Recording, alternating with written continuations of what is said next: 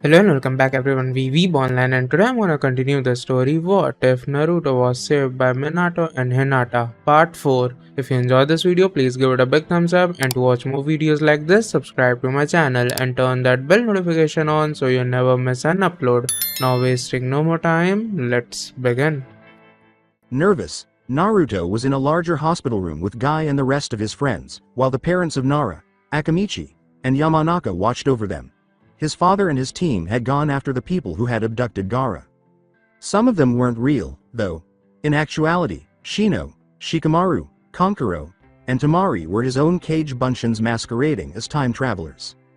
They were informed of Gaara's disappearance by the Sand siblings who had been awakened. After gathering his group, his father headed for the cave where they knew the Akatsukis would attempt to free Shukaku. To ensure that no one in Suna would discover their departure, Urashi left a few demi-bunchins dressed as members of the Hand of Death. Tamari and Kankuro insisted on attending, but Urashi countered that if his team was spotted taking them away, Konoha would be held accountable for the kidnappings of the Cage and Gaara. The Sand siblings later discovered that Captain Yura was in charge of the expedition to save the Cage.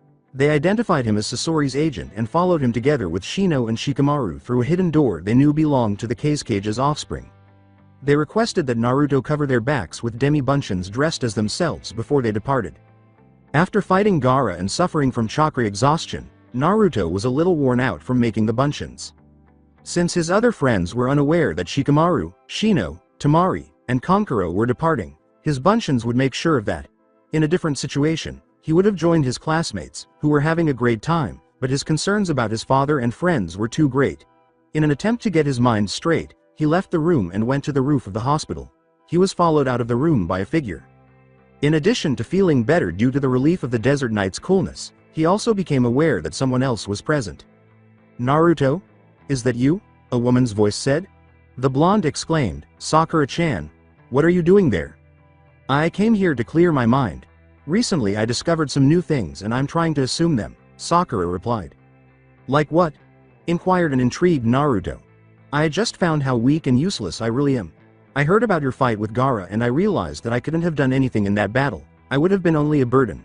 Perhaps I should quit about being a ninja," Sakura said with a depressed expression. "Don't say that, Sakura-chan. You are one of the smartest persons I know and you will be a great kunoichi. You just have to take your training more seriously and you'll be able to compete with the legendary Tsunade in a few years," replied Naruto. "Hey, are you serious, Naruto? Really, you think that I'll be that good if I keep?" replied the young lady. "I'm 100% sure about that, Sakura-chan. I just hope that we will end in the same team when we graduate. We would be invincible," Naruto firmly stated. Sakura no longer appeared depressed after Naruto's words of encouragement caused her to smile. Thank you, Naruto-kun. There's something else I discovered and I wanted to talk with you about it," Sakura replied. Naruto smiled and asked, "What it is?" "I heard your talk with Gaara. More specifically when you told him that you were also a Jinchuriki," she replied. Naruto went pale. She was aware. He will now be hated by the girl she liked. "And I don't care," was her final statement. "What?" he asked, perplexed. "I realized how unkind I and the rest of Konoha were to you. You had the opportunity to become like Gaara, but you chose not to give up. I feel. I'm so sorry, and Naruto," she said, on the edge of tears. "I was so blind after the way I treated you." The girl gave Naruto a hug in return, and for a few minutes, she sobbed over his shoulders. He gazed at her emerald eyes, which were stunning in the moonlight, after she had calmed down. Sakura glanced at Naruto. There was only unconditional love in his blue eyes, not hate. She closed her eyes and slowly brought her face closer to his. He followed suit. They shared their first kiss after his lips met his. They had no idea how long it lasted, but when they heard a gasp, it was over. They turned to face the door on the roof, where Hinata stood, clearly stunned by what she had seen. Hinata blurted out, on the edge of tears, "I'm very sorry and Naruto-kun, Sakura-chan. I didn't want to interrupt you." "Don't worry, Hinata-chan, we are not angry, you see. We are not the real ones," Naruto replied. What?" the confused Hyuga girl asked.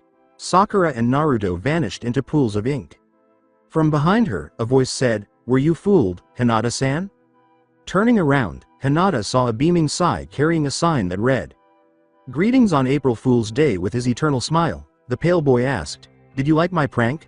I was told that it is something very common in this day. While the real Sakura was harassing Sasuke with Ino, the real Naruto was playing cards with Choji, Haku, Lee, and Kiba. For a brief moment, the residents of Suna believed Shukaku was once more free when they sensed a murderous killing intent emanating from the roof. Sai was fortunate to be in the hospital already, as the medical staff was able to treat his serious injuries quickly. "Handle us the boy and surrender to us or prepare to be executed," Arashi replied. Itachi retorted, "You are the only ones who will be executed." Before turning back to Sasori, Arashi stated, "We are not talking to you, Uchiha, we'll deal with you later." The puppeteer placed Gaara's tail close to the Jinchuriki's neck while he was unconscious. Sasori threatened, "The child will die if you move." Ignoring the threat, Arashi took a few steps in the direction of his adversaries. Arashi walked up to Sasori and said, "We know that you need the boy alive to extract the Biju, I don't take the bluff." He was given a plan by Kushina to free Gaara. Itachi yelled, "Sasori! Get away from him, he is gathering a great amount of chakra." Arashi switched himself with Gaara using his enhanced Kawarimi before Sasori could respond, releasing the boy but bringing about himself in Sasori's grasp.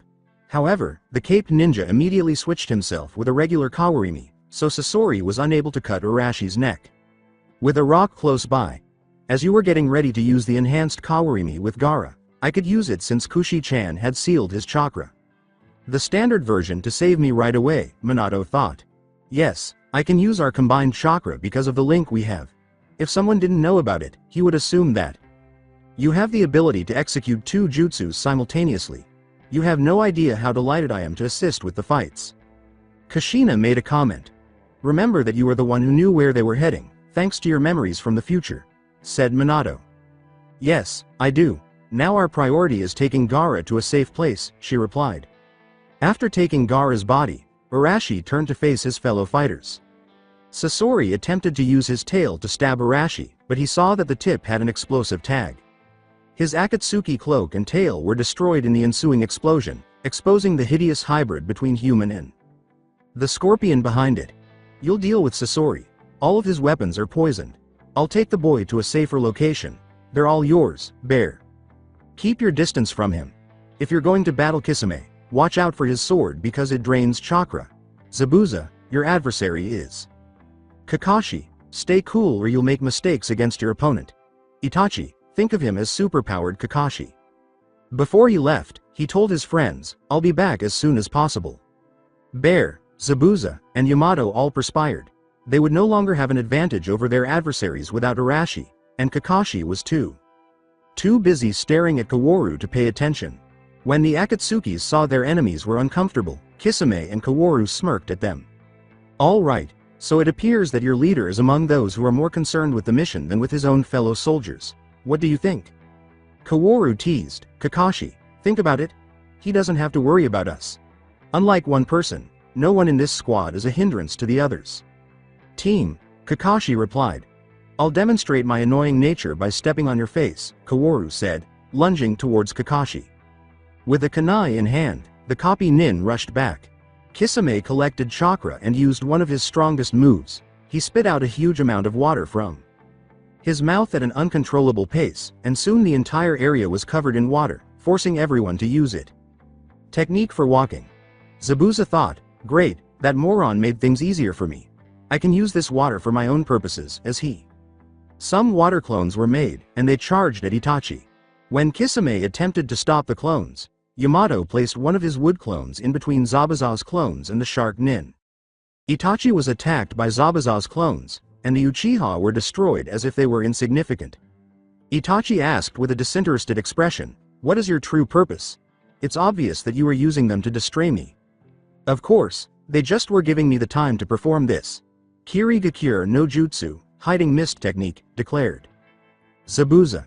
Itachi was surrounded by a dense mist that made it nearly impossible to see farther than 3 feet. "Great, I know about the Sharingan capabilities because of the training with Kakashi. In contrast to Bear's Byakugan, I can orient myself in these conditions, unlike Sharingan, who won't let Itachi see through the mist, the former mist demon." As Kisame saw the fog that his former partner was using to divert his attention, he cut in half the wood clone that Yamato was using. Companion produced. "Good trick, Zabuza. This can be useful against Itachi, but I also can handle myself without visibility, Kisame replied. There was no response for him. You were wearing 2 forehead protectors, one from Kiri and one from Konoha, by the way. Could you tell me why? It seems a little hypocritical to me that you are wearing both of them and that you haven't yet scratched the Kiri one. From you. At least I'm not denying it, he said, but we both miss the Nins, traitors to our old village. I am not betraying the mist. The Mizukage betrayed his people, and I am the only one with the courage to confront him. Just so you know, my allegiance to Konoha is only temporary until I assume the position of Mizukage, she replied. Zabuza. During one of his performances, Kisame exclaimed, Gotcha. Sweden. Bakusu Shoha, water release, exploding water shockwave. Preferred assaults on the area where Zabuza's voice originated. Zabuza, who was another water clone, was struck by the attack. I know full well that I'm not a good fit for him, so why did he think I would let my feelings get the better of me? We need to outsmart them with our strategy in a frontal battle, Itachi, Zabuza thought. Kisame was about to use another tactic against Zabuza when unexpected branches suddenly attacked him. I thought the first Hokage was the only one with the ability to use wood jutsus, but that guy again. It appears that some of. I'll have to give that pedophile a pat on the back before I murder him, but Orochimaru's experiments were successful. But how the hell? As he dodged a wood ram, Kisame thought, he knows where I am. Yondaime-sama's predetermined team strategy for Zabuza and me is effective, and Kisame is unaware that I used one. He is trained to sense things without the sight, but only to detect my tracking seeds in the middle of his sword's scales. A certain distance, I'll have the advantage as long as I stay out of his senses' reach, Yamato reasoned. Zabuza made sure to keep Itachi trapped in the mist despite his attempts to escape. Kakashi and Kaworu emerged from the fog in the meantime. The copy nin launched an assault using a variety of jutsus that the staff was brandishing. Getting out of the water appeared to be Akatsuki's top priority. When they arrived at dry land and were separated from the other fighters, the missing nin halted his escape and he turned to face Kakashi. Yes, this location will be ideal for our match. Both of us will be able to use our skills without that mist. Annoying side effects, smirked Kaworu.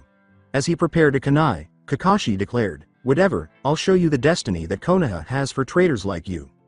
Kaworu used his staff to attack him. Bear, Heishi followed Sasori out of the fog after he had the same idea as the former Leaf Nin. The chakra coils of a recently deceased ninja are visible to my Byakugan, but what kind of creature is this man? Alive. The most peculiar aspect is that he appears to have a different chakra system within himself, possibly cage chakra. Thought, reserves and lacking some tenketsus. Sasori said, now die. Bear used a kunai to block the needles that the creature ejected from his mouth. Sasori expelled thousands of needles and said, it looks like you have some skill. What about this? Bear started to avoid the blasts of needles. He avoided every attack because of his years of experience and training, but Sasori started shooting continuously and didn't appear to run out of ammunition. Bear had to use one of his resources because he was overburdened. Bear yelled, Kaden, as he spun, forming a moving chakra dome that repelled all blows. Sasori was struck by a few of the deflected needles, but he appeared more shocked by Bear's technique than by the fact that his face was pierced by some of his poisonous needles. As you can see, the chakra strings give you an advantage, which is why your leader wanted you to fight me. Over people who use puppets, but you'll quickly realize that I'm not a professional puppeteer. Your technique is weak, leaving you. Tell me who will be out first, me from my needles or you from your chakra, she said, feeling vulnerable at the end of the spin. Sasori strikes once more. Bear swallowed his fear and kept fighting despite his fear for his life. Yamato and Zabuza appeared to be doing better. Itachi attacked from behind, but Zabuza deceived him by using a water clone to attack from the side. He was surprised to learn that Itachi threw himself into the water, and before he could respond, Itachi came up behind him with a kunai in his livers and one by his throat. Let's get this over with, Itachi said. In an attempt to trap Kisame, Yamato attacked him with several branches. He believed his attack had been successful and went to the branches to him. He was shocked to discover that he had only managed to capture Kisami's sword. Where's him? Yamato thought in a panic. Suiro no Jutsu, water prison technique, Kisame cried out as he suddenly materialized. The shark man smirked as he glanced at Yamato. Really, you thought I wouldn't notice that seed you planted in Samahata? My sword eats chakra and noticed it, replied Kisame. Until Kaworu separated from Kakashi, Kakashi and Kaworu continued to strike each other. Not bad, you are actually your father's son, and I believe that in a few years you would have overtaken him with your Sharingan, but since no one has ever seen my secret weapon and survived, no one will notice that, Kaworu stated. Kakashi questioned, what secret weapon are you talking about? After Kaworu responded with a staff gesture, the earth exploded and Kakashi made a hole that released a bright material. When Kakashi sensed the intense heat, he knew it was magma. He gazed in astonishment, fascination, and horror at the way the burning appeared to respond to Kaworu's movements. This is my blood limit. I can create and control magma. Now prepare to die, Kaworu said. When Kakashi sensed the intense heat, he knew it was magma. He watched in astonishment, horror, and fascination as the burning appeared to respond to Kaworu's movements. This is my blood limit. I can create and control magma. Now prepare to die, Kaworu said. What? I thought that this blood limit disappeared during the war in the Nidaime's reign. How do you have it? Shocked Kakashi responded. One of my ancestors had the blood limit. Unfortunately he did the same as the Shodai Hokage and married a woman with another chakra-based blood limit. Orochimaru managed to awake it when we joined Akatsuki, stated Kaworu. The copy nin realized, you helped him to escape from Konoha, didn't you? Kakashi avoided the stream of magma that Kaworu threw. Yes, I helped him. Why shouldn't I have done that? I recognized your friend's power, the Mokuton. He proves that his experiments were a success. The Sannin revived a lost bloodline with the only cost of a bunch of useless orphans. Thanks to the info he got there, he activated my dormant blood limit. Sarutobi should have named him Yondaime, not your sensei, said Kaworu. Unable to speak, Kakashi stood there contemplating what Kaworu had said. Mumbled, they were right. Kaworu questioned, what are you babbling about? With a chilly glare and jutsu hand gestures, Kakashi said, the villagers were right. My father should have finished his mission and let you rot with the enemy. You are not worth the payoff. Kakashi's partners, meanwhile, were juggling their own issues. With a kunai close to his jugular and another poised to impale his liver, Zabuza was at Itachi's mercy. Itachi thought, you did a good job fighting, but I'm sick of this game. Zabuza became water before he could react. A water clone? No, it wasn't. I had the real Zabuza trapped. My Sharingan confirmed that. It looks like he managed to switch himself with one of his clones. It reminds me the Uzumaki's enhanced Kawarimi. I don't think that the blonde would teach his clan's secrets to somebody outside the clan. This is a complete new technique, Itachi thought with a poker face. A few meters out of Itachi's line of sight, Zabuza exhaled in relief. The former swordsman of the mist thought, the water Kawarimi saved my life again. The Nidaime Hokage was really a genius to create that technique. If I survive this, I'll have to thank Arashi for the technique. Kisame kept Yamato confined to his water prison technique without realizing it.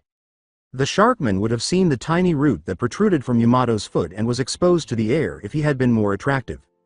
After several unsuccessful attempts to break out of the sphere, Yamato's movements grew more frantic until bubbles burst from his mask and he stopped. Kisame relaxed his hold on the prison after smirking as he observed Yamato's lifeless form. As he was being torn apart, Yamato cried out, Mokuton! Impaling branches, and attempted to impale Kisame with them. As he approached and retrieved his sword, the Sharkman dodged the thorns and moved with a surprising speed for someone his size. Thanks to the Shodai's technique that Yondaime-sama told me about, I could breathe using that tiny root that was out. I made him believe that I was suffocating while the truth is that I was preparing a surprise attack, Yamato reflected. Kisame said, bah, screw this. The mist vanished as the Sharkman applied some hand seals, exposing Yamato's and Zabuza's locations. They were at a disadvantage in a frontal battle against their adversaries, the Konoha Nin's side. Sasori and Bear were in a stalemate, with Bear deflecting Sasori's needles with the Kaden. With a Hazashi in the mouth, I could let his needle shot are useless, but he is not giving me time to aim and make a clear shot. I'll have to use the new technique, Hyuga was thinking. Bear used the Kaden to defend himself after Sasori fired another burst of needles at him. With the needles doing nothing to stop it, the spinning chakra dome that was Bear suddenly started to move in Sasori's direction, accelerating every second. He had the moving dome by his side before Sasori knew it. With what was left of his tail, he attempted a lateral slash, but it was repelled as if it were insignificant. Then the moving dome collided with him, quickly pushing him back against the closest wall. Bear halted his motion and turned to face his fallen adversary. Bear questioned whether the scorpion would ever be able to walk again because his limbs were twisted in an unnurtured position. The young man with the red hair and Akatsuki robes appeared when Sasori's back opened.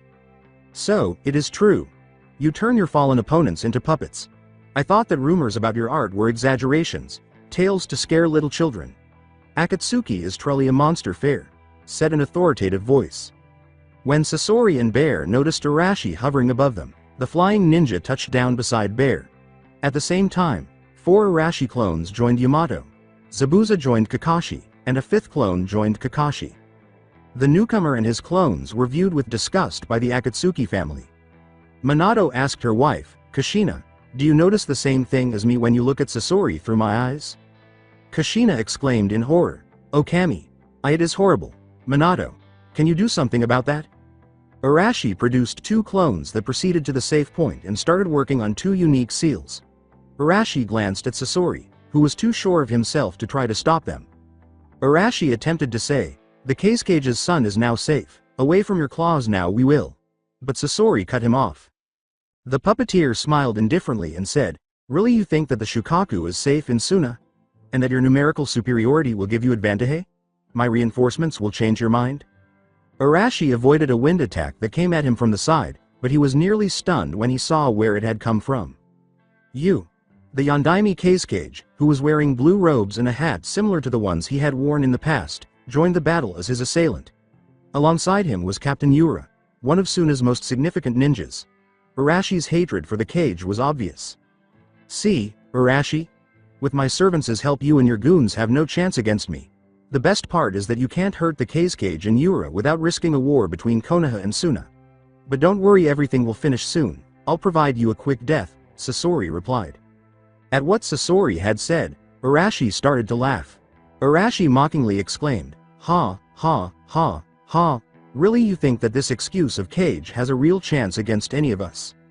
"What did you say?" the case cage bellowed. "What you heard. Suna doesn't have as many ninjas as other major villages, but it is compensated by a more dedicated training by the teachers, making sure that only the best of the best become ninjas. For that reason Suna has the highest Chunin rate among the 5 great villages," Arashi replied. The case cage said, "Everyone knows that. What are you trying to say? The problem of having a low number of ninjas is that the chances of exceptional ninjas arising from the ranks are slower. Suna has the best rate of strong ninjas, but because it's small files, it happens to have less Chunin or Jonin than, for example, Konoha. With more elite shinobis, the chances of cage level ones arising among them are bigger. For that reason Konoha has the biggest rate of S-class ninjas during its story. You were only elected as case cage because you were the strongest when the Sandaime case cage disappeared years ago, not because you were cage level. The fact that you are a servant of a S-class missing nin only confirms my words," Arashi continued. The Konoha nin was correct, but he would never acknowledge it. Arashi's words struck the case cage in the right place. He formed a wind blade and yelled, "How dare! I'll show you the power of cage." Arashi gave him an angry look as well. "You, a cage? A true cage doesn't take a demon that is imprisoned in a secure prison and orders to have it sealed into his unborn child to have a weapon. A true cage doesn't use his wife as sacrifice for that. A true would have made sure that his son wouldn't have been hated and feared by his villagers," shouted Arashi. Arashi and the case cage decided to have a demon sealed into children, one to save his village and other to have a weapon. The differences are clear, but it's obvious that he doesn't like the similarities that he has with the case cage, Bear reflected. A true cage would have made sure that his son's seal was safe. A true cage wouldn't have ordered assassination attempts on his own child because he was too afraid of his power. No wonder why the Windlord began to offer missions to Konoha. He must be disgusted to have to deal with you. "I'll do Suna a favor by killing you. I bet that they will choose a better case cage," said the blonde ninja. A voice said, "You said exactly what I think about him." As they turned, the ninjas noticed Tamari, Kankuro, Shino, and Shikamaru making their way to the battlefield. Bear exclaimed in surprise, "What are you doing here? We knew that Yura was a Sasori agent. We decided to follow him when he left Suna. Imagine our surprise when we discovered that the case cage was also another agent," stated Shikamaru. Tamari gave Arashi a look. "Please, let us deal with case cage and Yura. Konoha will be in trouble if Konoha nins harm him. Besides, we have some personal affairs to resolve with him," said the brunette Kunoichi. Yura laughed at the children as the cage sneered. "Ha! You think that you can stop me, brat? Konkuro and you are just fresh out genins while the other are snot-nosed brats from the academy." "All right," Arashi said, "they're all yours." Everybody stared at him as if he had grown a second head. "What are you saying? They are going to fight a cage, there's no way they could defeat him," said Bear. Arashi remarked, "They should be able to fight a pair of Jonin-level ninjas, since they fought against a Biju." After glancing at the kids, the cage turned to face Arashi. "When I finish with them, I'll go after you if Sasori-sama didn't kill you first," the cage replied. Arashi thought, "I doubt that." While the cage and Yura charged at the children, Sasori decided he could stand these Konoha ninjas no more and took off his Akatsuki cloak, determined to see this through to the end. The Konoha ninjas were both repulsed and fascinated by Sasori's actual form. From the information he had from the future, Arashi knew that Sasori had transformed himself into a human puppet, but hearing about and witnessing the horrifying events were two different things. The clones completed the first seal shortly after and gave it to Arashi. The author thought it was omake material because of how bizarre what transpired next. Following Arashi's unsuccessful attempt with the first seal, Sasori turned his somber, unflappable face to his adversaries. As one of the scrolls on his back opened, he uttered, "You destroyed my scorpion puppet. Do you know how it will take me to build a new one? Never mind, you proved to be worthy opponents, enough to make me use one of my greatest assists." Whatever Sasori had planned must have been dangerous, so Bear and Arashi took up guard. As he opened the scroll, Sasori exclaimed, "You should be honored to see this. I never thought that I would need to use them. Behold, the army that I used to conquer a whole country." The other fighters stared at the scroll as a huge cloud of smoke rose from it, wondering what kind of weapon Sasori had unleashed. According to the living puppet, Akahigi, Hyaki no Soin, Red Secret Technique, performance of 100 puppets. An army of dozens of puppets, each made from the remains of Sasori's victims, stood between him and the Konoha ninjas. For a brief moment, the other fighters halted their battles to gaze in wonder at Sasori's army. It's true. He can handle 100 puppets at the same time," Konkuro thought, feeling a mix of fear, hate, envy, and admiration. It was the clones who signaled to Arashi that the second seal was prepared. "Good, but it's not the time to use it yet. First we have to deal with this army. Sasori, it's a pity that you chose the wrong path. You could have become a great cage. I met your grandmother and your parents in the other world and they were good people. Never mind, perhaps the god of death would let you visit them," Arashi reflected.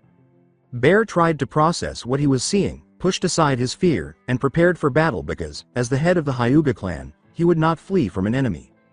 "Arashi, we will have to take 50 puppets each one," Bear replied. Arashi cast an irritated glance at the army. "Yeah, only 50. Bear, would you lend me yours?" "Arashi, we will have to take 50 puppets each one," Bear replied. Arashi cast an irritated glance at the army. "Yeah, only 50. Bear, would you lend me yours?" Kushina repeated, "Minato, you sound too cocky." "I'm just trying to look confident, Kushi-chan. A leader must keep his troops' morale, convince them that we will fight. I won't let my guard down, don't worry about that, my love," replied Minato. Bear became more at ease after hearing Arashi's words, and he came to trust the blonde's judgment during their joint missions. A strange seal appeared in Arashi's forearms as he rolled up his sleeves. "My chakra is divided among the clones I sent to help the others. I can't regain it without dispelling them and let the others alone. But thanks to the chakra I stored in these seals I will be able to counter Sasori's army," Minato was thinking. "Yes, Tsunade is not the only one who knows that trick, now I understand your plan," said Kushina. Arashi sealed with a single hand. Arashi said, "Sasori, you have a nice army. Let me show you my own, Kage Bunshin no Jutsu," as the seals in his forearms vanished.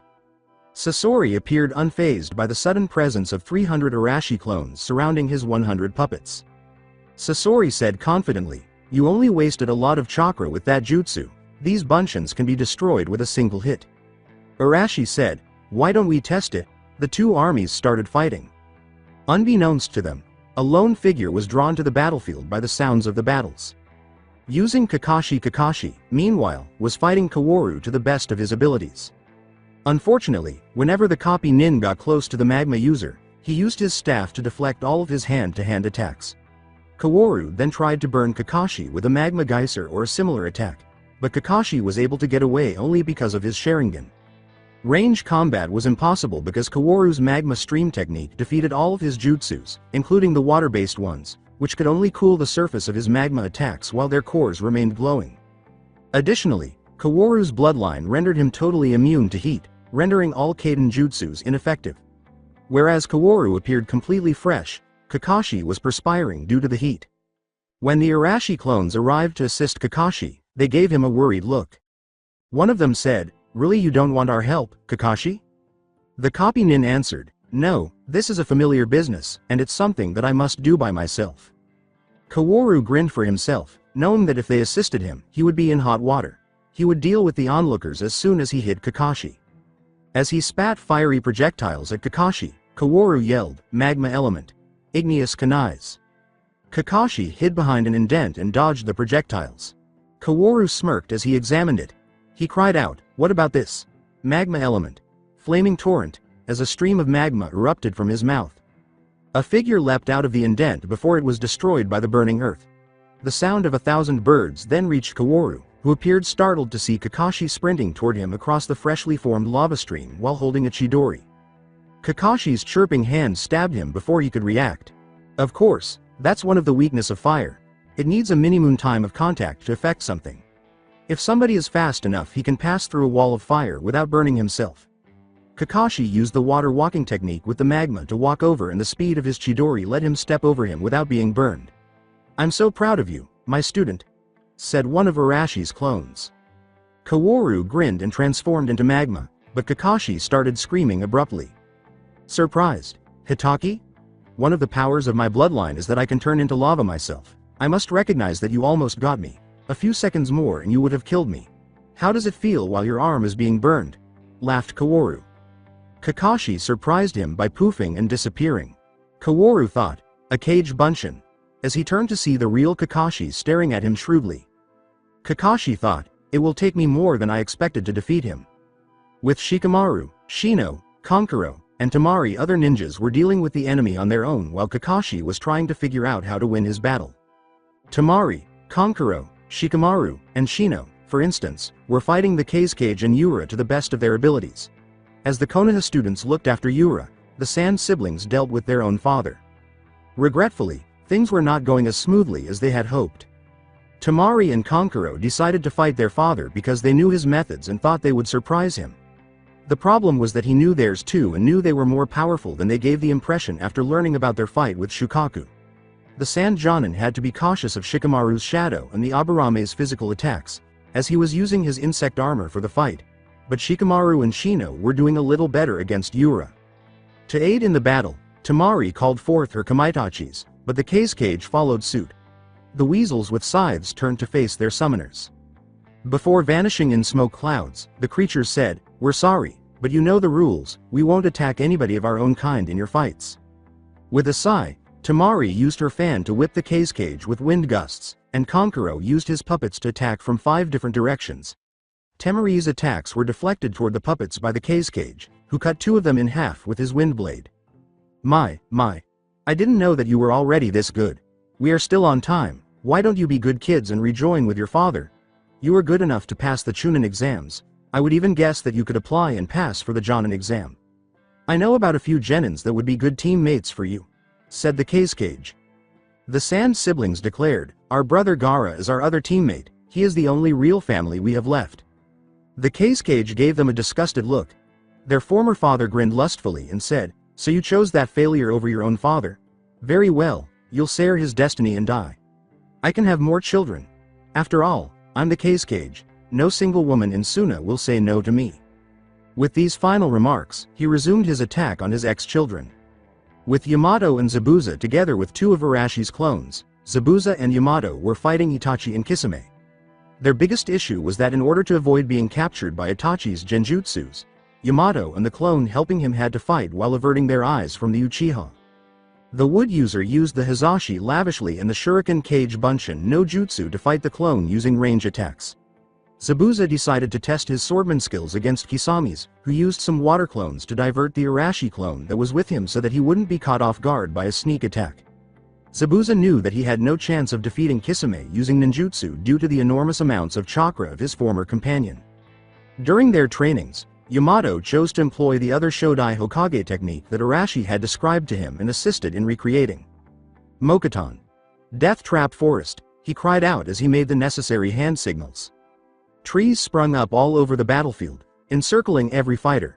When Yamato approached one of them, he appeared to fuse with it and vanished. Itachi was attacked from behind before he could take any action. He turned to see Yamato's face vanish in a tree that was situated in the same attack spot. Shortly after that, the Arashi clone attacked him from a different direction.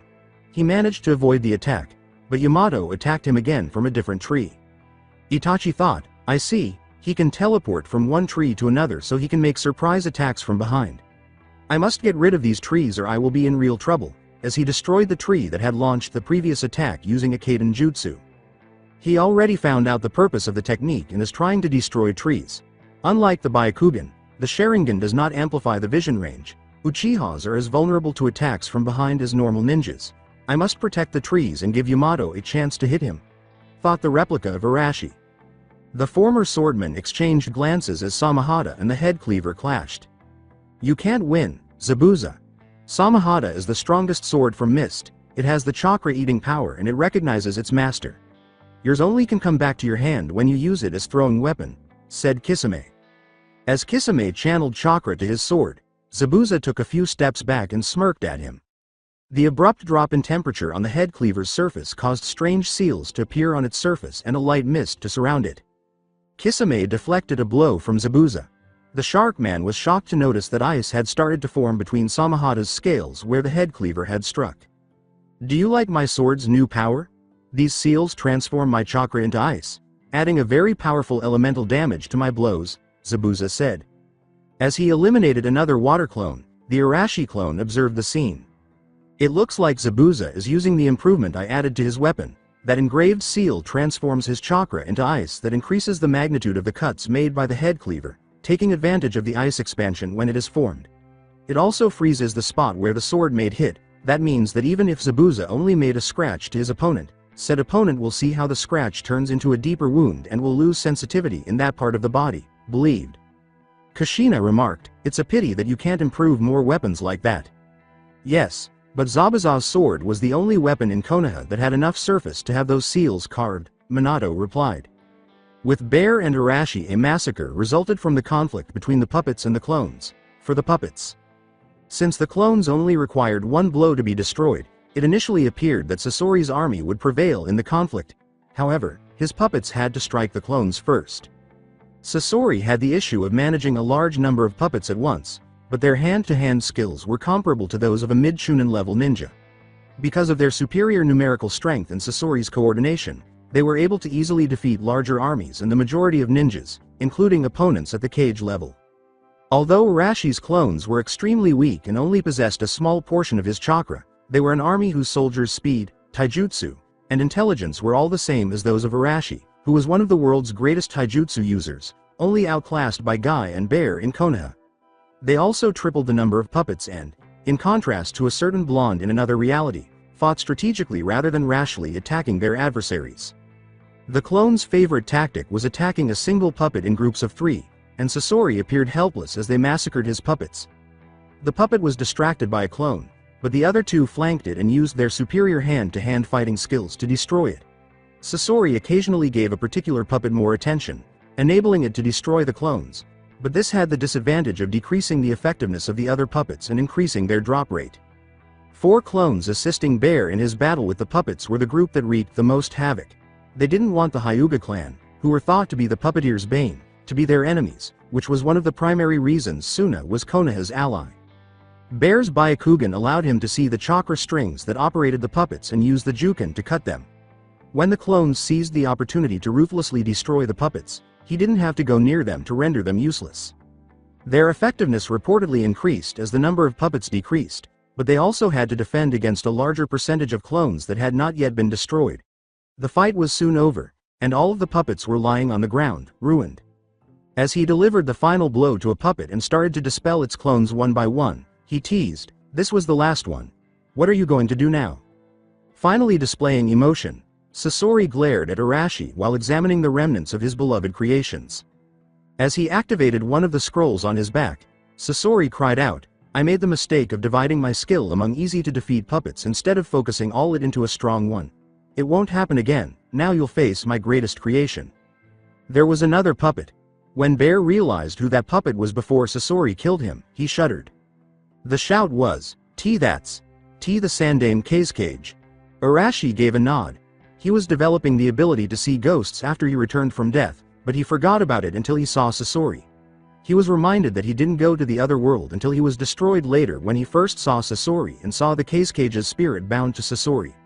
Arashi's blood boiled at the idea of being Sasori's slave for all eternity, depriving him of his proper rest.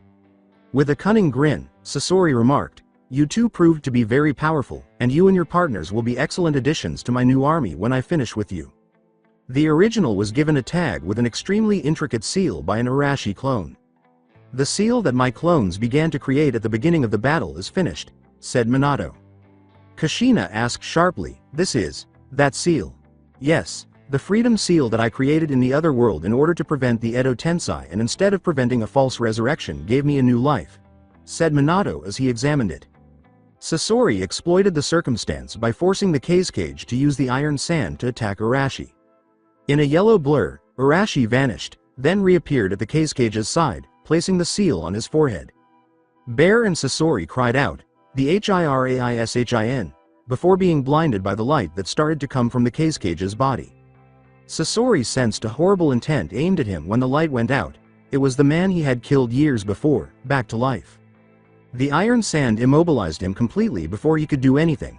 For an emergency escape, he attempted to make his heart leap to the remains of one of the puppets, but he was horrified to see how his own body's metallic components were choking it. Looking at Sasori's helpless body, the now resurrected Sandame Cage recalled the agony the puppeteer had forced him to endure over the years. Additionally, he recalled the conversation he had with the god of death while he was resurrected. He shaped his sand into a metallic spear and cast a disgusted glance at Sasori. "Die," he said as he killed Sasori by impaling his heart. He then concentrated on the Konoha ninjas, particularly the one who had saved his life. He extended his hand to the blonde and said, "The god of death told me about you. You must be the Yondaime Hokage. Thank you very much for saving me." After staring at him in surprise for a few seconds, Arashi calmed down and extended his hand to the Cage as he removed his mask. With a smile, Minato said, "It was nothing, you can call me Minato." Thump! The sound of someone falling to the ground reached their ears. Bear had passed out, and they turned to see it. Minato thought, "I'll have to tell Heishi the truth." Kushina laughed and said, "He is actually her Hinata's father, he. With Shikamaru, Shino, Kankuro, and Temari after Yura kicked Shino, causing him to separate by a few meters, he saw Shikamaru's shadow moving toward him. He leapt back, out of sight of the shadows. "Not so fast, kid.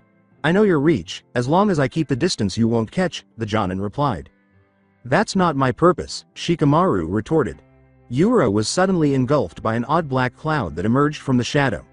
The ninja discovered too late that the cloud was actually a swarm of Shino's bugs, who approached Yura while hiding in Shikamaru's shadow. The slave owned by Sasori was then approached by Shikamaru, who broke his neck. The Nara remarked, "It's done. I wonder how are the others doing? Man, I need cigar." A wind gust from behind knocked them down just as Shino was about to lecture him about the risks of tobacco. They turned to see Kankuro knocked down with Wind Slash and Temari by her father's side. Shikamaru questioned, "Temari, why are you with him?" but was struck by her fan, who stamped him against a wall and undid his pineapple hair.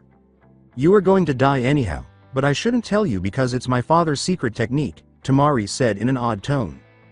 Temari's face was sad as she said, "You know, the Cage is not only a powerful wind user but also a puppeteer with a very special technique." The anger that started to fill Shikamaru's senses went unnoticed.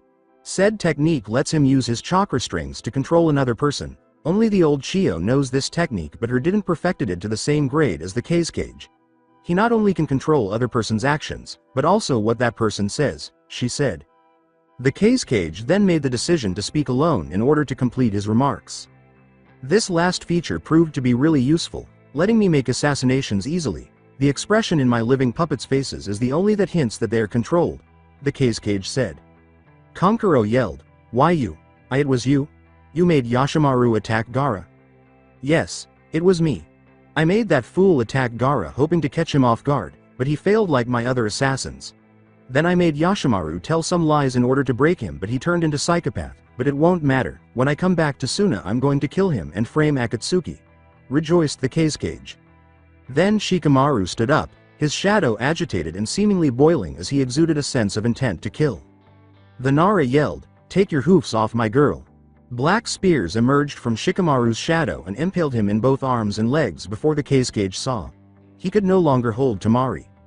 Sand crawled over the Cage's body just as she was about to strike the final blow. They turned to see Gaara about to close his hand, his eyes welling with tears. When he woke up, he was confused and the Shukaku container was in nooks and crannies. Additionally, he observed that Shukaku was no longer bothering him and that he had terrible chakra control. What had happened to Naruto and his siblings? Subsequently, he heard distant sounds of combat and went there in search of a reaction. When he got there, he was told the truth about his mother and uncle. He now intended to hold the person accountable for all of his transgressions accountable.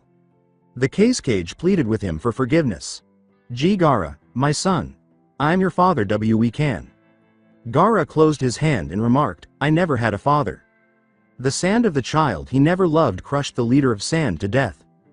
Gaara was depressed because he always desired that man's approval. However, he was also content because his mother had never cursed the village and Yashimaru had never detested him.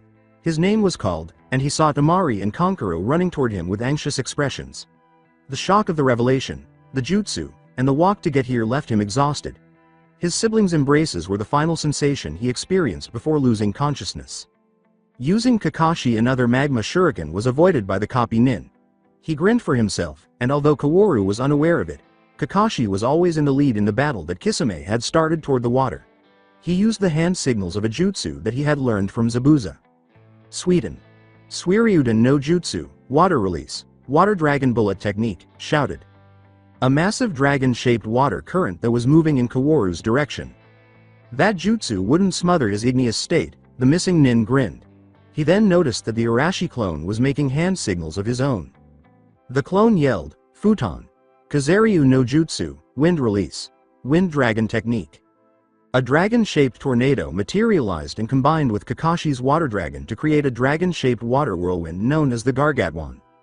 Whirlpool Dragon. The Konoha ninjas burst out. Kaworu tried to stop the new dragon's approach by erecting a magma barrier, but the attack pierced the wall and struck him directly. He looked horrified. Vapor and Kaworu's cries of agony filled the room. By the time they were done, the only remnants of the missing nin were his staff and a statue of solidified magma. Stupid Kaworu, thinking that I wouldn't intervene. He forgot that Konoha ninja fight as teams. He learned the lesson too late. The clone believed. Kakashi took the staff and used a Chidori to destroy Kaworu's remains. "Father, in other circumstances I would have wished for you to rest in peace after avenging you. But now I know that you are in a better place with real teammates that won't abandon you. I'm glad for saying the same for me," said the final Hitaki. With Yamato and Zabuza, the Mokuton user and the swordmen saw that their allies had prevailed in their fights and were now on their way to support them against the remaining Akatsukis. When everyone joined Zabuza and Yamato, Itachi and Kisame were in close proximity to each other. It dawned on the missing nins that Kaworu and Sasori had lost their lives in battle against the Hand of Death and their allies. "Kisame, we must retreat, there's no way that we could win against all of them at the same time," Itachi replied. Kisame asked, "Do you have any plan?" Itachi cried out, "Just this. Amaterasu." As black flames emerged between them and their adversaries and his Mangenkyu Sharingan started to bleed. When Minato arrived, the others were unsuccessfully attempting to put out the flames. He was about to use a technique to seal them when they vanished as quickly as they had appeared. Kisame and Itachi had disappeared. Minato remarked, "Oh, well, we will have another chance to catch them." He gave the other a more serious look and observed how the Sand siblings gazed at the Sandaime Cage in the same manner as Heishi did. Ordered.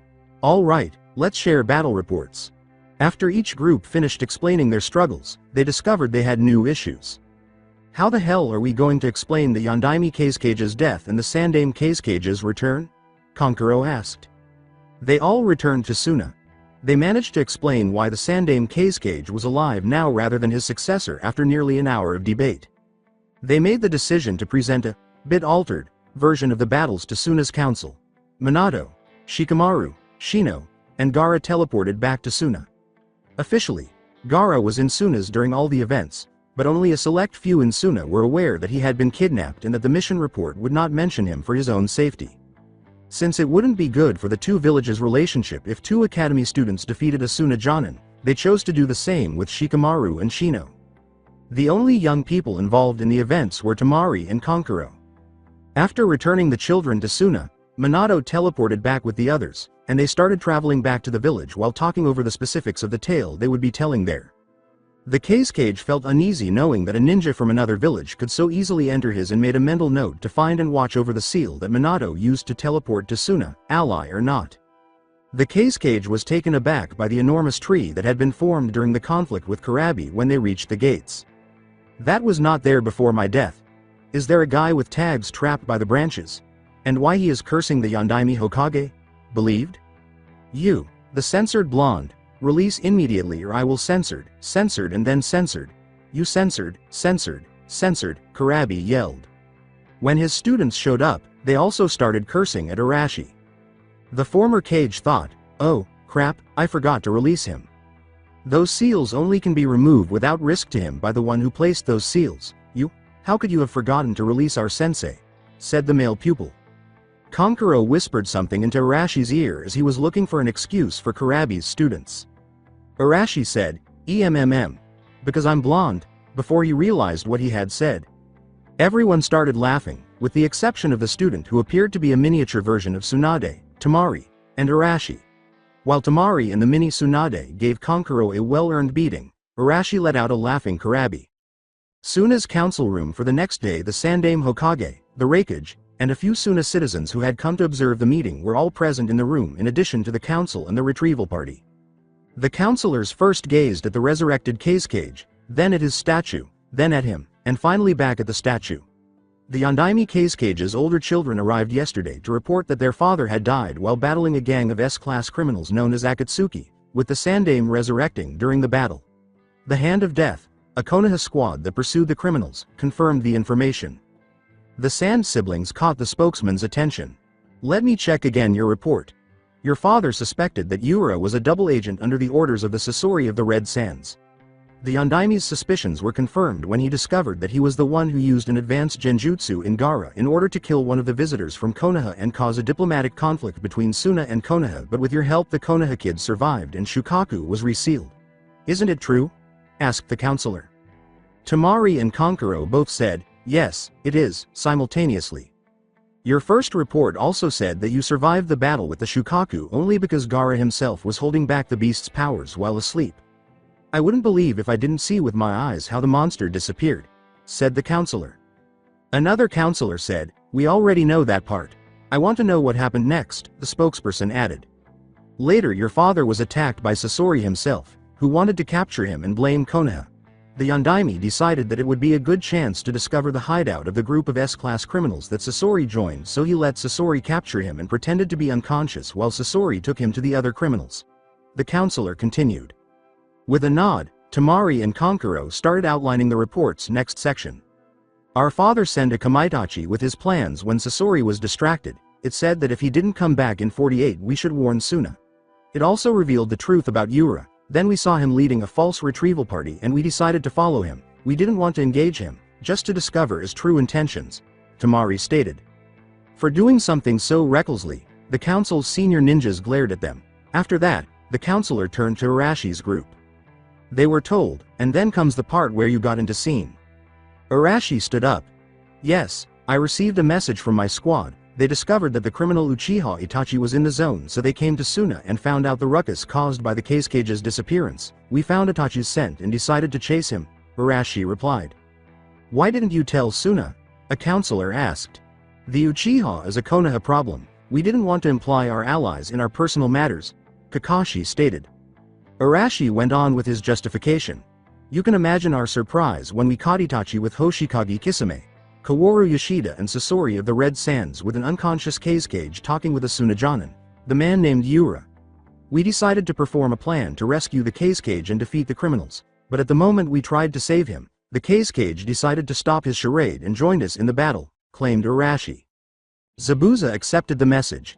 Yamato, some Arashi clones and me faced Itachi and Kisame while Kakashi and more clones fought Kaworu. The original Arashi and Bear took care of Sasori and finally the Kazekage fought Yura, said the swordsman. Zabuza and me came to a stalemate. Agas and our adversaries. Kakashi killed Kaworu and the Kazekage did the same with Yura. Arashi and Bear managed to counter all Sasori's tricks until he unleashed his most powerful weapon, Yamato said. The spokesperson who was reviewing the report remarked, the Sandaime Kazekage turned into a puppet. Kankuro started speaking. Yes, it was. We arrived on time to see part of the fights, then we discovered that Sasori was the one who killed years ago the Sandaime Kazekage, who was also our grand uncle.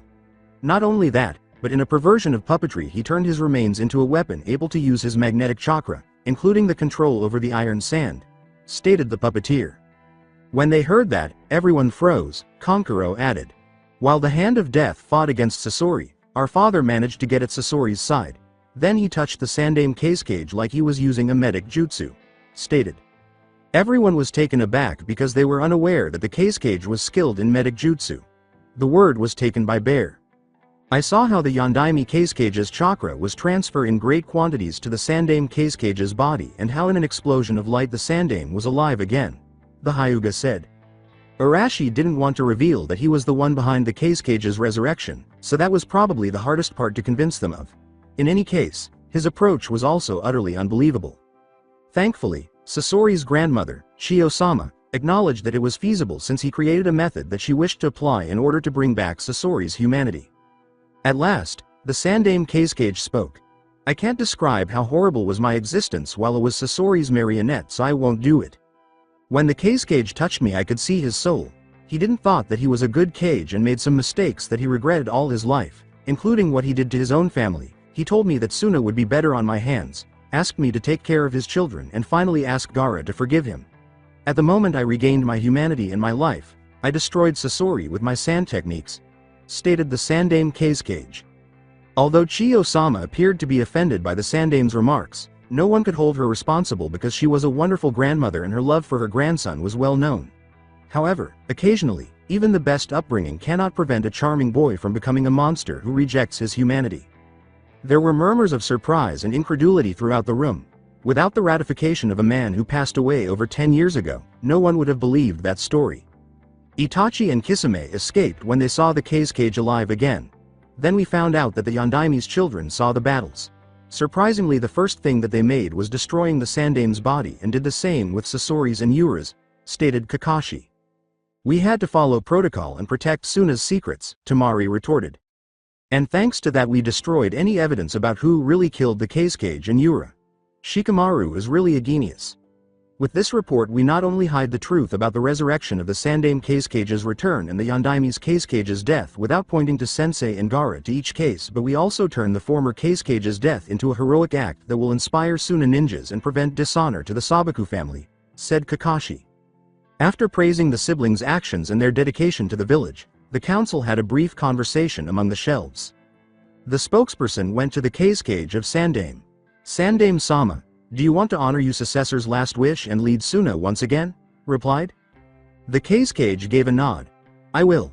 One more thing, my grandnephews are the only family I have left and I just discovered how Gaara has been treated. Any assassination attempt or any form of hostility towards my grandnephew will be considered high treason. Those traitors will be stripped of all their properties and left in the desert naked and completely tied with chains in order to suffer a slow death that will make them repent for their crimes against Suna, stated. The Kazekage's punishment made everyone gasp. They ought to call off all of their plans involving Gaara. The council ultimately agreed to reinstate the new Kazekage prior to the Chunin exam finals. The Sandaime Hokage was aware that they made that choice in order to maximize the effect on the clients of the former leader's return. When the Kazekage mentioned the punishment, he also saw that Minato nodded, and he understood that this was insignificant in comparison to what Minato would have done if Naruto had been in Gaara's place. Afterwards, at the Kazekage's home, Arashi was preparing everything to fix Gaara's seal while Suna was on the edge of chaos when people learned about the battles the retrieval party had with the missing nins and the rumors that the Sandaime Kazekage was alive again. The council asked Chiyo-sama to help the ex-Kage so that he wouldn't do anything that would put Suna in danger. The Sandaime Hokage, Sandaime Kazekage, Reikage, Kurabi, Tamari, Konkuro, and 2 council members from both villages were present to observe the process. In order to persuade Suna's council that Arashi could actually enhance Gaara's seal, the Hokage was forced to divulge the truth about the Kyuubi sealed in Naruto. As a courtesy, the Reikage and Kurabi were invited, and they were both taken aback by the fact that another Jinchurikia, the one with the Kyuubi, no less, was in Suna. At Gaara's side, Naruto was bare-chested, transforming chakra to reveal his seal so his father could use it as a template to repair Gaara's. He didn't need it because Arashi was fully aware of the seal he had made, but he had to maintain the charade for people who didn't know who he was and believed that the Yondaime Hokage had made Naruto's seal, which was actually the case. Hokage-sama, are you sure that he would be able to fix Gaara's seal? It was a design by the Yondaime Kazekage and made by Chiyo herself, said one of the council members. Arashi was with me when the Yondaime placed his seal on Naruto, he knows perfectly what he is doing. Even more, I would say that Arashi's actual seal ability even surpasses the Yondaime's when he sealed the fox, said the Hokage. Gaara was Arashi's destination. We were lucky that Naruto managed block the interfere with the chakra flow around your seal, that will let me work in your seal while you are asleep without the sand shield or shukaku interfering. When I finish my work, I'll remove the 5 elements seal over yours and you will regain your usual chakra control without Shukaku's voice on your head. You also will be able to sleep without the fear of him to gain control, Arashi said before Chiyo administered the anesthesia. As Arashi started working on Gaara's seal, he became enraged about how poorly it was made. In another world, many girls squealed before their computer screens for no apparent reason. WTF, do they call this a seal? It barely keeps the thing at bay. Where are the mental blockers? No wonder he couldn't sleep and heard that beast all the time. I see that it also lacks a safeguard in case the seal weakened. If you want a similarity, this seal is like a prison cell door without lock. I'm surprised that the boy didn't grow a raccoon tail and ears, the man said. With every complaint, the vein on Chiyo's forehead grew. She was the one who sealed Shukaku in Gaara. Arashi went on his tirade, and she prepared a kunai to stab the oblivious Arashi in the butt. However, while the design is crap, the seal itself is surprisingly well made, the work of a true artist. It's like the one of the best musicians of the world performing a song composed by a drunken sailor. Obviously the designer and the maker of the seal are not the same, Arashi stated. Chiyo returned the kunai, pleased that her efforts had been recognized. Although they were a little offended by his comparison of the dead Kazekage to an inebriated man, the Suna councillors exhaled in relief. It took Arashi an hour to finish his work. With the exception of a few details and the 5 elements seal that Naruto superimposed over Gaara's seal now resembled Naruto's. Okay, now I'm going to remove the extra seal and Gaara will have his chakra flow and control back to normal, Arashi replied. Hold on, we won't remove that seal. It's something that Suna's council must decide.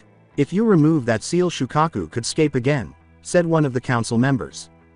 As the councillor released his intent to kill, Arashi grabbed him by the neck before anyone could respond. As he focused wind chakra on his free hand, he asked icily, are you questioning my sealing ability? The Hokage sighed. To put it another way, the Konoha villagers' distaste for Naruto stemmed from their misgivings about Minato's abilities and their fear that the fox might influence the boy or escape. The old man made sure that everyone heard him say, oh crap, he is going to do again the heart-tearing thing in another councillor. After hearing it, the councillor apologized profusely to Arashi, who then released him. The blonde nin took off the extra seal and went to Gaara. Nothing took place. See, now Gaara will be able to sleep and regain his sanity. With the proper guidance he will become in the Suna soldier he was supposed to be, Arashi said. I'll make sure of that, so don't worry, the Sandaime Kazekage said. Everyone except the Sand siblings and the Kazekage left the house after saying their goodbyes. Gaara was taken to his room by Tamari and Konkuro, who then left as Konkuro put him in a newly purchased bed and changed him into one of his old pajamas.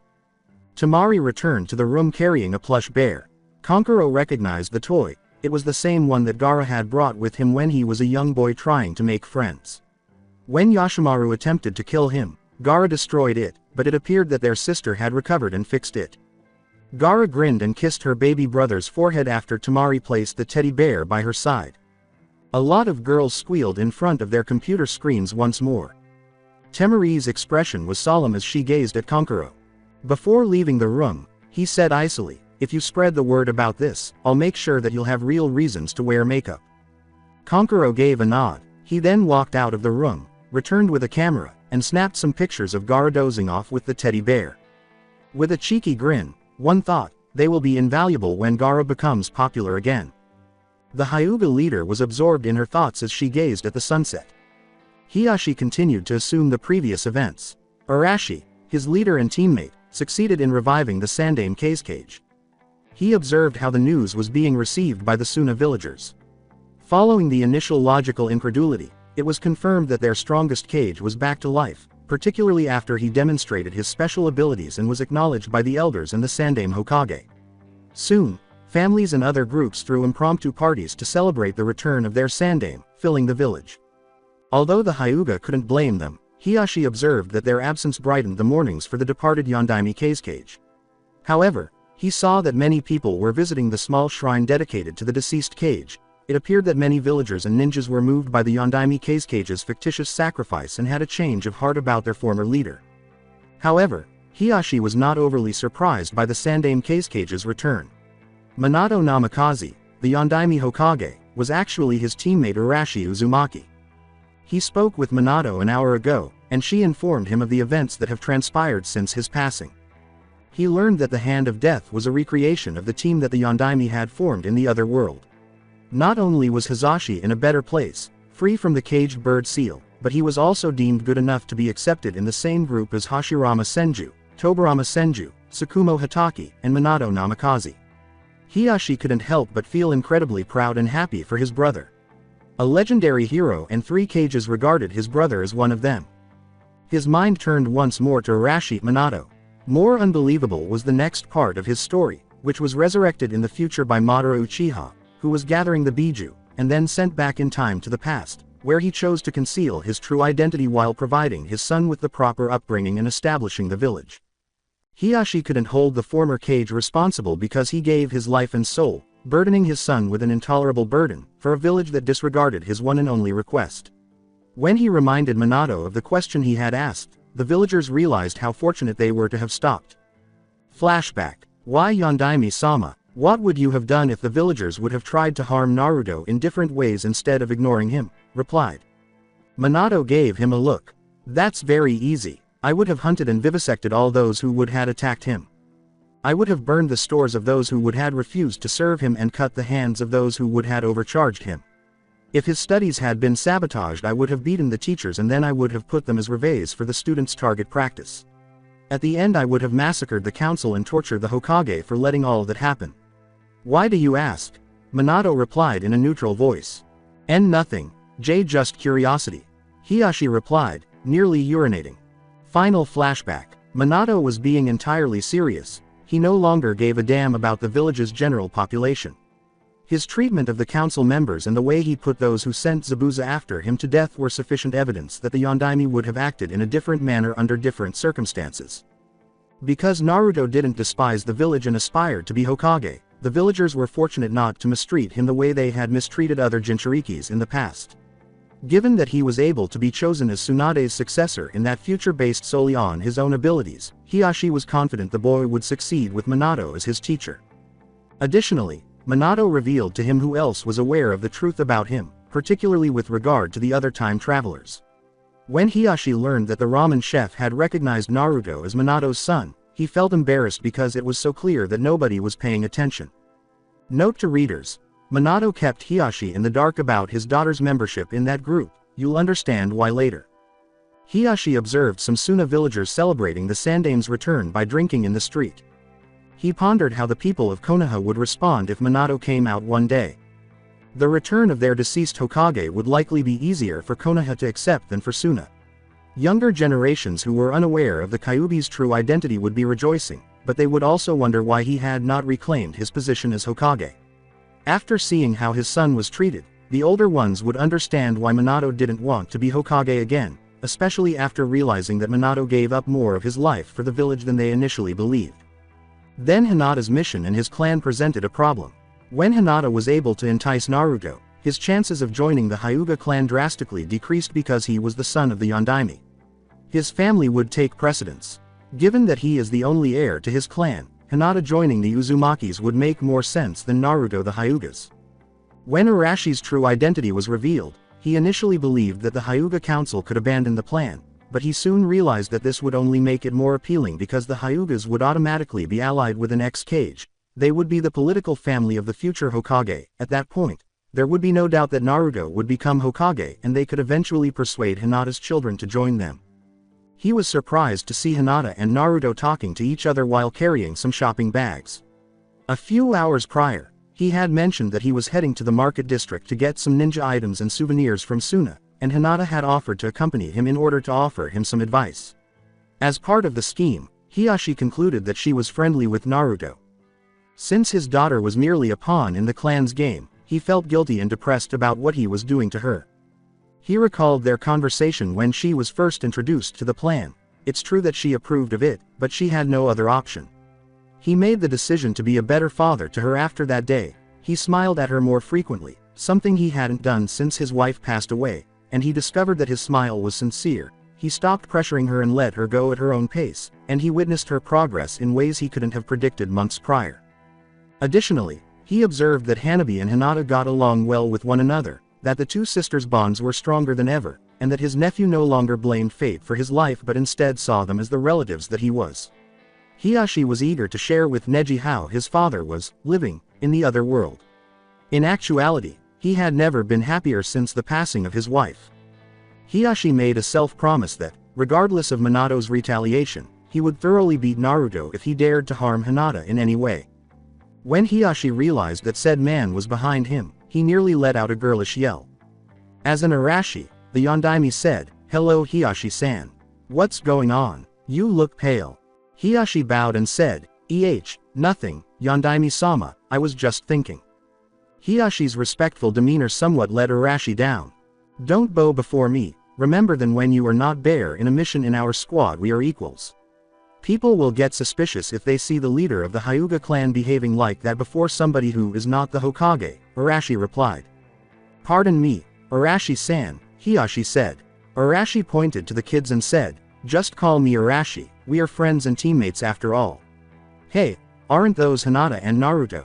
With Hinata and Naruto, Naruto's demi-clones were helping the young heirs carry some shopping bags. The blonde was pleased with the gifts he purchased for Konohamaru, the Hokage, his father Iruka, Tsuki, Ayame, and Ebisu, despite the fact that he was unable to locate a good ramen shop. Similar to what she did for her family, Hinata also purchased something for Naruto while he was unaware of it. She simply needed to wait for the ideal opportunity to present it to him. She purchased a white hat with ribbon on one side for herself, which she was currently wearing. Hinata was too modest to follow the latest trends, but she couldn't resist purchasing that lovely hat when she got the chance. "Thank you very much for your help with the presents, Hinata-chan, they will love them," Naruto replied. It was nothing, Naruto-kun, I also had to go shopping." How was that meeting with the Kages that you told me about?" she responded. "It was funnier than I expected. Did you know that the Raikage's brother, the guy with the sunglasses and the funny hair is also a Jinchuriki," stated him. She was asked, really? Which one? He has the Hachibi, it looks like my father fought against him while we were dealing with Shukaku." "Dad won, of course," he replied. Hinata scowled. She had never been so terrified in her life and still couldn't believe they had fought off one of the fabled beasts and survived. And the two strongest were defeated by Naruto's father. The fact that 3 Jinchurikis were related to Kages struck her as ironic as well, and she pondered whether this was the case for the Mizukage and the Tsuchikage. She was distracted from her thoughts when a gust of wind grabbed her new hat and removed it. "My hat," she cried out. Naruto assured Hinata-chan, "Don't worry, I'll catch it." The two friends pursued the missing hat. Unfortunately, the wind would change direction just as they were about to catch it, making it difficult to get the hat back. The hat landed on a dune after they followed it to the edge of Suna. After racing to the hat, Naruto was able to catch it. When Hinata's hair began to swing slowly in a slight breeze, she came closer to him. Naruto exclaimed, "I got Hinata," before noticing something about Hinata. As the wind continued to play with her hair, Hinata blushed and said, Thank you very much, Naruto-kun." What's going on, Naruto-kun? Why are you looking at me like that?" Naruto smiled and put his hand behind his head, saying, It's nothing, Hinata-chan. I just realized that you have been letting your hair grow. I can't believe that I realized it now. I can be bit dense sometimes. Hinata blushed slightly and said, "It is not your fault, Naruto-kun. You see me almost every day, it's logical that you didn't realize it before." Hinata thought, he noticed it. I wonder if he likes it. At this point, Hinata's hair nearly hung over her shoulders. She has allowed her hair to grow ever since the dinner when the Uzumakis came to visit the Hyugas. She discovered the shampoo recipe that sped up hair growth in her clan's library and has been using it ever since. Although Hanabi claimed that having longer hair made her look more attractive, she was still unsure. "I think that girls look better with their hair longer, for that reason I started the rumor that Sasuke liked long-haired girls," Naruto laughed. Hinata exclaimed, "It was you."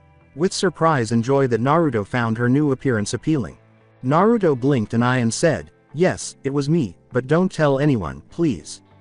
She said, Don't worry, Naruto-kun.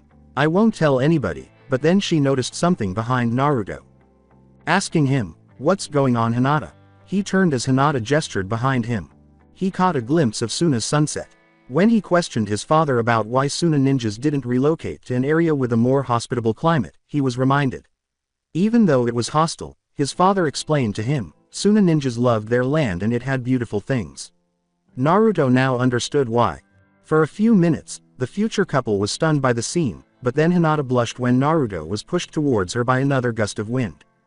"Sorry, Hinata-chan, I don't know what's going on today with the wind, I would swear that it's alive," Naruto said.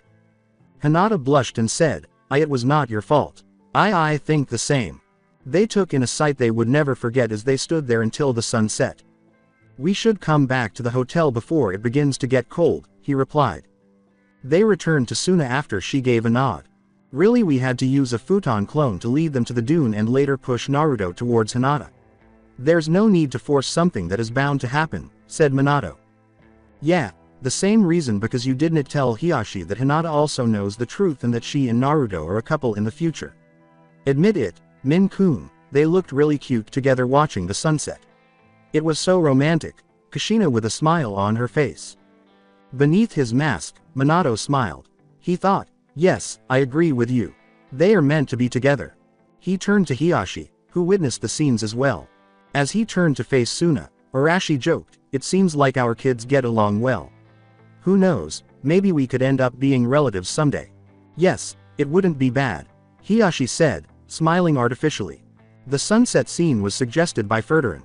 A day later in the Suna Stadium, prior to the Chunin exam finals, there was a ceremony in which the Sandaime Cage was invested as Cage and re-established Suna as its ruler. The tournament started after the new cage gave the 10 finalists a salute. One of the best places to watch the battles was where the Konoha group and the Sand siblings were. People in Suna are very considerate when their Jinchuriki demands some seats. People were initially a little let down by the lack of spectacle in the fights since they were expecting to see battles on par with Arashi and Kurabi's duel. Shikamaru, however, concluded that many of the fighters would receive promotions because he saw how well they all demonstrated skill and strategy. When Kabuto gave up fighting Asuna Genin after a few minutes, the time travelers appeared disgusted. Later, Naruto's classmates applauded Kiba's sister, who had performed admirably throughout the finals but had lost the final battle against Kurabi's dark-skinned girl student. The judges and cages of each represented village concluded their assessments after some discussion and gave them to the Cage, who also made his own. The Cage announced the newest Chunins after a few nods. The 3 Kurabi students from Kumo, 4 of the 5 Suna ninjas, and only Inuzuka Hana from Konoha made it to Chunin, as Shikamaru had predicted. Shino noted that, typically, only 3 or 4 fighters made Chunin in each edition, making it one of the exams with the most promotions in recent years. "It looks like the return of the Sandaime Cage motivated the Suna ninjas to do their best," said Shikamaru. "That was not the only reason," stated Konkuro. "The combat between Arashi and Kurabi made a good show of Konoha and Kumo's power. Then people discovered that a group of Konoha Academy students, with our help, of course managed to stop the Shukaku. Finally they hear about a group of Konoha ninjas fighting a group of S-class nins and winning. Everything happening in Suna's territory. Those new Chunin not only fought for a promotion but also for our village's honor," stated the puppeteer. According to Shikamaru, whatever. When Kurabi came down to the arena and embraced his students, congratulating them on their soul's thunder or something. The closing ceremony was cut short. When Guy and Lee joined them, the scene took on a surrealistic quality as they hugged as a group, complete with mountains, waves, thunder, and sunset. In record time, the stadium was deserted. Next day, near Suna Gates, Naruto and his friends were departing Suna on that particular day. Later that day, the Sand siblings and the Konoha students spent the evening in the park playing a variety of games that Gaara particularly liked. Temari and Kankuro were relieved that Gaara wasn't upset with them after Arashi revealed himself to him and he and his siblings told him about the time travel and the Akatsuki threat. In fact, Gaara was taken aback to learn that he would end up becoming the Yondaime Kazekage. In an attempt to bid each other farewell, the two Jinchurikis now stood in front of one another. The silence was broken by Gaara. "Naruto, there's no way I could express how grateful I am to have met you. Now I know what it is to have a friend and a caring family. I also discovered the truth about my mother and uncle. They didn't want me to be a monster. After thinking about the future, I decided to become the next Kazekage. It will be the best way to honor my mother's sacrifice, becoming Suna's defender," said the blonde. "That's great," said Naruto with a grin. "This time you won't beat me to become a Kage first. Remember that now you'll have to wait until your grand uncle retires, and I bet that the old man will do it first," said the brunette. "But if he retires early, you'll be too young and unskilled for the seat and they will choose another Kage. You will have to wait until that person retires," Gaara stated. Frightened, Naruto yelled, "Oh crap. I'll have to become the strongest as soon as possible and in the meantime convince him to stay." He failed to notice the slight smile on Gaara's face. Another Konoha student was dealing with another Sand sibling in the meantime. Since they fought the Yondaime Kazekage, Shikamaru and Temari didn't speak to each other. He called Temari his girl. The Nara hoped that the Sandame's return would make everyone forget about his claim, but the way she avoided his eyes told him that she didn't. Temari, for her part, couldn't stop thinking about Shikamaru's face when he attacked her father with his hair untied. She never thought he would lose his temper and how attractive he looked without the ponytail. "What the hell, I'm thinking. I'm almost 14 and he is 11, believed." Then she pictured him with his hair unstyled at the age of 18. A cheeky smile said, "Well, it won't be a problem in a few years."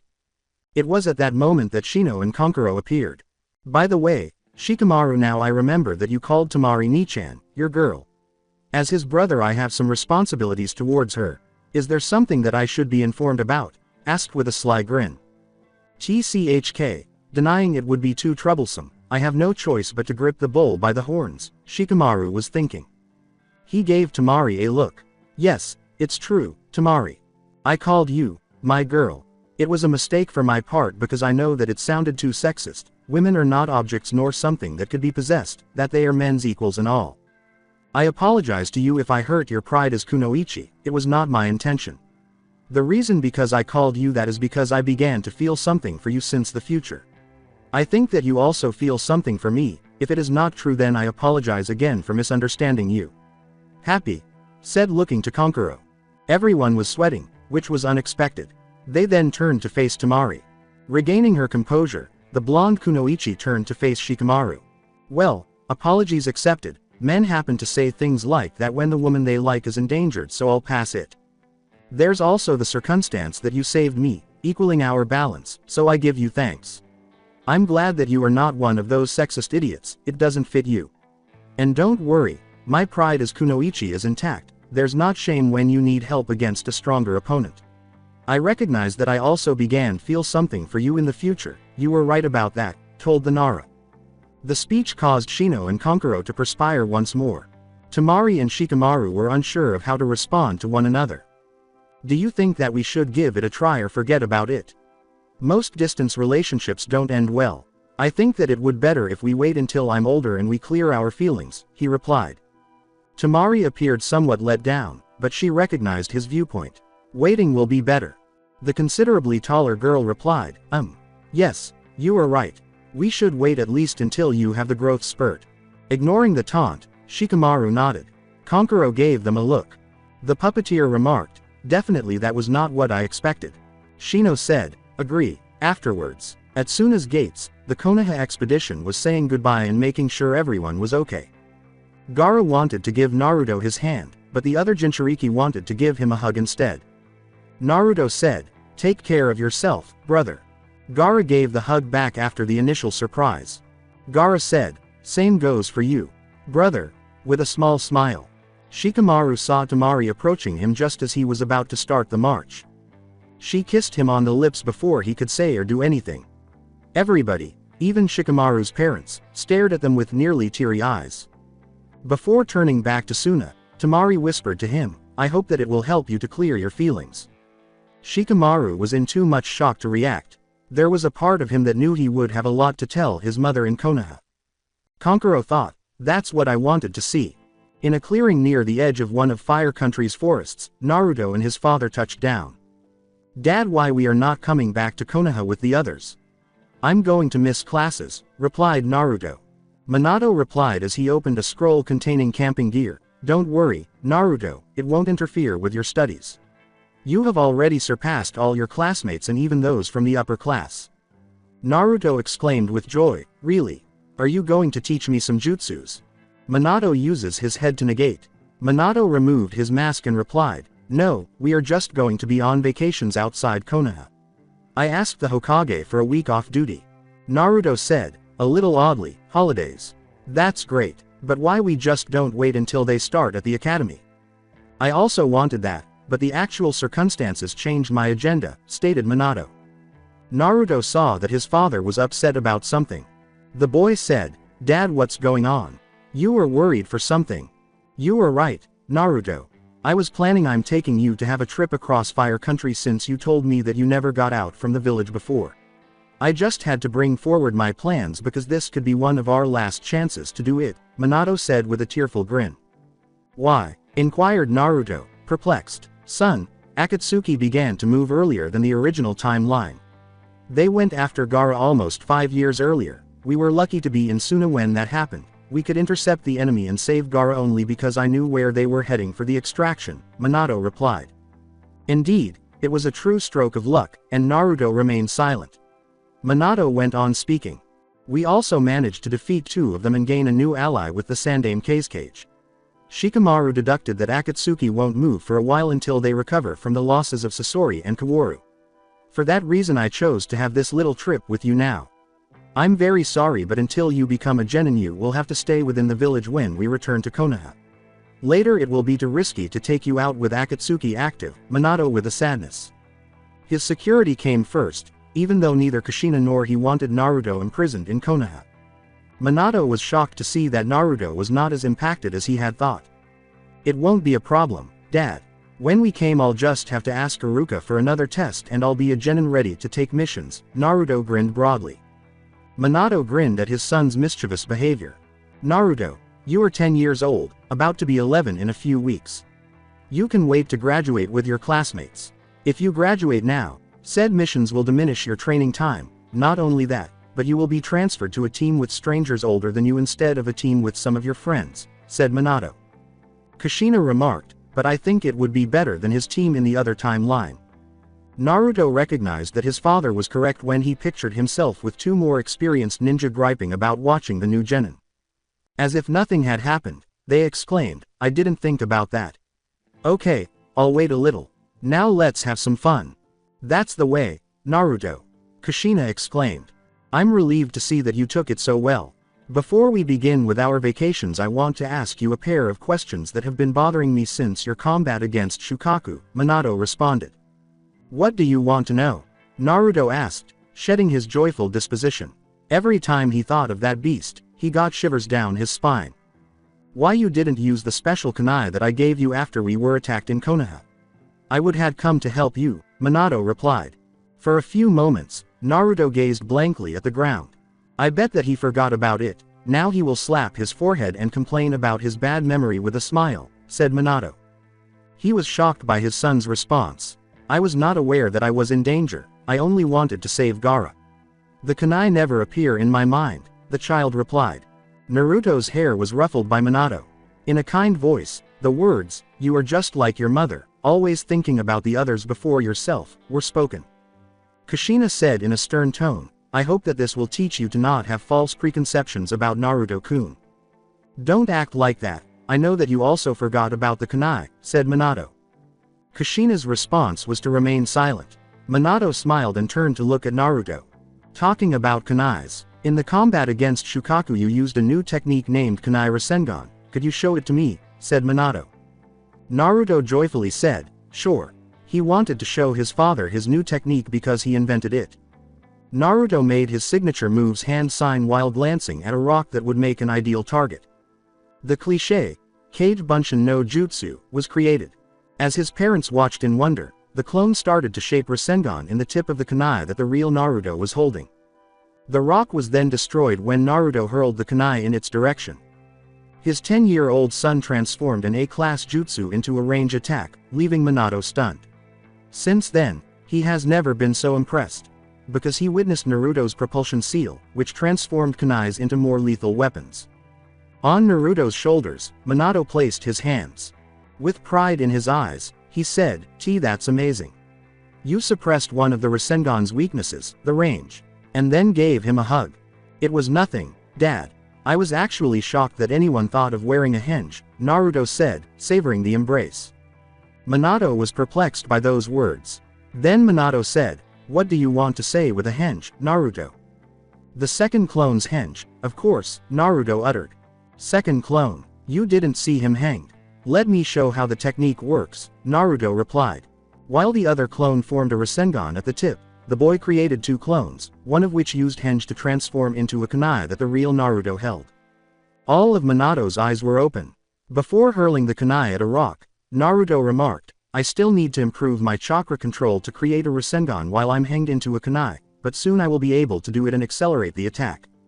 Minato remained silent, and Naruto was correct. It was unexpected that no other Rasengan user had thought of donning a henge.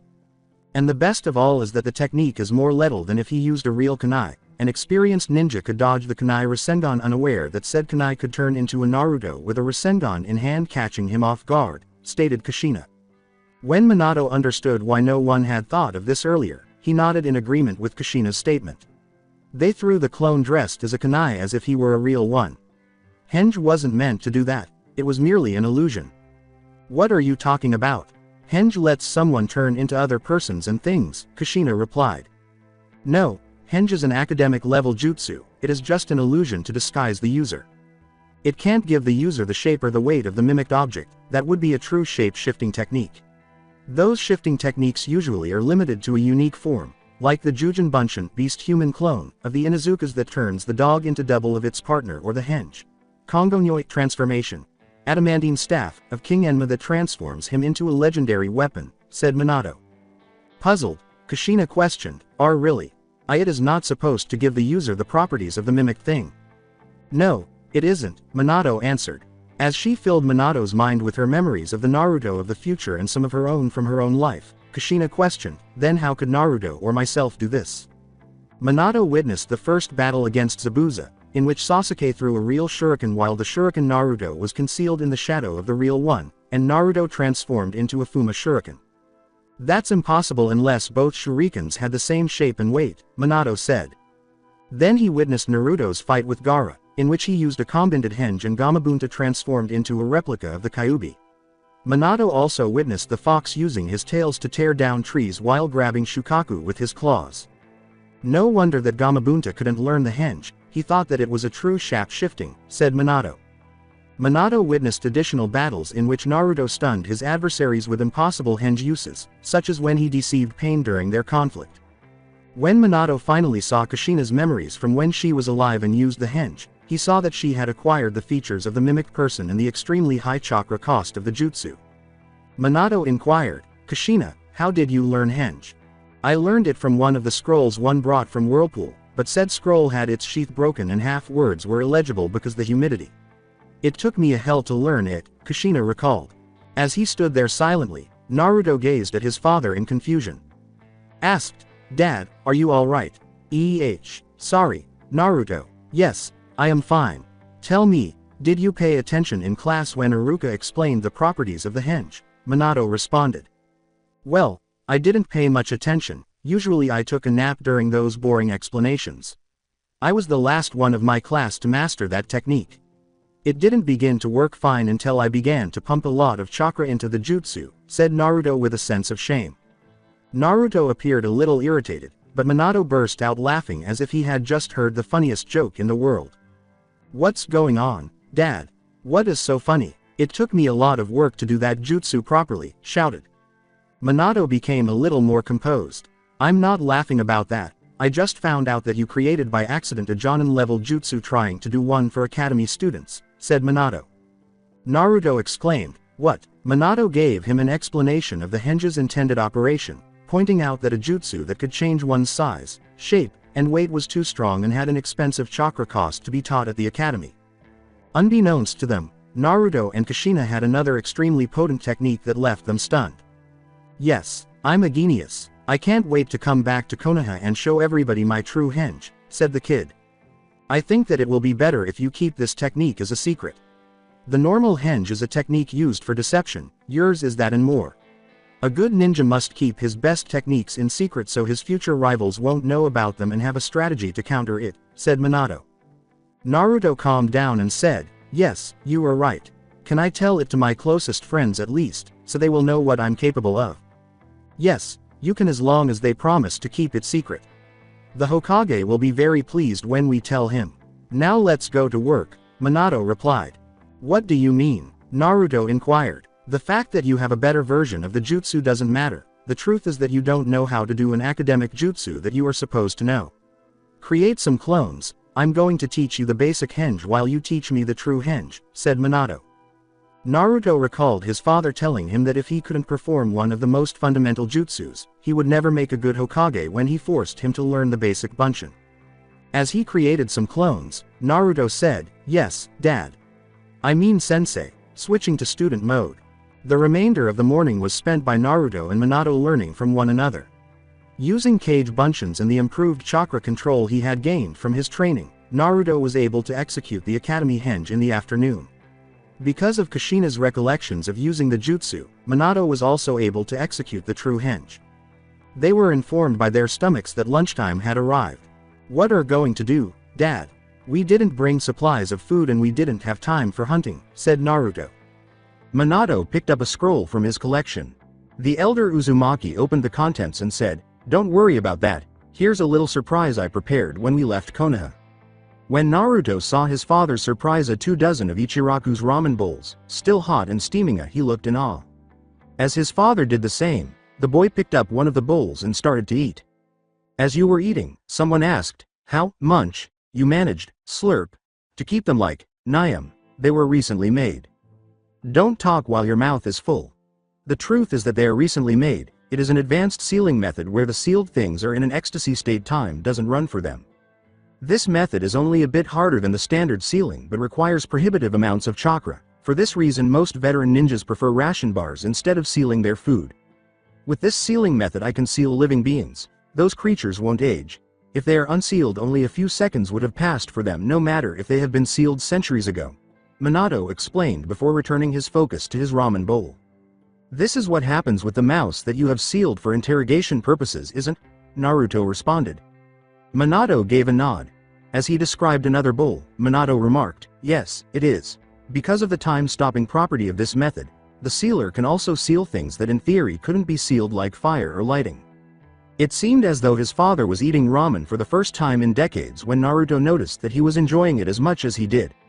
The boy knew that ramen was one of his favorite foods, but he had never witnessed him eating with such joy. He was unsure of how accurate his guess was. Kushina exclaimed, "It's delicious. I missed the miso ramen so much, now let's try the beef one. If we knew before that we could use our bond to share all my senses with you, I would have gone to Ichiraku's every day," said Minato. "I think the same. Now I hope that you too will have ramen with more frequency and sweets and ice creams. I'm not telling you to abandon your healthy diet but should have more tastier food now," Kushina said with a smirk. "Don't worry Kushi-chan, we will. Can I ask a question? Why don't you want to share my senses whenever I hug Naruto or I'm near him? I know that you really want to do it but you cut the connection when this is about to happen," said Minato. For a few seconds, Kushina remained silent. "I would sell my soul for being able to hug our son, having him in my arms. You don't know how much I miss that. It was the first thing that appeared in my mind since we discovered that we could do the sharing," she said with a sorrowful voice. She encircled herself with her arms. "But I wouldn't be embracing him with my arms, I would be doing with yours." I just want to do it with my own arms, the ones that you promised me. I want our Naruto to know what it is being embraced by a mother. Do you think that I'm being stupid for not doing it now? Asked with a small grin. She told him that she was more beautiful than ever, and Minato gave her a tender embrace, just like he used to do when she was pregnant and he didn't think she looked pretty. Kushina now understands that he truly meant it because of their bond.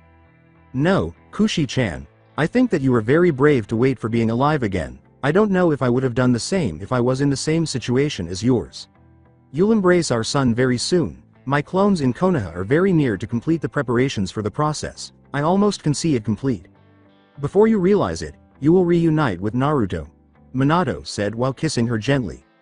It seemed a little odd to Naruto that his father was grinning while glancing indifferently. He must be thinking about something good, believed. They made a water-walking spar in a nearby pond after finishing their lunch, and then they entered the forest to hunt their dinner. They were able to capture some fish in the lake as well as 2 rabbits. While Naruto roasted their pieces, Minato set up the tent. Later, as they ate dinner, they talked about trivial topics. After they were done, Minato stared at the fire for a while before noticing something, and Naruto had fallen asleep and was now resting his head on his father's shoulder. With a smile, Minato removed his cloak to conceal Naruto. It was one of the happiest days of his life, the former Kage realized. Day after, Aoi used the Raijin to attack the masked Konoha ninja, who used a tri-pronged kunai that focused wind chakra to block the Nidaime's sword with ease. The betraying former Konoha ninja snarled. He deceived Idate, Morino Ibiki's younger brother, several months ago into stealing the Nidaime's sword, the Raijin, and the scroll of forbidden jutsus. After that, Aoi brought Konoha's belongings to a megacure, where they set up an ambush and took Ibiki prisoner. Aoi tried everything in his power to break Ibiki's spirit, but the Konoha interrogator was not only skilled at torturing him, but also at fending it off. In the end, Aoi was only able to inflict minor injuries on Ibiki, leaving him permanently scarred but with his spirit unharmed. Ibiki then used the scroll to escape, butting Aoi in the head, leaving a large scar on Aoi's forehead. Idate vanished into thin air. Just as the new AIM Jonin was performing his first C-class missions with his team of Genins, Konoha's notorious Black Angel, who was passing by with his son, the Kyuubi brat, nonetheless confronted him. After telling his son to incapacitate his students, the Arashi attacked him. The Konoha Jonin attacked Arashi first, but Aoi would have laughed at him for sending his son to certain death. When he realized that someone was holding him and preventing him from moving, Aoi attempted to strike the Raijin again. Arashi said, "Fuden clones are very useful, aren't they? Now I'll take this," as he removed the Raijin from Aoi's grasp. Arashi looked away and said, "Naruto, how are you doing against those clowns?" Naruto answered, "Are you certain that they are Genins? They were too weak?" When Aoi saw Naruto sitting on top of his beaten and bound students, his mouth dropped to the floor. Naruto had no trouble defeating them again. He had already done so twice in the future when he was weaker than his current self and they were stronger than they are now. Kushina grinned and recalled the time Naruto defeated that group of AIM nins by himself during the Chunin exams and made it again when they met Idate. She had a perverse idea, which she shared with Minato. Arashi delivered a powerful blow to the Immobilized's stomach, knocking them out. "Dad, how are we going to handle them?" inquired Naruto. "Since this is a heavily traveled road, we will simply leave the Genins there. Someone will come get them." Before turning to face the unconscious Aoi, the speaker stated, "When we get back to Konoha, we will return Tobirama's sword to the Hokage. And I have some unique plans for this cunning traitor." Arashi grinned evilly. Day after, as they passed Tenkatsu town, they could see different stands lining the streets, and the city was having a festival. "See, Dad, there's a fair. Would you please let us leave?" Naruto inquired, his eyes like a puppy.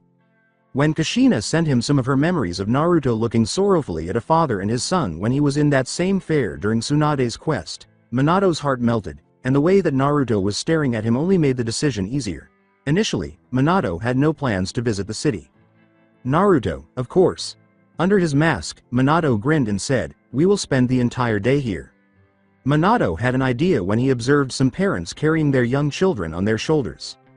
The former Kage removed his mask and transformed into himself, sporting a goatee and civilian attire, using his new true henge. "Naruto, what are your thoughts?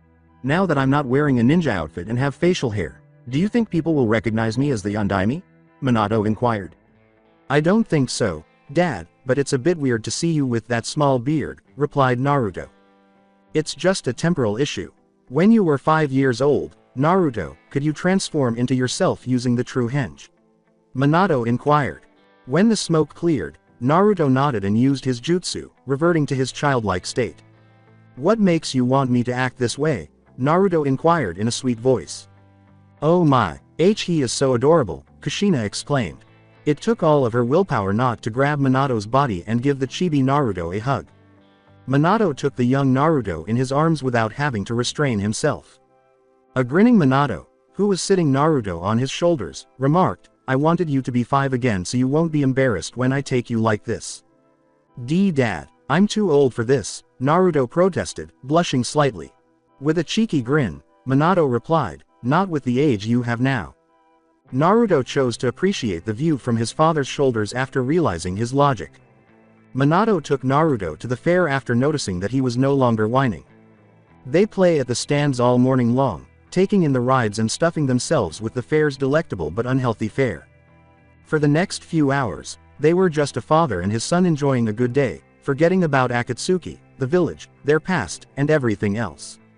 Kushina grinned. She had never seen Naruto so contented at the age he was feigning.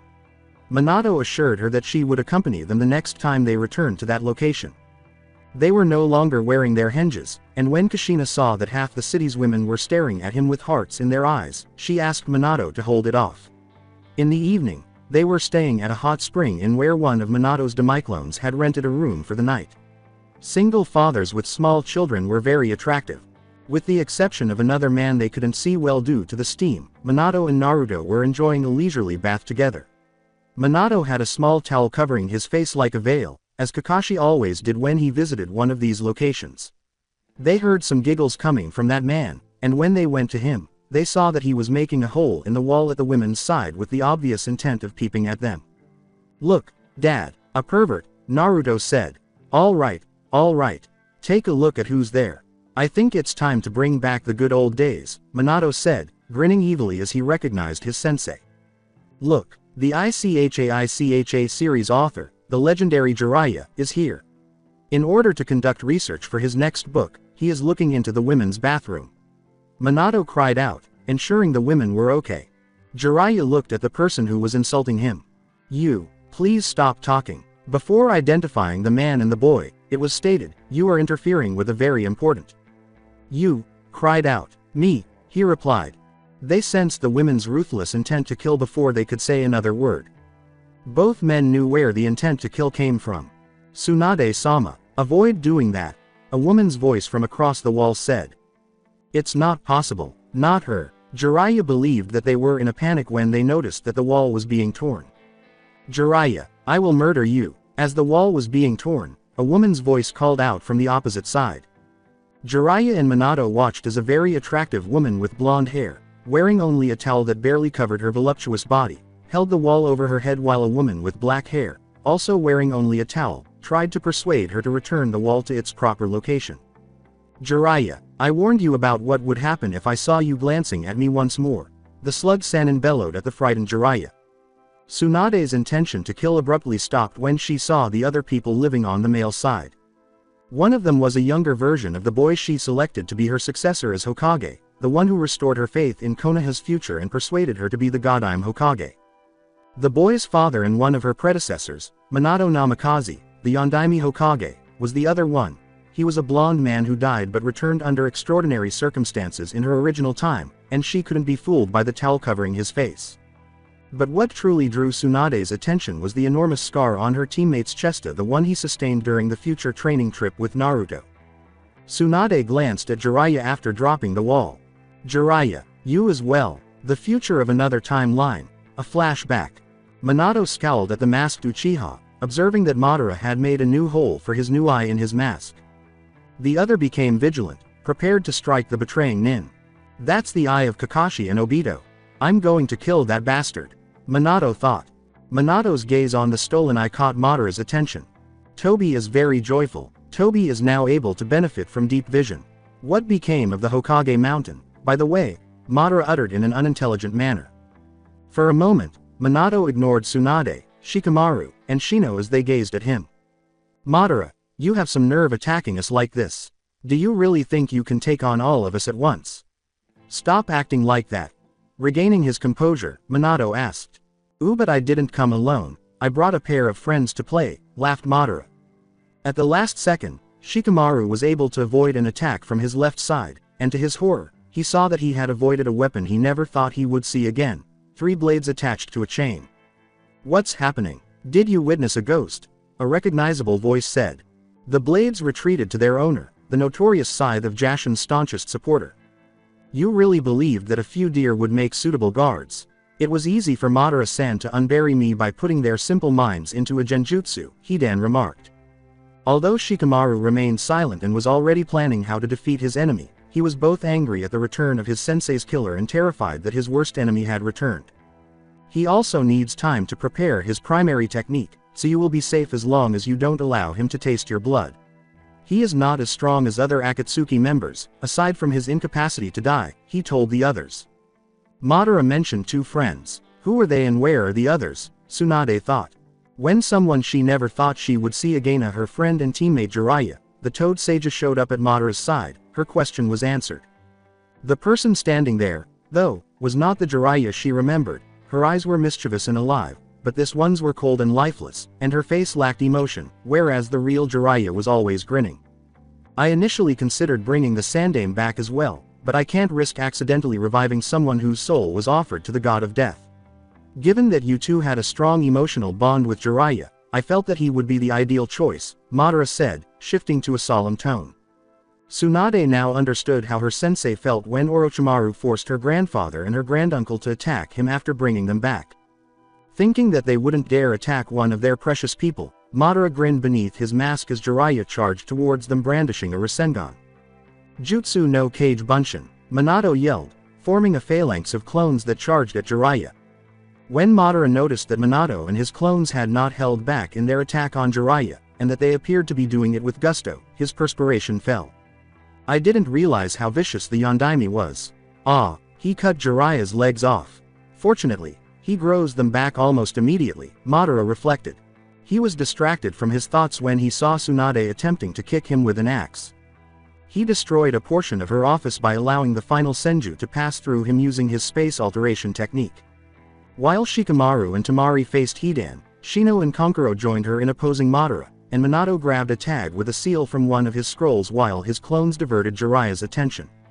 In order to counter the Edo Tensei and add it to the Hokage's library, I brought a copy of the seal here.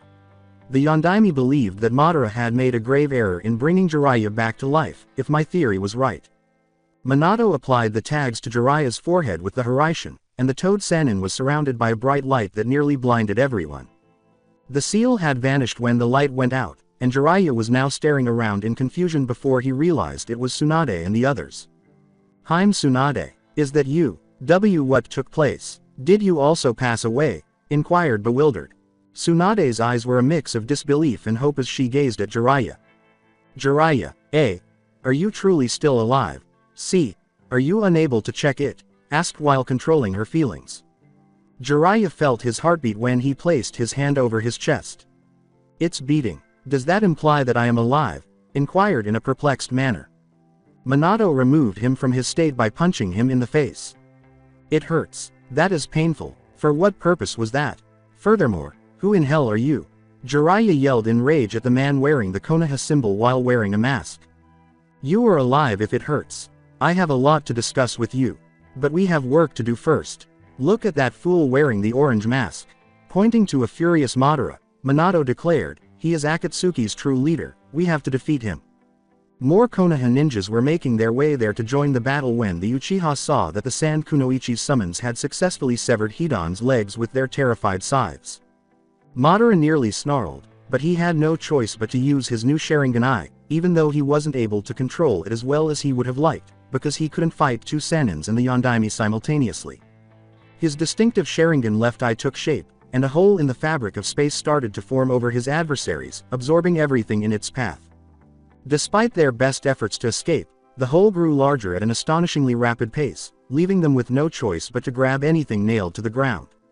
To Madara's surprise, he discovered that he was drawn to the hole as well. He attempted to seal it, but found that he couldn't. Then Minato applied his method. Final flashback. Jiraiya saw that Tsunade was concentrating on his scar. "Jiraiya, you as well?" she inquired. When Jiraiya recognized the man with Naruto in the picture as the one who struck him after he resurrected, he finally realized that she was not the only one who had traveled back in time. The Toad Sannin understood what Tsunade wanted to ask. How could that have happened? Shortly afterward, the villain created a hole in space, and before he knew it, he had traveled back nearly 10 years. He initially believed that all of those future memories were either the result of his imagination or a highly skilled genjutsu, but he rejected those theories because his admiration for Naruto and the scar he had on his body were too real, which is why he was so angry with the enigmatic man. He glanced at his teammate, who was about to cry. "Hi, Tsunade Haim, I promised you I would be back. Nice clothes, by the way," the man joked. Tsunade made her way to him. He was shocked when Tsunade gave him a hug instead of punching him in the stomach as he had anticipated. "Jiraiya, please don't ruin the moment," the woman said. Jiraiya gave her a hug in return and nodded. When Shizune noticed that her barely clothed sensei was holding a similarly barely clothed man, she rambled, "Tsunade-sama." Naruto was staring at the scene in confusion when Minato turned to face him. He took his son away, saying, "We'd better leave the two friends who reconnected alone before this becomes an M-rated situation." Shizune said as she left, I think I'll leave too." In the bath, Jiraiya and Tsunade stood by themselves, embracing one another. Then he and his body became aware that a Tsunade, hardly clad in a thin towel, was hugging him. Tsunade whispered, "Jiraiya." "Yes, Haim," he replied. With a very eerie tone, the speaker said, "For your own good, tell me that you have a kunai hidden in that towel." Glups. The situation became M-rated when Naruto and Minato heard Jiraiya screaming from the men's dressing room. After dressing themselves and healing Jiraiya, the Sannins went to the inn's restaurant, which was deserted except for Shizune, who was chatting with Arashi and Naruto. The youthful medic bowed to her sensei when she saw her. "I apologize, Tsunade-sensei," Shizune said. "Sorry, for what purpose?" Tsunade inquired. "Sensei, for having doubts about you. I thought you were going crazy when you told me you were from the future in those stories, especially when you started working as a medic to earn enough money to pay off your debts before returning to Konoha, where you claimed you would never go again. When we returned, I even considered asking the Sandaime to check you into a mental hospital," Shizune said, bowing once more. Tsunade's perspiration stopped. She had hoped that her apprentice would trust her more, but she couldn't hold Shizune responsible for not believing her. "I accept your apologies." "Shizune, why did you change your mind?" Tsunade inquired. "I had a talk with Yondaime Arashi-san and Naruto-kun and they confirmed your story, Tsunade-sama," Shizune said. "I take it that his name is Arashi. Why does that name sound familiar?" Jiraiya thought. "It appears that you are now looking after Naruto, Arashi. Why did you go there?" Tsunade inquired, glancing at them with a hint of sadness. Arashi's arrival totally altered her plans for Naruto. "Just taking some holidays so I could spend some time with my son, Tsunade-sama," replied Arashi. Jiraiya was about to lose her mind. What? Naruto was adopted by him? Who is this man? Jiraiya pondered. Tsunade seems to trust him enough to approve this man being Naruto's foster father. "Dad, you told me about the renowned Tsunade, right?" inquired Naruto. When Naruto referred to the other man as Dad, Jiraiya's eye twitched. "I apologize for not introducing you earlier. Naruto is here, but you already know him, Tsunade. This is Senju Tsunade, aka the legendary sucker and the slug Sannin, Naruto. She is regarded as the world's greatest medic nin and the most potent kunoichi in Konoha's tale. She is the granddaughter of Hashirama and a student of the Sandaime. She does a fantastic job and eventually becomes the Godime Hokage," Arashi remarked. Minato's compliments were appreciated by Tsunade's ego. Naruto bowed and remarked, "It's a pleasure to meet you, Tsunade-sama, you look younger than I thought." The mouths of Jiraiya and Tsunade fell open. Naruto was able to learn some manners from someone. Tsunade regained her composure and replied, "Thank you very much, Naruto. Dad told me that you were an elderly woman who squandered her money gambling and drinking like a sailor, and that she was ashamed of her actual age. You used to sleep at work, and when you were away from Konoha, you were a miserable medic who was afraid of blood that her debtors were pursuing until my future self beat some sense into you," Naruto added. Tsunade glared at Arashi, who was hiding behind Naruto, while Kushina couldn't help but laugh inside Minato's head while Jiraiya and Shizune had to control their laughter. Well, with reference to Arashi, Jiraiya told Tsunade, "You didn't introduce us." "Oh, that's right, this is Naruto, Jiraiya.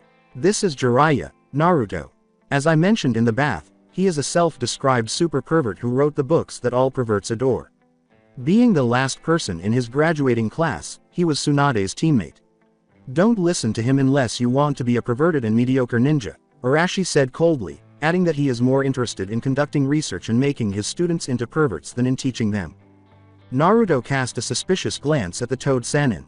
Jiraiya had to restrain himself from leaping at the masked ninja and beating him mercilessly for discussing him in such a way with his godson, especially when the man was staring at him with a hostile expression. "You seem to know this guy, Tsunade. Would you mind introducing me to him?" Jiraiya said, forcing a smile. Tsunade said, "Of course. This is Arashi Uzumaki, who returned to Konoha following your passing after a protracted absence. Because he was a ghost ninja during Yondaime's rule, his existence was kept a secret, and you are unaware of him," Tsunade remarked. He adopted the name of Uzumaki. Believed Jiraiya was prepared to seize Arashi in order to elicit some answers from him. Fortunately, Tsunade diffused the situation by summoning the waiters for the dinner, and they enjoyed the magnificent feast that the man brought.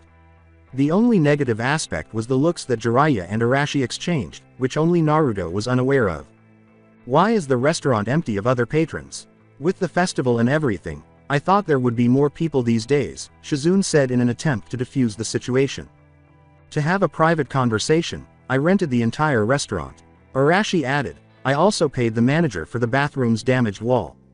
Arashi accepted the bill after they had finished their meal. "Is this something you can really afford?" "I can cover my portion," Jiraiya said. "Do not be alarmed, Jiraiya-san. My family's wealth and my position as a member of an elite team have made me fairly wealthy, even though I'm not a millionaire writer." Gazing into Jiraiya's eyes, Arashi remarked, "It's not like I had to steal an orphan's purse to pay for my personal expenses. The drop that filled the cup was that one." Jiraiya stood up. "I need to talk to you. At the edge of the town. Now," he said to Arashi in a tone that refused to accept an answer. With a, "Of course," response, Arashi stood up. He gave Naruto a look. "I'm going to have a little chat with Jiraiya, son. Would you kindly remain with Shizune-san and Tsunade-sama?" addressed Naruto. "All right, Dad," Naruto smiled in response. The way his godson and the newcomer were acting toward each other made Jiraiya's eye twitch once more. Who was that man, and how did he become Naruto's father with Sarutobi and Tsunade's approval? What had happened to him while he was dead and in the previous months? Why was the man so antagonistic toward him? He would get his answers from this man, even if it meant spilling blood. One thing Jiraiya was correct about was that there would be bloodshed. He was unaware that the blood would belong to him. Chapter 2. Jiraiya vs. Arashi. Alright, to clear up any confusion, the full list of time travelers is as follows. As you can see, the group is rather numerous. Minato, Kushina as a ghost Shikamaru, Shino, Tamari, Kankuro, Tsunade, Jiraiya, Hidan, and Madara. The following people are aware of the time travelers and Minato's identity. Gaara's siblings will tell him about Naruto, Hinata, Sarutobi, Ebisu, Iruka, Tsuki, Kakashi, Zabuza, Haku, Tenzo, Yamato, Hiyashi, the Sandaime Kazekage, Shizune, Gamabunta, and the Anbu who accompanied Sarutobi when Minato killed the traitors. Hinata and Hiyashi are unaware that they are both members of the group. Jiraiya will learn soon that Naruto and Hinata will eventually become a couple, but Naruto, Hinata, Hiyashi, and Jiraiya are unaware of this. Omake. The last reprisal from Minato. 2 weeks have passed since Naruto Uzumaki returned to Konoha from that mission, the one in which he returned from death with the Yondaime Hokage. The village would have reason not to believe that in other situations, but ever since Pain's attack, they assumed that you enter the other world through revolving doors. The return of their Yondaime Hokage was initially met with joy and happiness, particularly when it was discovered that their new hero, Naruto Uzumaki, was also his son. Suddenly, everyone noticed how similar Naruto and Minato were, and they slapped each other on the foreheads for not seeing it sooner. However, when the Yondaime asked them what they had done to fulfill his final request before he passed away, all of the joy and happiness vanished. The village was filled with Minato's murderous intent in the final days, and whenever he saw a villager, he made them tell him how they treated Naruto. He released those who claimed to be neutral or indifferent to his son, but those who admitted to being hostile to him as a Childa, for example, by insulting him or telling their kids to avoid Hima, were severely beaten. The Yondaime also employed a Hyuga to spot dishonest people, and those unfortunate idiots ended up in the intensive care unit. Because of the dire circumstances, the majority of the villagers stayed inside their homes out of fear of encountering him. Everything returned to normal after Minato promised not to harass the villagers, but ever since then, he has been harassed by them, asking for forgiveness and inviting him and Naruto to dinners where, incidentally, there are also attractive, unmarried daughters who like to wink at Naruto. Naruto himself had to ask Minato to stop frightening the villagers, saying that he was now seen villagers as the hero Minato wanted him to be seen. When they started to bring Naruto's new girlfriend to the dinners, the invitations stopped, and the lovely, unmarried daughters ended up with half of their faces paralyzed by Juken strikes. While his clones were placing special explosive tags on the Hokage's mountain, the former cage was now with the Konohamaru Corps, gazing at the mountain. Alright, Naruto needs to know how incredibly angry I am with the villagers, even though I promised him that I would treat them well and refrain from attacking them. Minato thought, it will be good to remove my face from the Hokage's mountain to explain that the only posthumous tribute I wanted was the request I made concerning Naruto. The young genins caught his attention. My clones ensured that no one was in the vicinity of the mountain after the final tag was placed. Udon, are you certain it will just blow my face?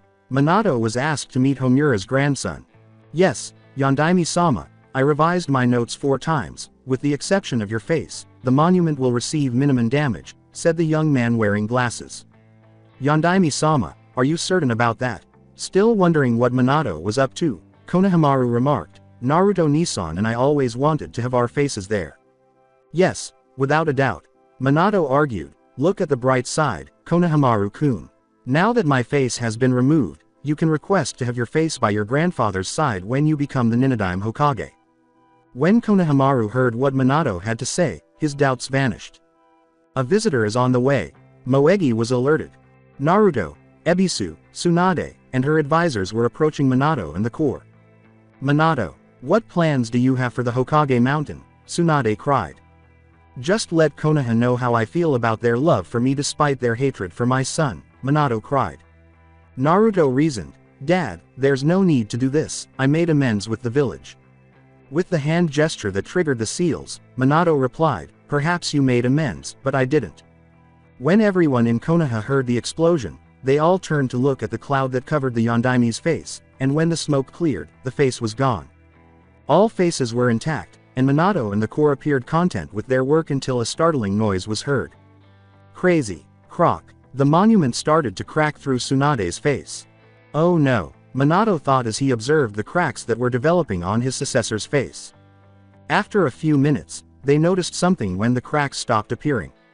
When viewed from a distance, the cracks gave the impression that Tsunade was older because they resembled wrinkles. Erg. It brings back memories of my desire to keep Konohamaru away from Naruto out of concern that he would turn him into a bad guy.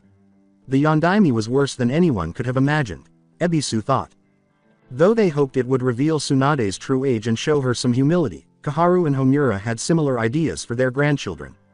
You did a fantastic job recreating Ba-chan's actual face. I've never seen a better practical joke than that, Dad, Naruto cried. Minato was too preoccupied with escaping from a furious Tsunade to reply. Retrospection, future, and another timeline. While Pa was trying to wake him up, the battered body of Jiraiya lay on the ground surrounded by the bodies of Pain, who gazed at him indifferently. Jiraiya always believed that a ninja's value was determined by his death, not by his life. He recalled his life, which was filled with mistakes. He had a mental picture of Tsunade launching him into the air.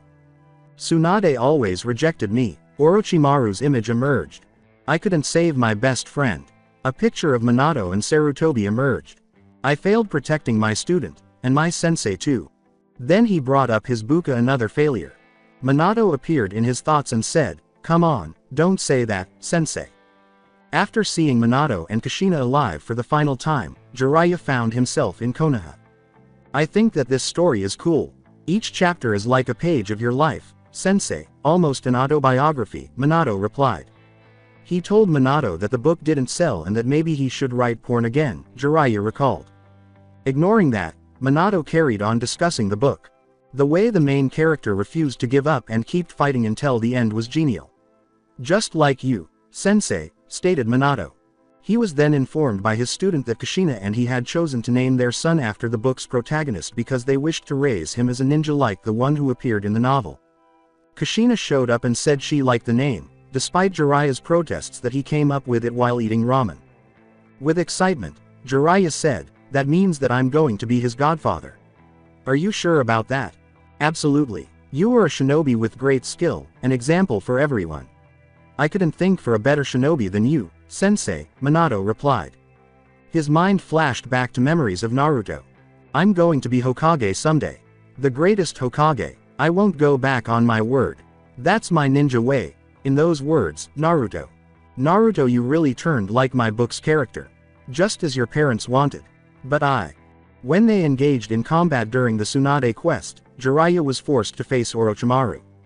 Because of the drug that Tsunade gave him, Jiraiya had trouble using his chakra, and Orochimaru was unable to use his arms. In the meantime, Naruto made every effort but was largely unsuccessful in shielding the still homophobic Tsunade from Kabuto. Orochimaru stated in a haughty manner, "A ninja is a warrior who uses ninjutsu, a true ninja is the one who mastered all jutsus in the world." Jiraiya smirked as she glanced at him. As Naruto used a Kage Bunshin to perform the Rasengan on the traitorous medic, Jiraiya remarked, "You still don't understand it. A ninja is somebody who stands firm and keeps on, no matter what happens. No matter if you know a technique or a million. The most important thing that a shinobi can have is the spirit and the guts for never giving up." Jiraiya was alone in the shadows. To never go back on your word. To never give up, no matter the circumstances. That's your ninja way, and I'm supposed to be your sensei. This can't keep like this.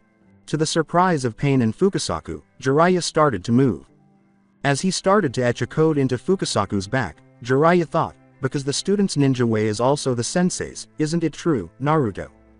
"Yes, I understand perfectly," Fukasaku said as he was about to leave. "Naruto, you are the child of the prophecy, I was right. I leave the rest to you," believed.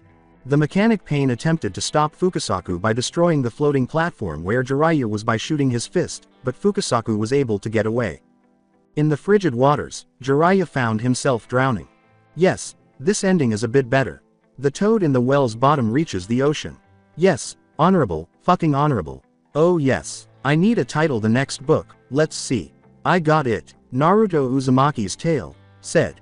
Jiraiya, the toad Sanin, passed away with those final thoughts. Final flashback. Jiraiya gazed at the enigmatic future ninja who had taken Naruto in and assumed his rightful role as Naruto's father figure. The fact that the masked ninja treated him with the same animosity was what truly unsettled him. Arashi seemed unconcerned that Jiraiya was a legendary Sanin. Very well, Jiraiya, what do you want? I hope that it won't take too much time. I want to take my son to an excursion tomorrow and I want to get up early, Arashi replied.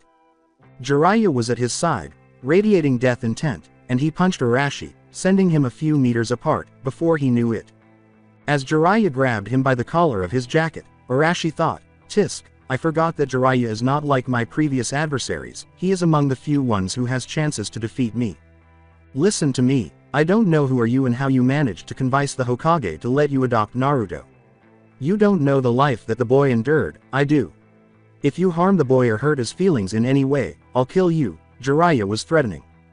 When the toad Sanin sensed that Arashi intended to kill him, he was the one who was punched to death. Who the hell are you for telling me how to treat Naruto, you traitorous scum, Arashi yelled. Jiraiya rose prepared to thrash his opponent.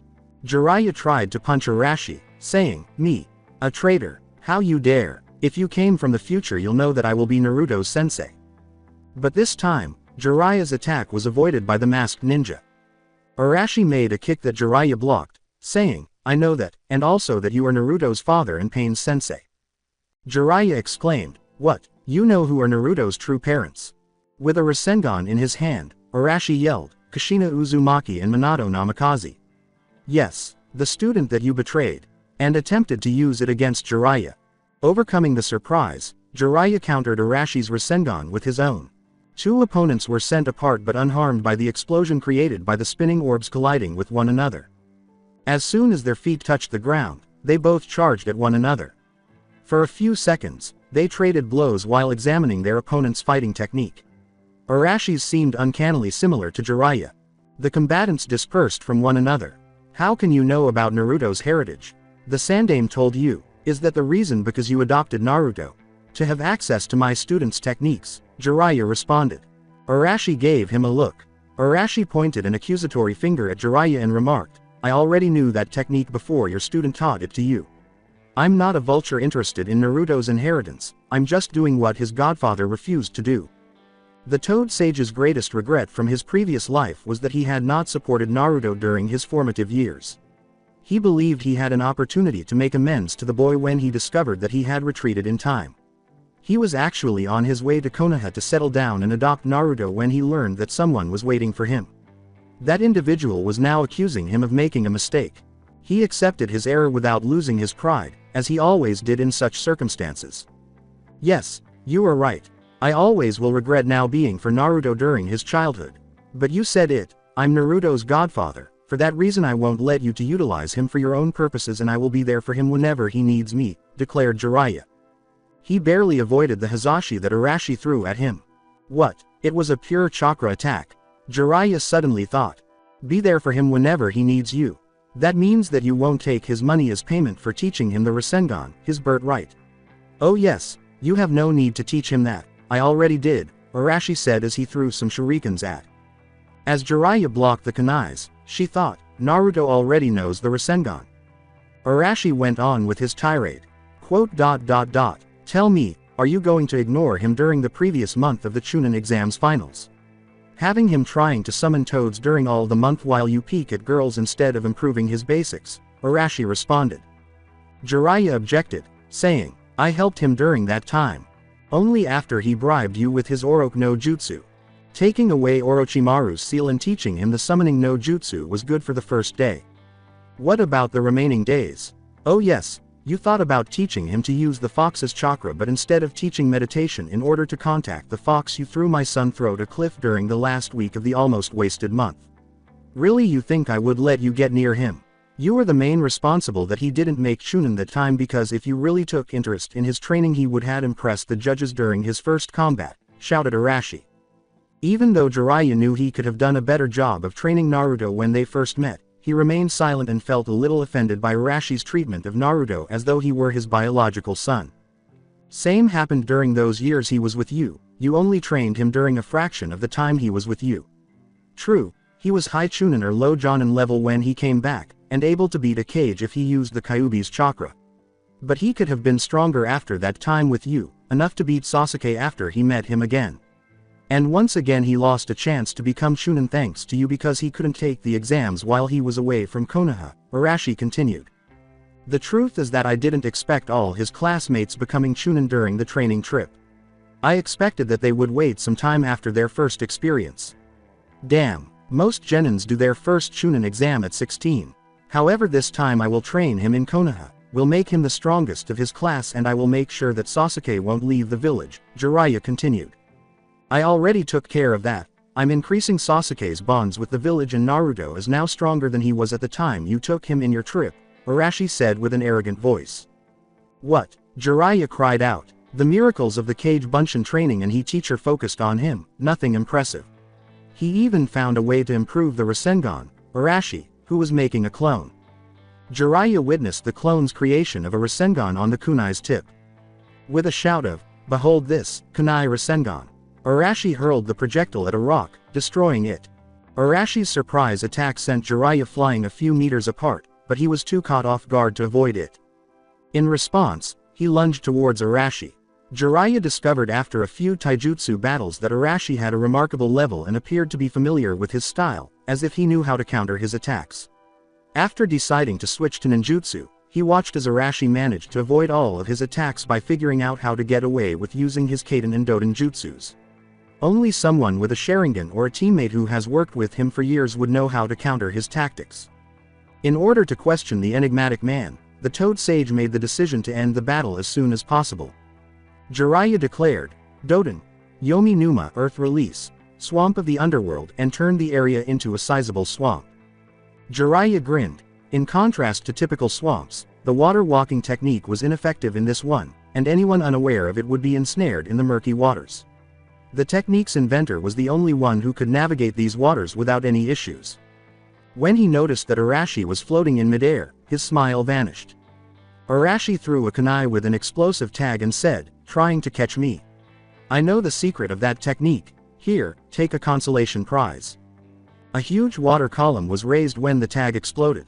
Surprised by the explosion's force, Jiraiya managed to avoid it. He barely avoided more kunais with tags that Arashi threw. He made the decision to retire the swamp since the water was becoming a liability. Jiraiya saw Arashi's opportunity and landed as soon as the swamp vanished. Jiraiya exclaimed, "I got you. Kuchios." Gamaguchi Shibari, summoning. Toad Mouth Bind, as she imprisoned Arashi inside the esophagus of a massive Mount Mayuboku fire-breathing toad. Excellent. Only Itachi was able to escape from it and he needed the Amaterasu. I'll let Arashi out when he agrees to give up and tell me everything, Jiraiya thought. He was seized by the ankle by a blur that emerged from behind. Arashi grabbed Jiraiya by the ankle as he flew upward. "You don't know that I left a seal outside in order to use it for teleporting myself just in case you used one of your tricks, don't you, sensei?" Arashi pondered. Kushina questioned, "What are you going to do, Minato?" He replied, "Some poetic justice." When Jiraiya realized that using the Hari Jizo, Spiked Jizo, would cause the ascending Arashi to drop him, he abandoned the idea. When they reached a height of 1,000 meters, Arashi came to a halt. Jiraiya questioned, "What are you going to do?" When Arashi dropped Jiraiya off, he said, "You threw my son by a cliff, I throw you from 1,000 meters. If the student survived, then the sensei won't be less." The Toad Sage started gathering nature chakra because he didn't have time to notice the irony of the situation. Arashi watched as his sensei fell to the ground, leaving a huge hole in the ground. "You killed him," Kushina cried in horror as she peered at the hole. "No, he would had blue like a watermelon, but the hole points that what crashed was more durable than the ground," said Minato. Jiraiya emerged from the hole as Arashi landed. His eyes had toad-like slits and were now yellow. His beard had grown, his nose had become bulbous, and he had red lines on his face. Jiraiya had switched to Sage mode. "If it was not for the training I made during last months, I wouldn't have gathered the nature chakra fast enough. It's ironic, if he had thrown me from a lower altitude I wouldn't had time to survive. It's time to show him how really powerful I am," Jiraiya reflected. "I'll have to use it if I want to defeat him in that state. As long as he doesn't have Pa and Ma with him and I don't let him gather chakra, his state will be temporal," Arashi reflected. Jiraiya sensed the chakra erupting from Arashi. He is using the gates. Jiraiya became aware. Arashi rushed towards Jiraiya. It was nearly impossible for the untrained to see what happened next. Both fighters pounded each other mercilessly while moving at incredible speeds. The trees were broken, the ground shook, and the waves produced by the blows could be heard for kilometers. Although Arashi was a little quicker than Jiraiya, the Toad Sage benefited from the Sage mode's regenerative capabilities. Arashi's goal was to keep the Sage occupied until he used up all of his nature chakra, and he was actually dealing more damage than Jiraiya with each blow. However, Jiraiya understood Arashi's scheme and was not a mere ninja legend. "I'll use my remaining chakra with this attack," believed. Jiraiya gathered chakra in his hand and charged at Arashi. Jiraiya yelled, "Take this! Ultimate Odama Rasengan," and conjured up a Rasengan as large as himself. If Kushina hadn't used the Kawarimi to switch Arashi with a log from the fallen trees, the attack would have caught him. Without Sage mode, Jiraiya thought, "Shit, he escaped. What the hell I'm thinking? I almost killed him. What I would have said to Naruto if he didn't escape." He closed the gates after noticing that Jiraiya had depleted the Sage mode. "You almost got me, but I think it is a very preposterous calling. Ultimate, an oversized version of the regular and incomplete Rasengan. I'll show you something Naruto taught me in the future." He managed to find a way to use it safely without the Sage mode, Arashi said as he created 3 clones. Jiraiya was taken aback and asked, "Naruto using the Sage mode?" While the other 2 started shaping chakra into a familiar shape, one of the clones seized Arashi's right arm. Although Jiraiya heard about Naruto's creation and use of the jutsu to defeat Kakuzu, she never saw it in action.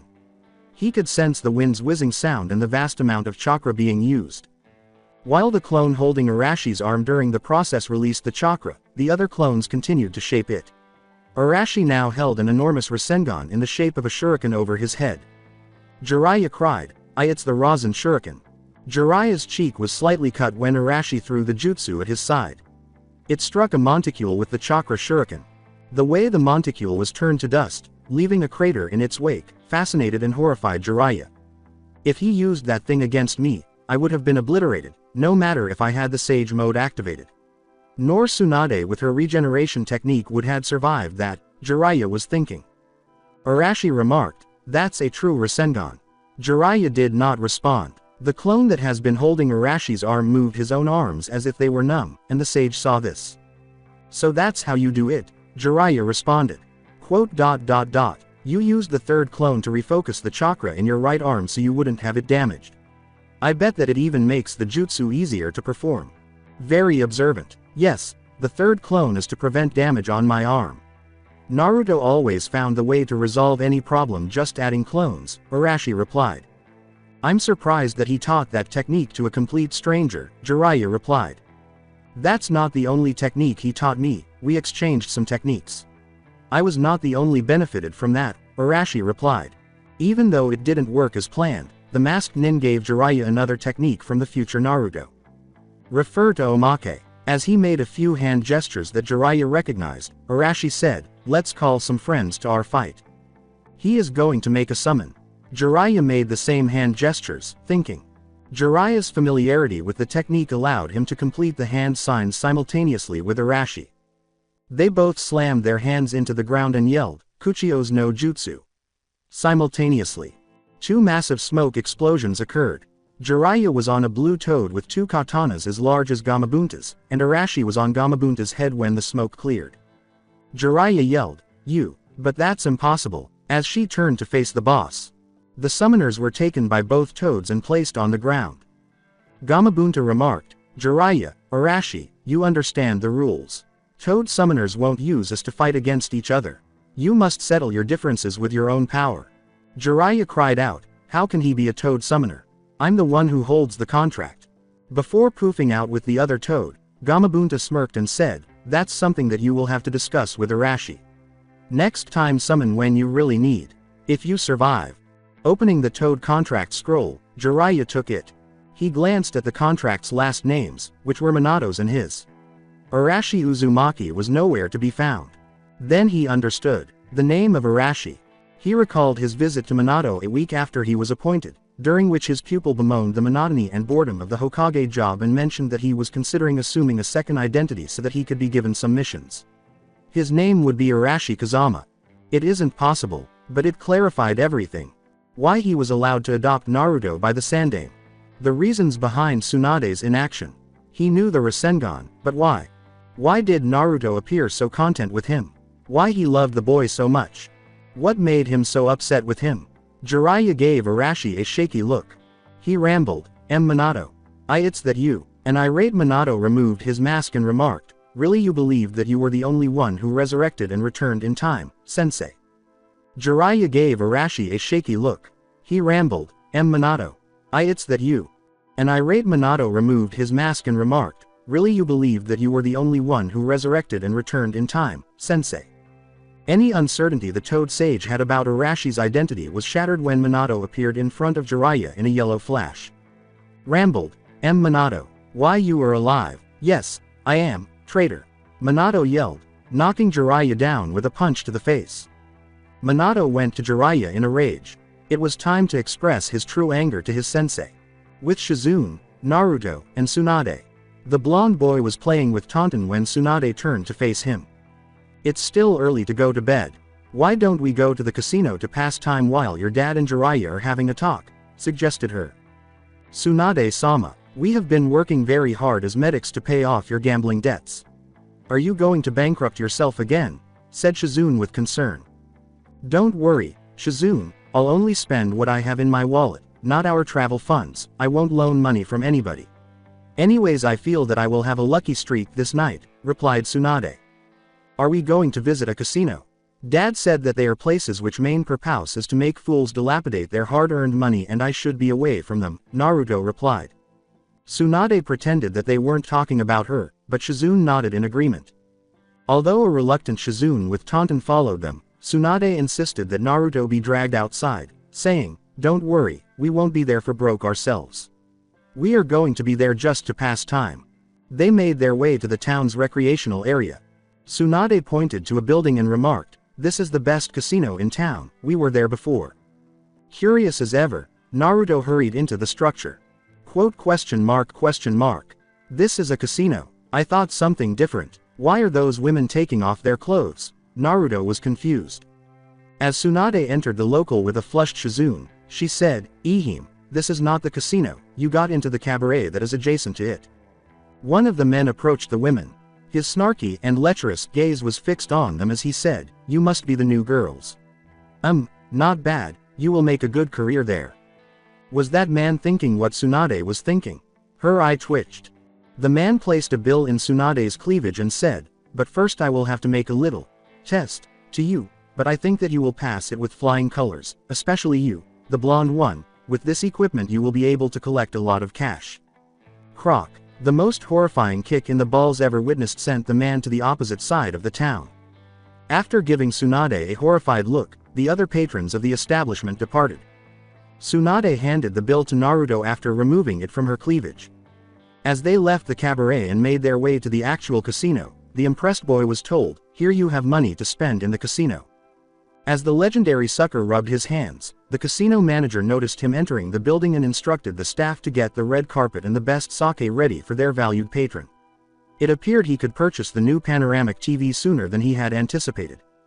"Tsunade-sama, it's good to see you again. Do you want to try our new giant slot machine?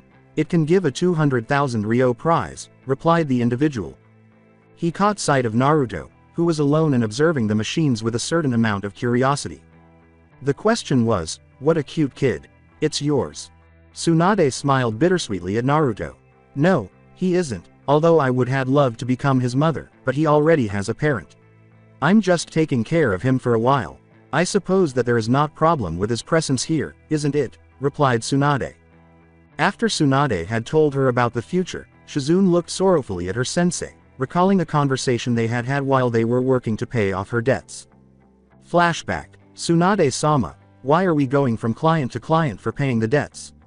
Wouldn't it be better if we return to Konoha, become Hokage and pay the debts with your salary, using the treasury as guarantee for your creditors?" replied Shizune. "Yes, I also thought about that. But Konoha's laws are very clear. An indebted person is not allowed to adopt a child. It would take me a pair of years to pay for the debts with a Hokage's salary. At that time he would be already a ninja and an adult by Konoha's laws. Working as a freelance medic for rich people choosing my price will allow me to do it in a pair of months," replied Tsunade to a confused Shizune. Final flashback. Shizune looked at Tsunade and thought, "Sensei, you wanted to be Naruto's mother and prepare him for the incoming danger. But with Minato-sama coming back too it won't be possible." He noticed that one of the slot machines had hit the jackpot when an obnoxious sound cut through her thoughts. Naruto excitedly exclaimed, "Hey, look, I won," as he removed the machine's prize money. "Congratulations, Naruto. You should store 3/4 of the earned money and don't touch it, use the rest for play and try to win more," Tsunade told the child with a grin. Shizune's perspiration fell. If she followed her own advice instead of risking all her money and losing it whenever she won anything, we would be rich, believed. Do you know a more interesting game? The slot machines are very passive, you just watch the fruits hoping that they would align and it gets boring quickly, Naruto replied. There's a very interesting game that doesn't depend solely on the player's luck but also on their ability playing it. It's named poker, Tsunade said. Naruto said, "Okay, can you explain me how to play?" In order to explain the game to Naruto, Shizune watched as Tsunade placed a hand on his shoulder and led him to an empty poker table. "Well, I think that it will be better if he keeps with his father, he wouldn't try to turn him into a gambling addict," said. The blondes were given a quick rundown of the rules before making their way to one of the occupied poker tables. Naruto and Tsunade formed a team and began playing. They won the first, second, and third games, much to the surprise of Shizune and the manager. Before long, people were gathered around the poker table. Those who were aware of the legendary sucker witnessed her and her partner defeat every opponent. Naruto's constant questioning of which hand was better whenever they showed it usually his made it clear that he had little knowledge of poker. The fact that Tsunade was also making a lot of money, however, was the biggest surprise. In actuality, Tsunade was among the world's top poker players. She was adept at controlling her emotions and knew when to take a chance with a hand. Her issue, though, was that she rarely had good luck. Whenever it appeared that she had a strong hand, her opponent always had a better one, and she usually ended up with low-numbered cards and no pair when the cards were drawn. As a result, he dropped and lost the original wager. To their opponent's dismay, however, it now appeared that fortune was on her side. When Tsunade was lucky, it usually meant that something bad was about to happen, so she was shocked by her good fortune. After giving it some thought, she understood that Madara's time travel interfered with the future plans she had made because she believed she was the only one who had gone back in time. If danger does come to them, at least it will find them with cash in their pockets. The manager initially believed they were cheating, but the ninjas, who were hired to pose as civilians in order to track down cheaters, gave him a signal that they weren't, or maybe they were using a new teaching technique that they were unaware of. This isn't surprising, considering she was also a very good ninja. The manager appeared anxious now. They had to be cheating because lucky streaks like that were impossible. The lucky bastards were simply taken to a special room, where they were told how they won. They were then taken to the town authorities, who didn't care how they obtained the confession, who sentenced them to forced labor for cheating. The issue was that, in addition to being the legendary sucker, Tsunade was also known as the Slug Sanin, the strongest kunoichi in Konoha's tale and most likely the strongest in the entire world. Some noises that seemed to be coming from outside the town interrupted his thoughts, and a moment later they heard a loud buzzing noise. It must Jiraiya and Minato's fight, Tsunade thought. I think that they are going to need my services very soon. We'll better go back to the inn where they could find us. It's a pity, I was making a lot of money. To the manager's relief, Tsunade made the decision to leave and return Naruto to the inn. Tsunade-san, are you going to go back to Konoha and be Hokage again? Said Naruto. Yes, it was my original plan, but now with your father and Jiraiya back it won't be necessary. I have no intentions to take that hat again. It's an awful job, Tsunade replied. Naruto yelled, what? Why don't you want to be Hokage? You did it in the future. With a plan in mind, Tsunade replied, yes, I did, but only because I lost a bet with your future self. Then let's do it again. I challenge you, if I win you will come back to Konoha, Naruto replied. Okay, but if I win I'll take your profits from this night and because in the one who was challenged I can choose the bet. Has your father initiated you with the Rasengan? Tsunade responded. Naruto gave a nod. Excellent. Here's the bet. If you manage to perform a Rasengan in a week I will come back to Konoha. If not, you will give me all your money, Tsunade responded. All right, Naruto said. When she witnessed how he created a Rasengan with just one hand and no clones, her mouth fell open. Naruto declared, okay, I won. You'll return to Konoha now. Wait a minute, let's make another bet. If you win I will get back to Konoha and you'll get the money I earned. Deal, Tsunade said. A little irritated, Naruto said, fine. Sasuke and Neji simultaneously sneezed in Konoha. Tsunade took the cards and said, okay, let's see who is better at poker. She hoped that her experience and the good fortune she was having that day would help her defeat the inexperienced boy. Shizune witnessed how her sensei restored her luck as usual. With Jiraiya and Minato, there was no longer a fight between Jiraiya and Minato. The Toad Sage lost all will to fight and did nothing to protect himself from the beating he was getting from his former pupil when Minato revealed himself to Jiraiya. Minato yelled, why? And punched Jiraiya in the stomach. Jiraiya remained silent, further infuriating Minato. Minato slapped him across the face and exclaimed, why? Jiraiya remained silent. Minato yelled, why did you abandon my son? Your own godson, and punched Jiraiya, breaking her nose. After glancing into Minato's eyes, the battered Jiraiya finally spoke. I was broken-hearted after you died. I couldn't look at the boy without seeing you in him. It was very painful. When I left Konoha afterwards I thought that it was the best for him. I was creating my spy network and it required a lot of travels. I said to myself that leaving him in Konoha would give him a better chance to make friends. But the truth was that I said before, I couldn't look at him without thinking about you. I did the same as Tsunade when Dan died and abandoned what reminding her about him, Jiraiya said with tears in his eyes. Minato gave him a furious look. Leaving in Konoha was the best for him. He reminded you about me, but for the villagers he reminded them about the Kyuubi sealed on him, for that reason they didn't want him near them. Do you know about the hell he had to pass with only the Hokage and a few ones caring for him in a village who despised him? Without anybody to help him at home with the academy lessons and becoming the worst student of his class. With parents telling their children to keep away from him. Living alone without nobody to greet him when he is back home or comfort him when he has a nightmare. Do you know about it? Replied Minato. Why yes, I know about it. He told me about it during our training trip. If I knew about it, I would have came and take him away from Konoha.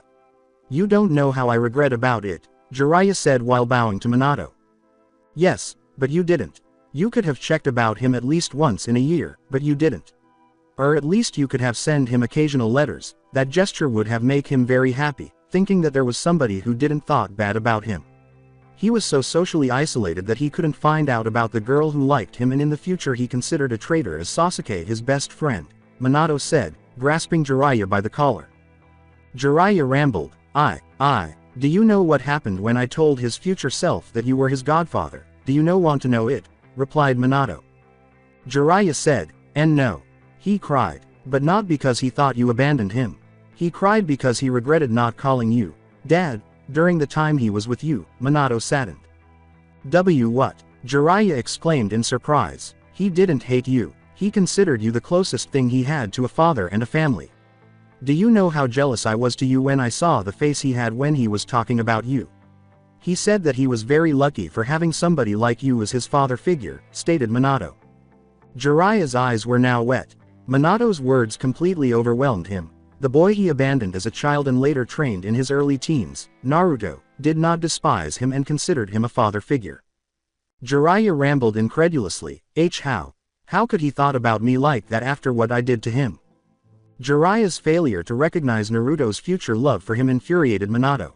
I don't find strange that he thought about you as a good father.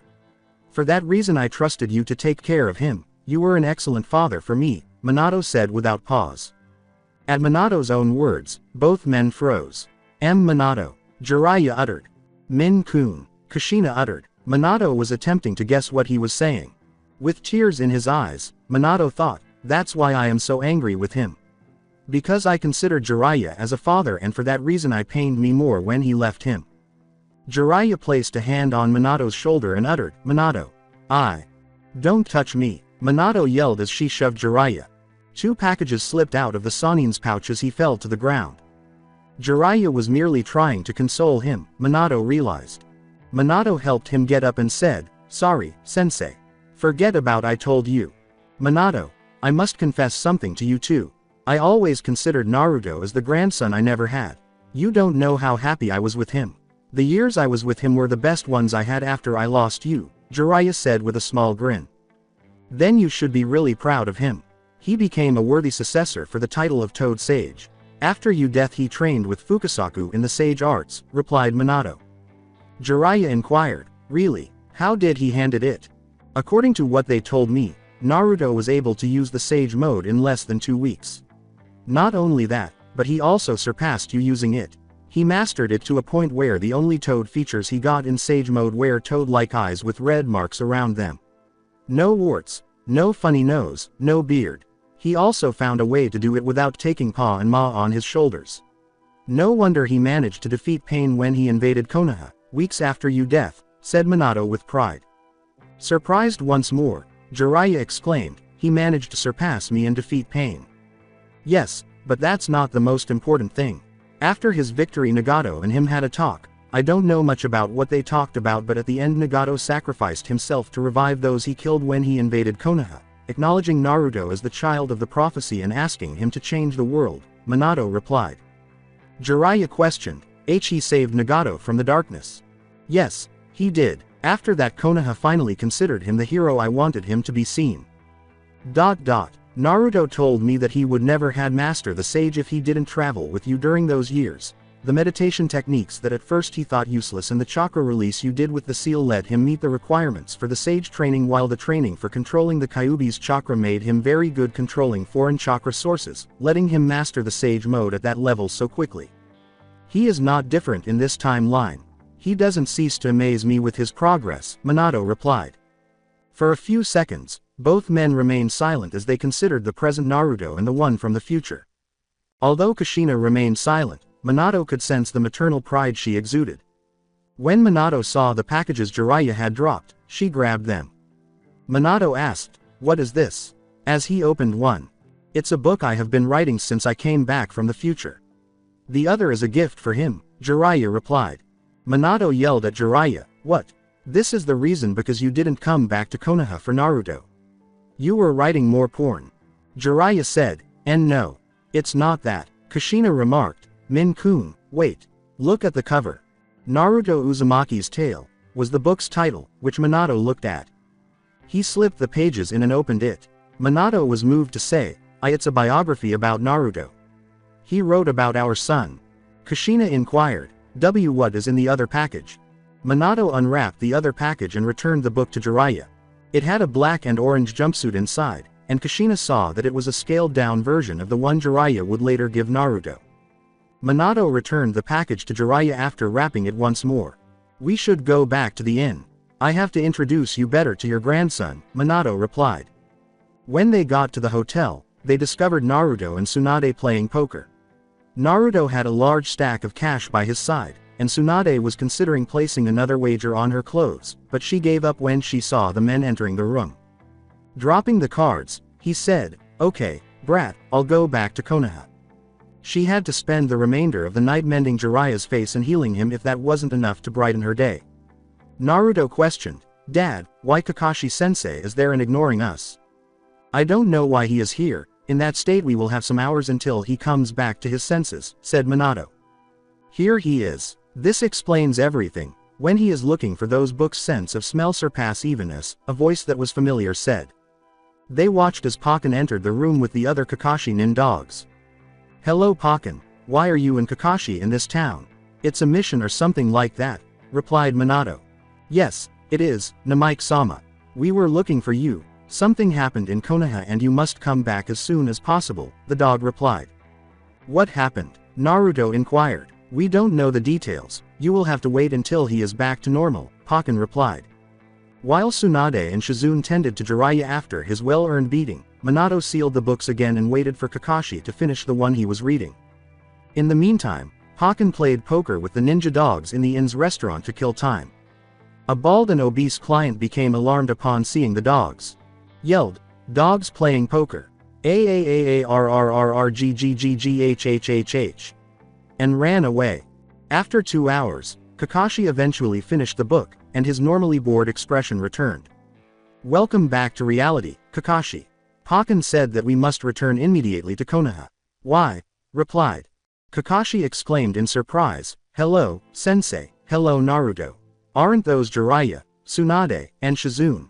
Minato gave a nod. Before Kakashi hurried to Jiraiya, he attempted to say, "Yes, they are, now why?" Ignoring Minato, Kakashi exclaimed, "Jiraiya-sama. This book you wrote in the future is amazing. Can I have an autograph?" Jiraiya extended a hand to accept the book and said, "Of course. Always the best for my fans." But before Kakashi could give the book to Jiraiya, Minato grabbed it out of his hands. The Yondaime gave his pupil a fierce look. With one of his most frightening expressions, Minato questioned, "1. This book is mine. 2. Why do we have to come back to Konoha?" Kakashi swallowed and started speaking. "It's something that happened just after we arrived in Konoha. A delegation from Kumo appeared in order to return Hyuga Hisahi's body to his family," stated Kakashi. Minato found it hard to believe. "What? Are you serious? How can this be possible?" replied. "Well, it looks like the actual Raikage wants to improve Kumo's relationship with Konoha. Since the Hyuga incident, the relationship between our villages was tense at best. The Raikage thinks that a gesture like this would help to heal the wounds," stated Kakashi. Assuming his student's words, Minato sat down. Minato inquired, "How did the Hyugas and Konoha take that?" Hiashi demanded to let his brother's body immediately in Konoha, but some of the council members argued that it could be another trap from Kumo and refused to let the body in the village until it was confirmed that it was not a trap. The Hokage had to agree and ordered to rise big tent outside the village where medic nins could make an autopsy to see if the body was not a threat and make DNA tests to confirm his identity. Hiashi was a bit reluctant but agreed at the end, stated Kakashi. The way his friend's body was handled upon his return to Konoha upset Minato, but the councilors' concerns were valid. He gave Naruto a look. "I'm sorry, Son, but we must return to the village and attend his funeral. I owe it to Hazashi, I couldn't say farewell to him when I resurrected, Minato replied. At first, Naruto appeared somewhat disheartened, but then he smiled at his father. I understand, Dad. Hazashi-san wanted to adopt me. It's the least we could do for him, Naruto replied. He is so mature already. I thought that having his father back would make him more childish than in the future, but I'm glad to see that it is not the case, Jiraiya reflected. As she made her way to her room to get ready for the trip, Tsunade had similar thoughts. Jiraiya called Naruto just as he was about to follow suit. Jiraiya handed Naruto a package and said, Wait, Naruto. I have something for you that will fit you well. As he opened the package with excitement, the boy asked, What is this? He noticed a black mesh shirt, black sandals, and a black and orange jumpsuit. It's a smaller version of your future self's clothes. I hope that you would like them, Jiraiya replied. Naruto hugged Jiraiya and said, Really? I love them. Thanks a lot, Ero Sennin. Before going to his room. Why he calls me again like that? Yesterday, when you reintroduced me to him again as the one who trained you and his future self, he looked at me in awe and wanted to learn everything he could from me and called me Jiraiya-sama. Why he treats me like that again? Inquired. Well, the book incident just opened his eyes and now he sees you as the pervert you are, Ero-sensei, said Minato. Jiraiya left the room after saying, You too. I told you not to use that dumb nickname you invented when you were one of my genins again. His words were contradicted by the slight smile on Jiraiya's face. He truly mixed up those nicknames. After an hour, Naruto was dressed in his new attire and everyone was prepared to head back to Konoha. The inn's manager initially wanted Tsunade to cover the cost of the damaged wall in the bathrooms, but Jiraiya persuaded him to convert the baths to mixed ones. Naruto spent a significant amount of the journey talking to Jiraiya and updating him on Konoha's happenings since his father returned. Jiraiya was upset when Naruto informed him of the attack planned by Madara and those disloyal villagers, and he became anxious when he informed him of the most recent events in Suna. Naruto's story of helping Gaara and stopping Shukaku with his friends made Jiraiya very proud, but it was concerning that Akatsuki started the Biju collection so early. He would initially have to train Naruto more rigorously than he had anticipated. The primary issue was that, even though Naruto had grown stronger since he had taken him from Konoha, he was still too young to receive training in using the Kyuubi's chakra as evidenced by the scar on his chest, and that they should wait until Naruto was an adult and had both the necessary chakra and physical development. Similar circumstances arose with the sage arts. Naruto required additional chakra and training before he could start practicing them. They would need to quickly build Naruto up to the point where he could defeat Akatsuki ninjas without the use of those power-ups. Fortunately, Naruto had the benefit of Kage Bunshin training. Jiraiya slammed his head against a wall for not considering it sooner when he learned that Kakashi's idea had allowed Naruto to create the Rasen Shuriken. In addition, Naruto benefited from Minato's instruction and, if his suspicions were correct, a secret power that might surpass the Kyuubi's chakra. Naruto was now conversing with Tsunade while Jiraiya considered the best training regimen for him. Tsunade-san, you are the best medic nin in Konoha's story, don't you? Naruto responded. Tsunade answered, Yes, I am. Why do you ask? I have a friend that could be an excellent medic nin. She said that she would love to learn medic jutsus and help others. Could you take her as apprentice? Asked the young man. Tsunade grinned. You must be talking about Sakura. She was my apprentice in the future. Don't worry about it, I already plan to train her, Tsunade replied. I'm not talking about her, I'm talking about my friend Hinata-chan. She is very good making healing ornaments, she is very nice with people and has a very good chakra control. I think that she could be another excellent apprentice too, Naruto replied. Well, so you noticed Hinata earlier this time, you even call her Chan, don't you Naruto-kun? Tsunade pondered. Her face lit up with a smile.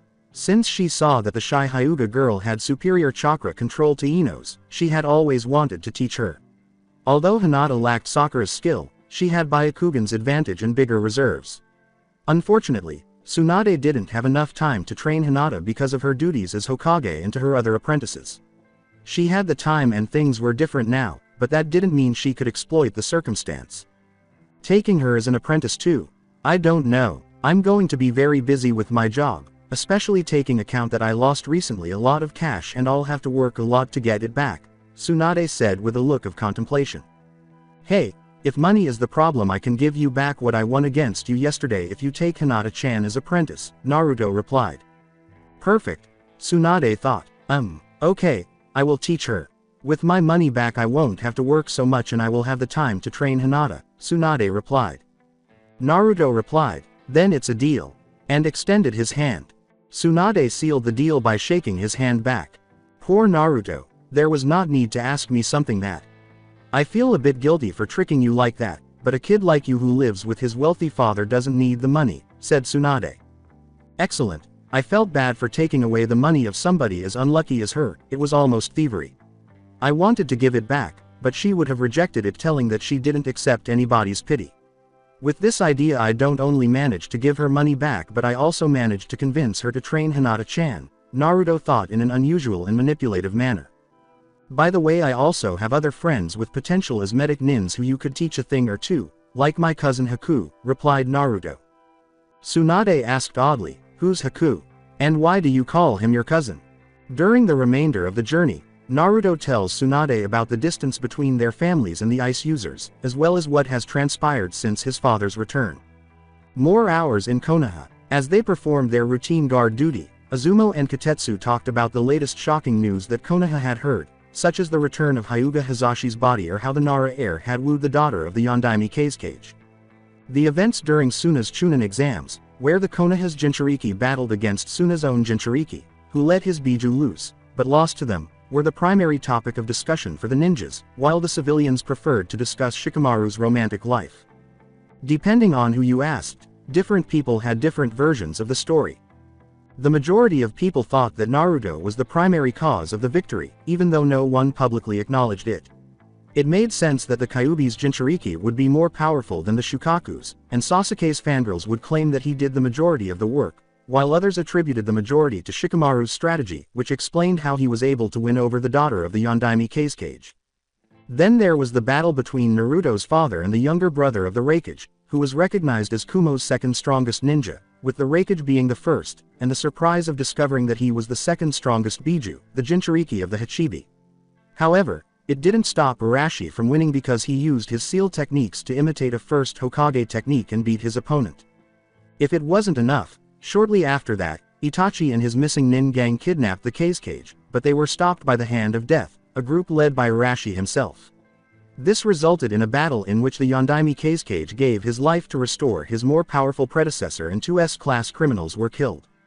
A private meeting with the current cages in Suna and the Jinchurikis was also rumored. Many speculated that it was to negotiate the return of Hizashi's body following Arashi's victory over the brother of the Raikage. Lastly, another rumor claimed that the Hokage had stated that Arashi was more adept at sealing than the Yondaime. This leads to the next question. How strong is really Arashi Uzumaki? Azumo responded. A familiar voice said, what are you talking about me? From behind. They pivoted and confronted the man directly. Poor Chunins went pale. Katetsu replied, and nothing I important, you Uzumaki-sama. J just making strength comparisons. Knowing that it would be better to be honest rather than to lie to a man who had no regrets about punishing his family members harshly. Arashi gave them a slightly odd look. Why are you so tense? Never mind. Where's the 10th with Hizashi's body? I was told that it was risen at the outskirts of the village, Arashi said. The medics finalized the autopsy 2 hours ago, after they confirmed that the body was not a trap or something like that. Hisahi's body is now in the Hyuga compound, where the clan is keeping vigil, Azumo said. Arashi replied, thank you, I'll be there as soon as I can. When Katetsu saw that Arashi wasn't coming by himself, he said, excuse me, sir. Who is coming with you? The boy said, Uzumaki Naruto, how are you? The slothful Jonin remarked, Hitaki Kakashi, you already know me. The blonde Sanin said, Senju Tsunade. And this is my assistant Shizune. We are going back to Konoha. Naruto remarked, but only after I persuaded you to come back. For his part, Jiraiya started a peculiar dance. I'm the man with no enemies. In the one who women. Arashi interrupted, saying, stop that nonsense and just introduce yourself.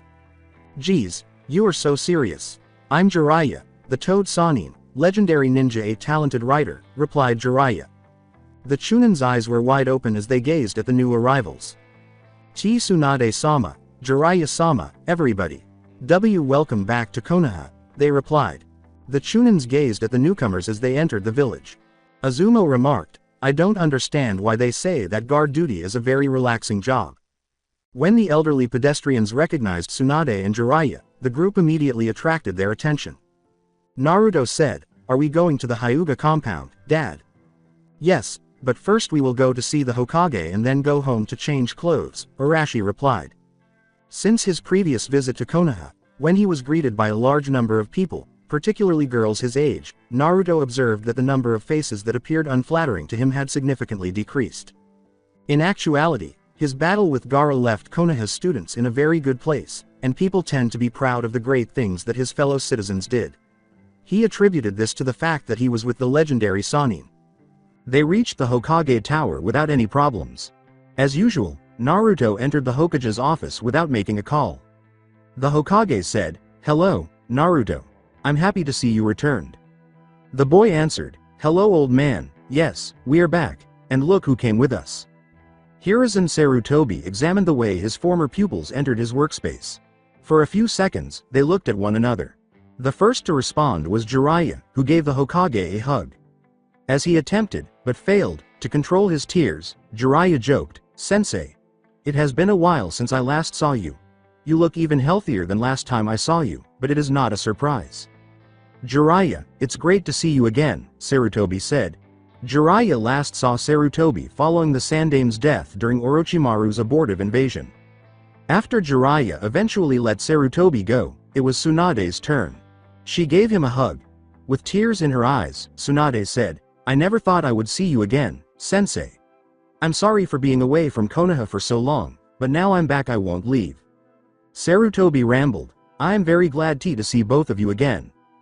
Jiraiya gazed enviously at his sensei's perverted smile, but Tsunade was unaware that she was embracing him so tightly that his head ended between her breasts. I thought, lucky bastard. During the vigil for Hisashi, Arashi and Naruto remained in the Hyuga compound for the remainder of the day and a portion of the night. The following morning, the funeral was celebrated. Ninjas from every clan gathered to pay tribute to the man who gave his life to stop a conflict, saving many lives as well as the secrets of his clan. Though they were aware that Hisashi was doing well in the other world, Arashi and Hishi lamented the fact that they would not be able to see him again until they passed away. Naruto turned to face Neji, who appeared unfazed by the way the coffin sank into the hole. However, Hinata informed him that when her cousin believed that no one was observing him, he was utterly shocked and sobbed for his father. Naruto was tempted to tell Neji that his father was content in the other world, but he decided it would be best to wait until his father revealed who he was before telling another orphan that his own father had returned from the dead at his funeral. Sarutobi summoned Arashi, Jiraiya, and Tsunade to his office following the funeral. Jiraiya questioned, What do you want, sensei? And why are you in your battle gear? As he called for Enma, who transformed into a staff, the Hokage locked the door and turned to face them. The reason because you are here is very simple. I should have retired more than a decade ago, but I had to retake the position because none of you were available.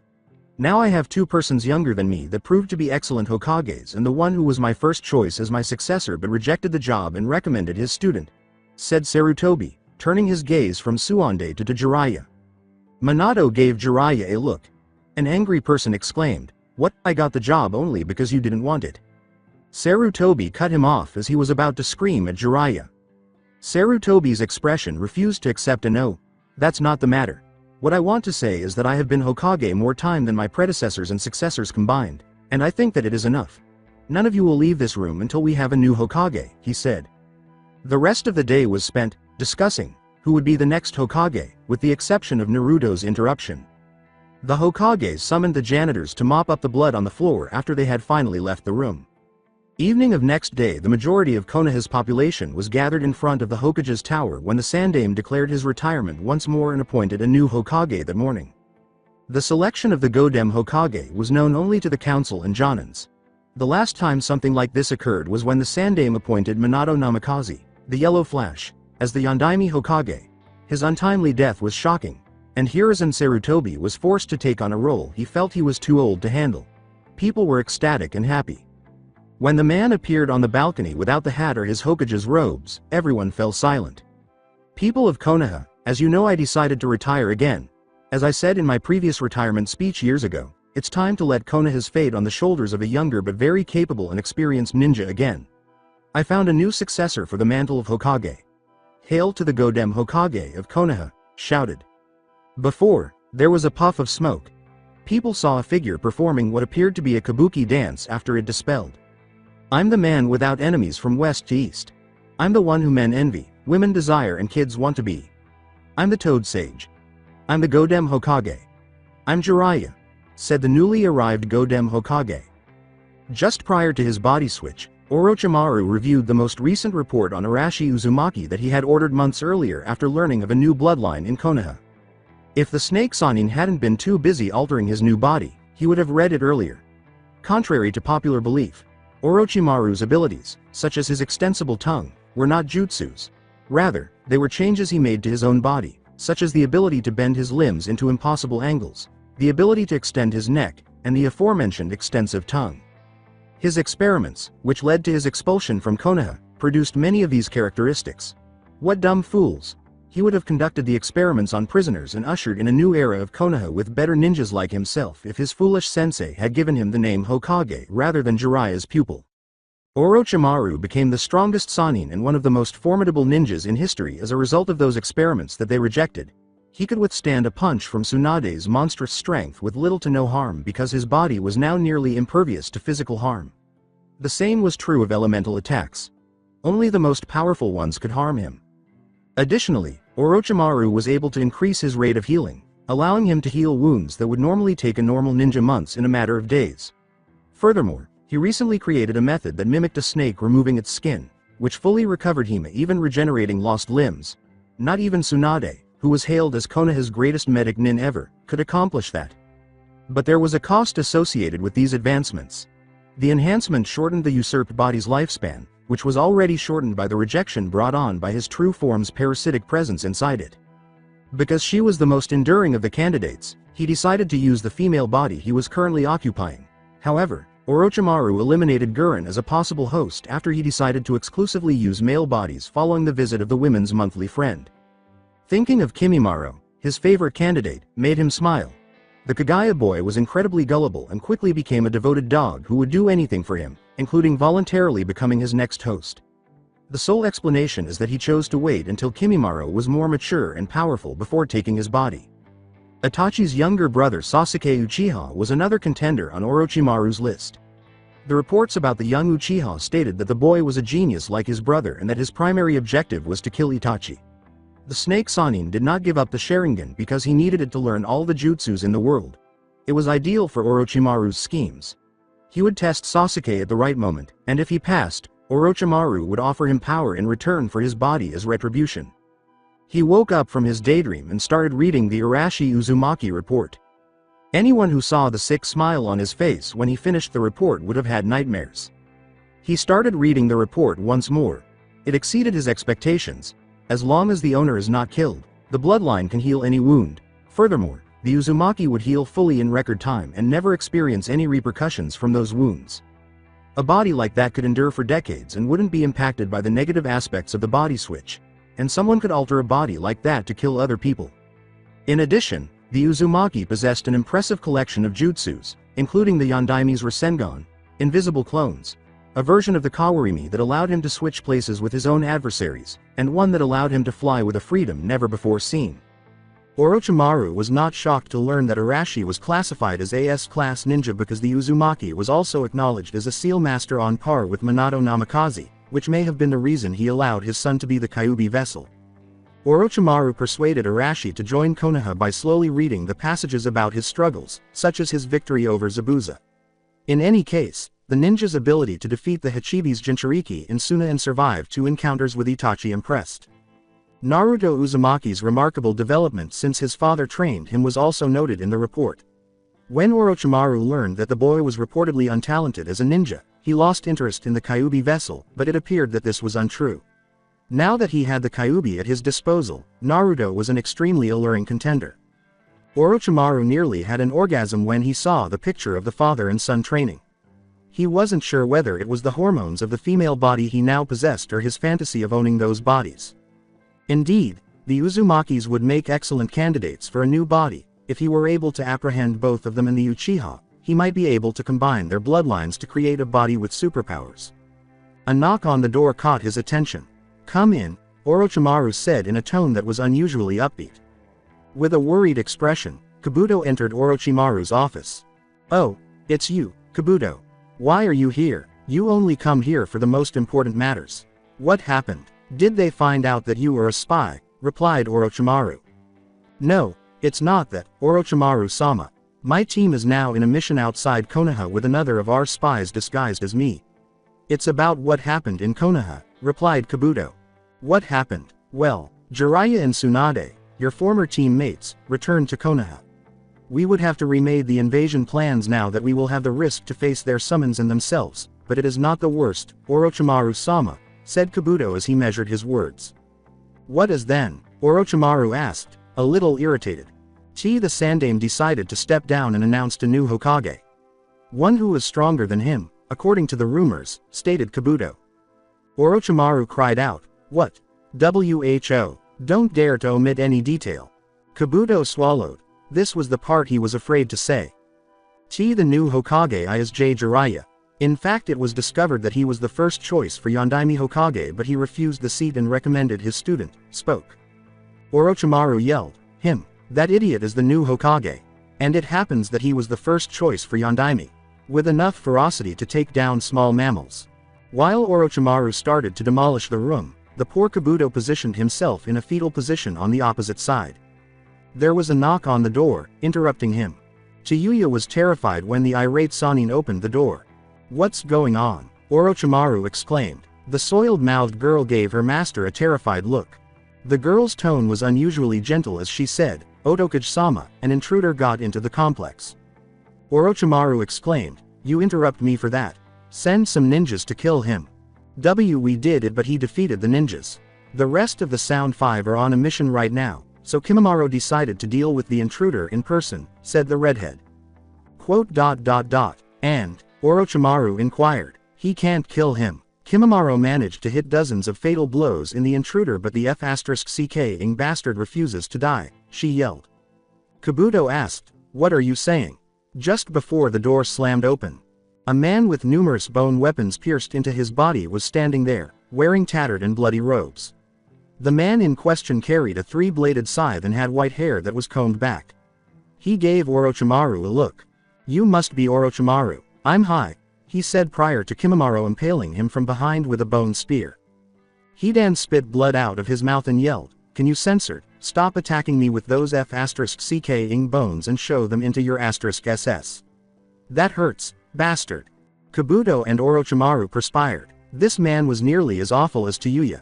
Orochimaru commanded, "Kimimaro, stop attacking this man and let's listen what he has to say." Kimimaro said, "Hi, Orochimaru-sama." Kabuto gave the newcomer a curious medical look. With those wounds, how could this man live? After that, the man took off the bone weapons that had impaled him. "Ah, that's much better. Let me introduce myself. My name is Hidan and I want to help you in the destruction of Konoha," said the follower of Jashin. Orochimaru listened intently. In Konoha, celebrations for Jiraiya's appointment and Sarutobi's retirement took place over 2 days.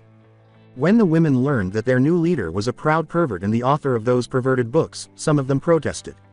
After Tsunade forced Jiraiya to sign a law authorizing him to attack the Hokage if he was discovered spying on women as his first act as Hokage, they became calm. Before Jiraiya assured them that his role as Hokage would not cause him to forsake his role as a writer, the other people who initially opposed Jiraiya as Hokage were his book fans. Night after the celebrations at the academy, Shikamaru's situation has been extremely problematic ever since he came back to Konoha.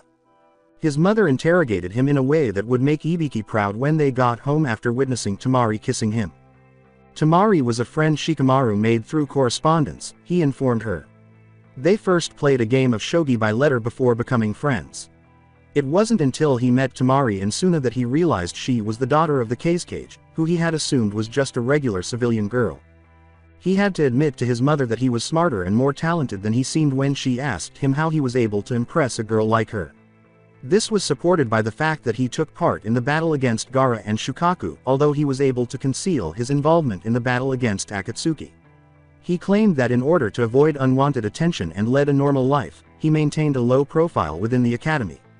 Shikaku agreed with his son and was greatly impressed by his logic. He didn't want Shikamaru to become another Itachi or Kakashi. Yoshino wasn't happy about it. If her son was among the best in his class, he should have shown it so that his family wouldn't have to feel embarrassed.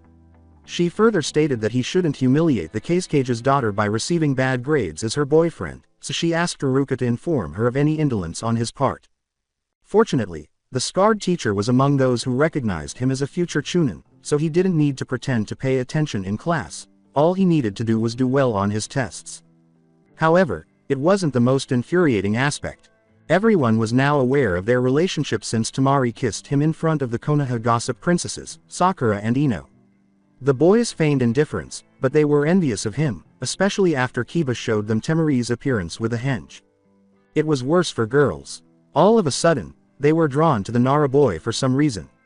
An elite kunoichi who was essentially Suna's princess must have fallen in love with Shikamaru for some reason.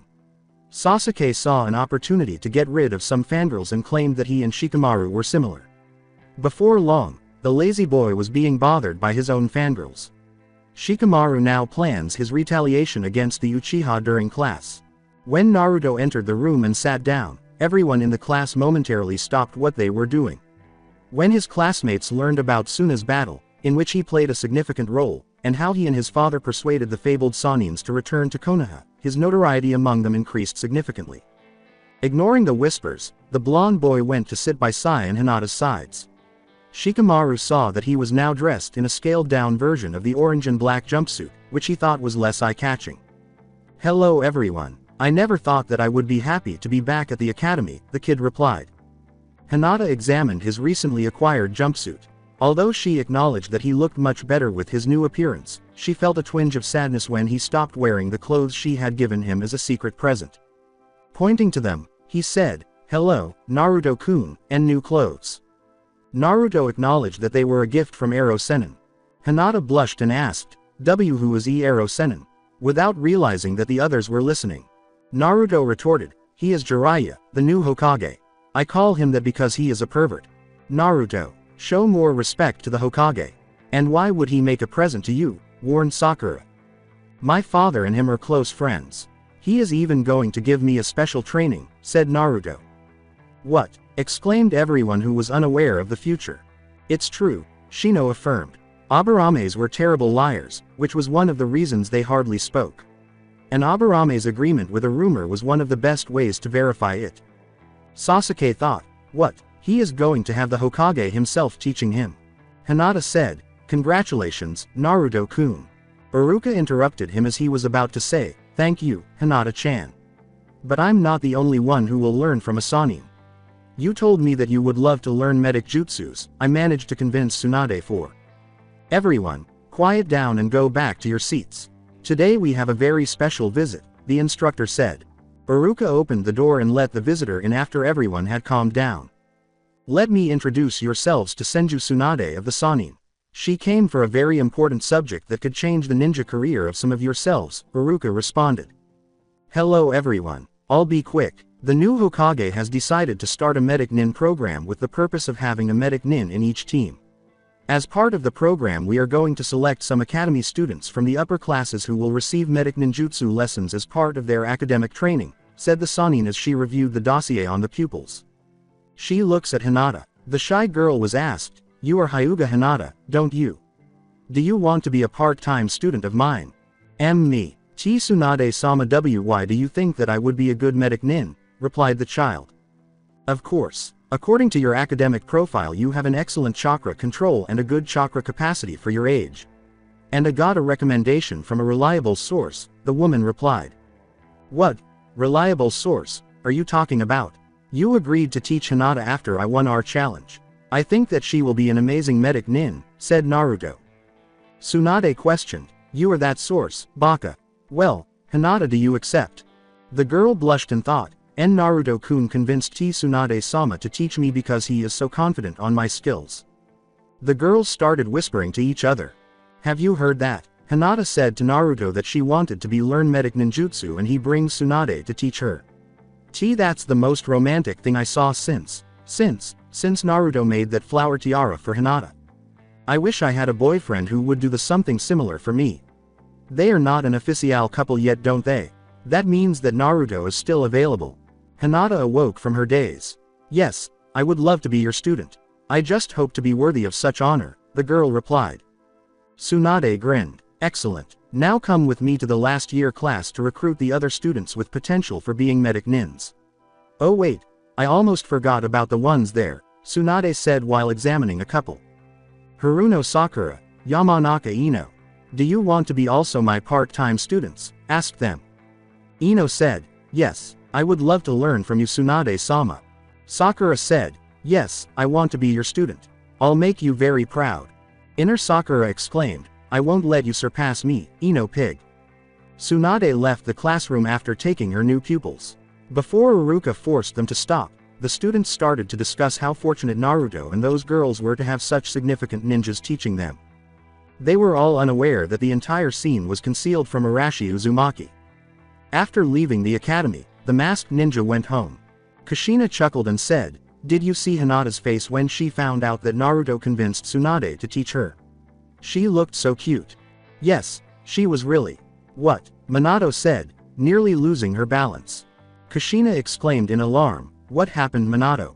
Nothing bad. I have received a memory from the clones in my laboratory. It's the time, Minato murmured. Kushina's face went white. Kushina rambled, what?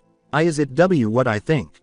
Minato gave a nod. Yes, Kushi-chan, everything is ready. You are going to live again. An hour ago, Naruto went to the academy on a typical Konohade, not knowing what would transpire in a room where his father's clones had been employed for months. Minato glanced at the arrays of seals arranged throughout the room for the 5th time. It would take a few years for another seal expert to understand the seal ensemble's purpose due to the intricacy of the seals, which would make a novice cry in helplessness. An empty circle was surrounded by all of the seals. He glanced at the first group of seals, which were gathered around a sizable chunk of clay that had been transported straight from Earth Country. Due to its lack of impurities, said clay was regarded as one of the most refined craft materials in all elemental countries. Minato paid a fortune to a merchant who was in Suna during the Chunin exams for the clay, which was very rare and had very limited exports. Merchants from Earth Country were not allowed to export it to Fire Country. He then turned his attention to the second group of seals, who were gathered around a pot of mineral water that had been transported from Water Country. In the elemental nations, this water was thought to be the purest type of water found in nature. Only distilled water in a lab could be compared to it. However, the majority of mist ninjas thought this type of water was ideal for water jutsus. A scroll with a storage seal surrounded the third array of seals in his field of vision. The thunder from Lighting Country was literally contained in that seal. With a lighting rod in hand, Minato flew to Lighting Country, landed on the tallest mountain during a storm, and patiently waited for a ray to fall in his direction. He sealed the ray and activated the scroll's seal at the last second. The content of the scroll encircled by the fourth array of seals experienced a similar situation. During their trip to Suna, he sealed the air from Wind Country. It was the most accessible material. Lastly, the fifth array seals surrounded the bonfire. The wood used in the fire came from branches of the oldest trees in Konoha, which were reportedly around 1,000 years old and existed there before the Senju and Uchiha clans chose to finance their secret community. Minato used the torch, which was sealed, to start the fire minutes ago using magma from one of Fire Country's volcanoes.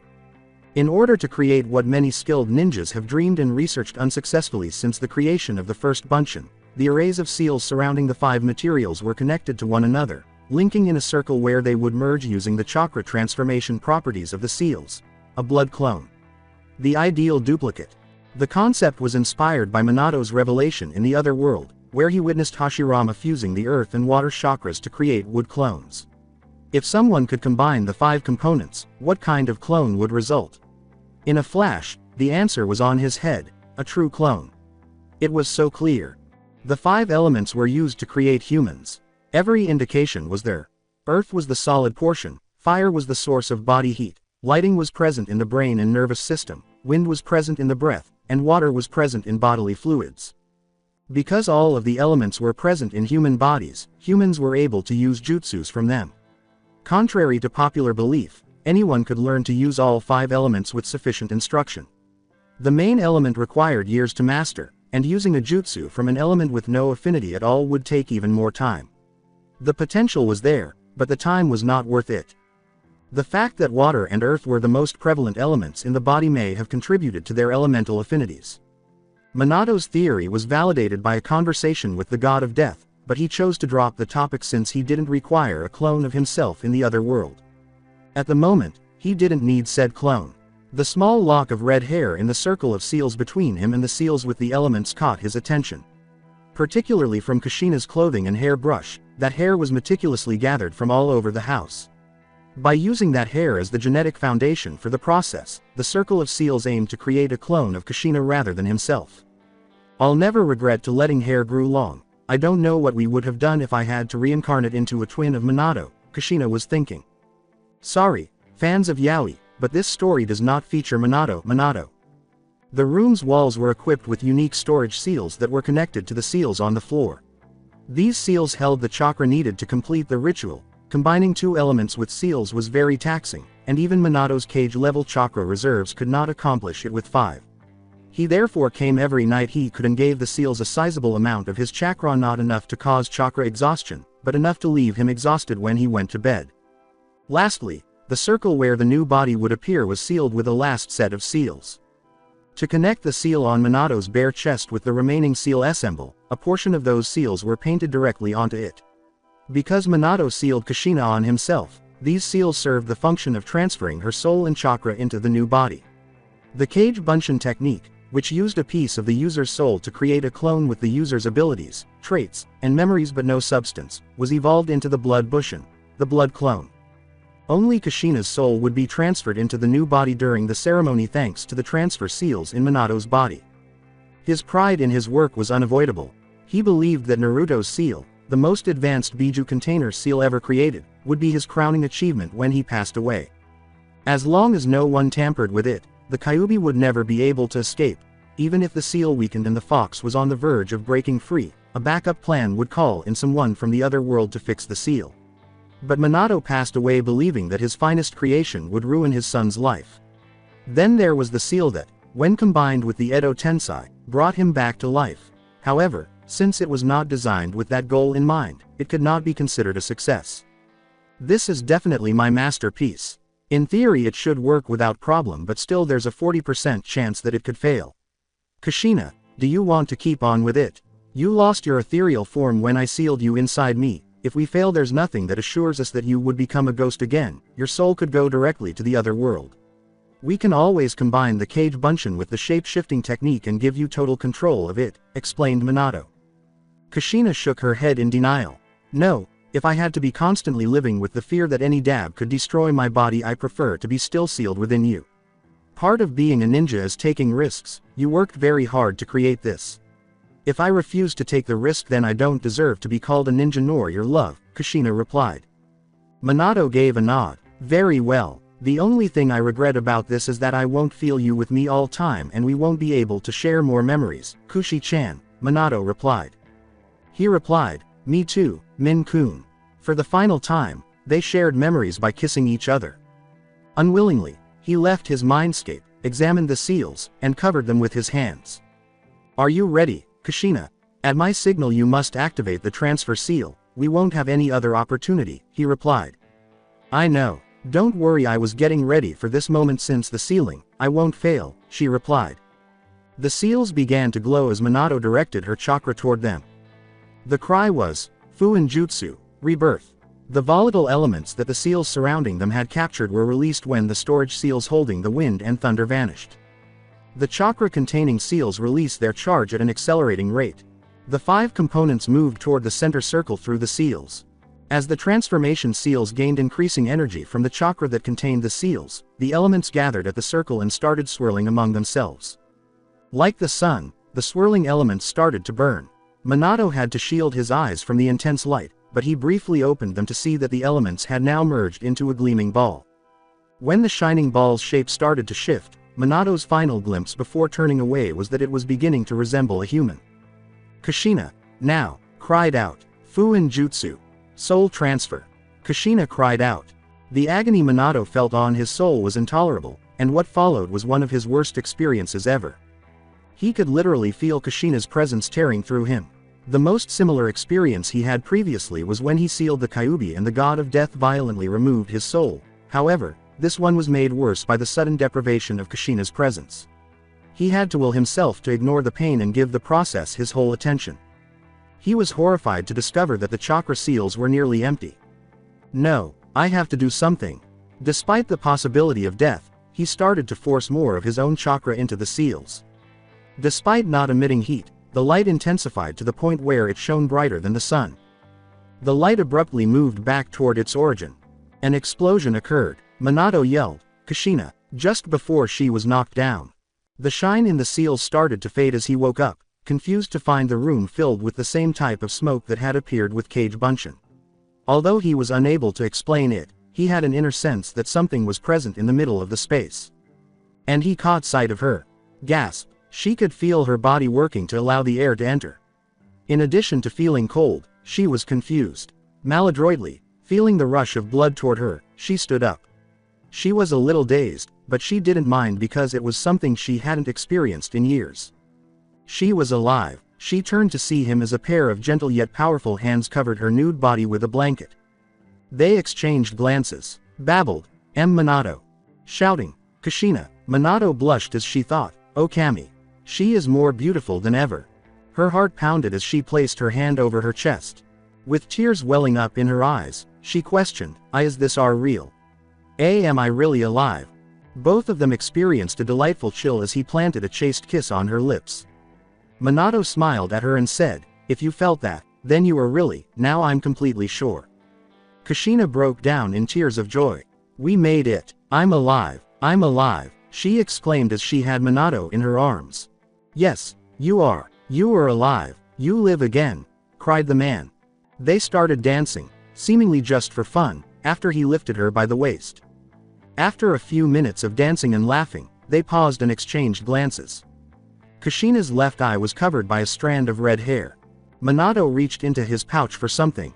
He had given her the same hair clip years prior when he discovered she was a girl.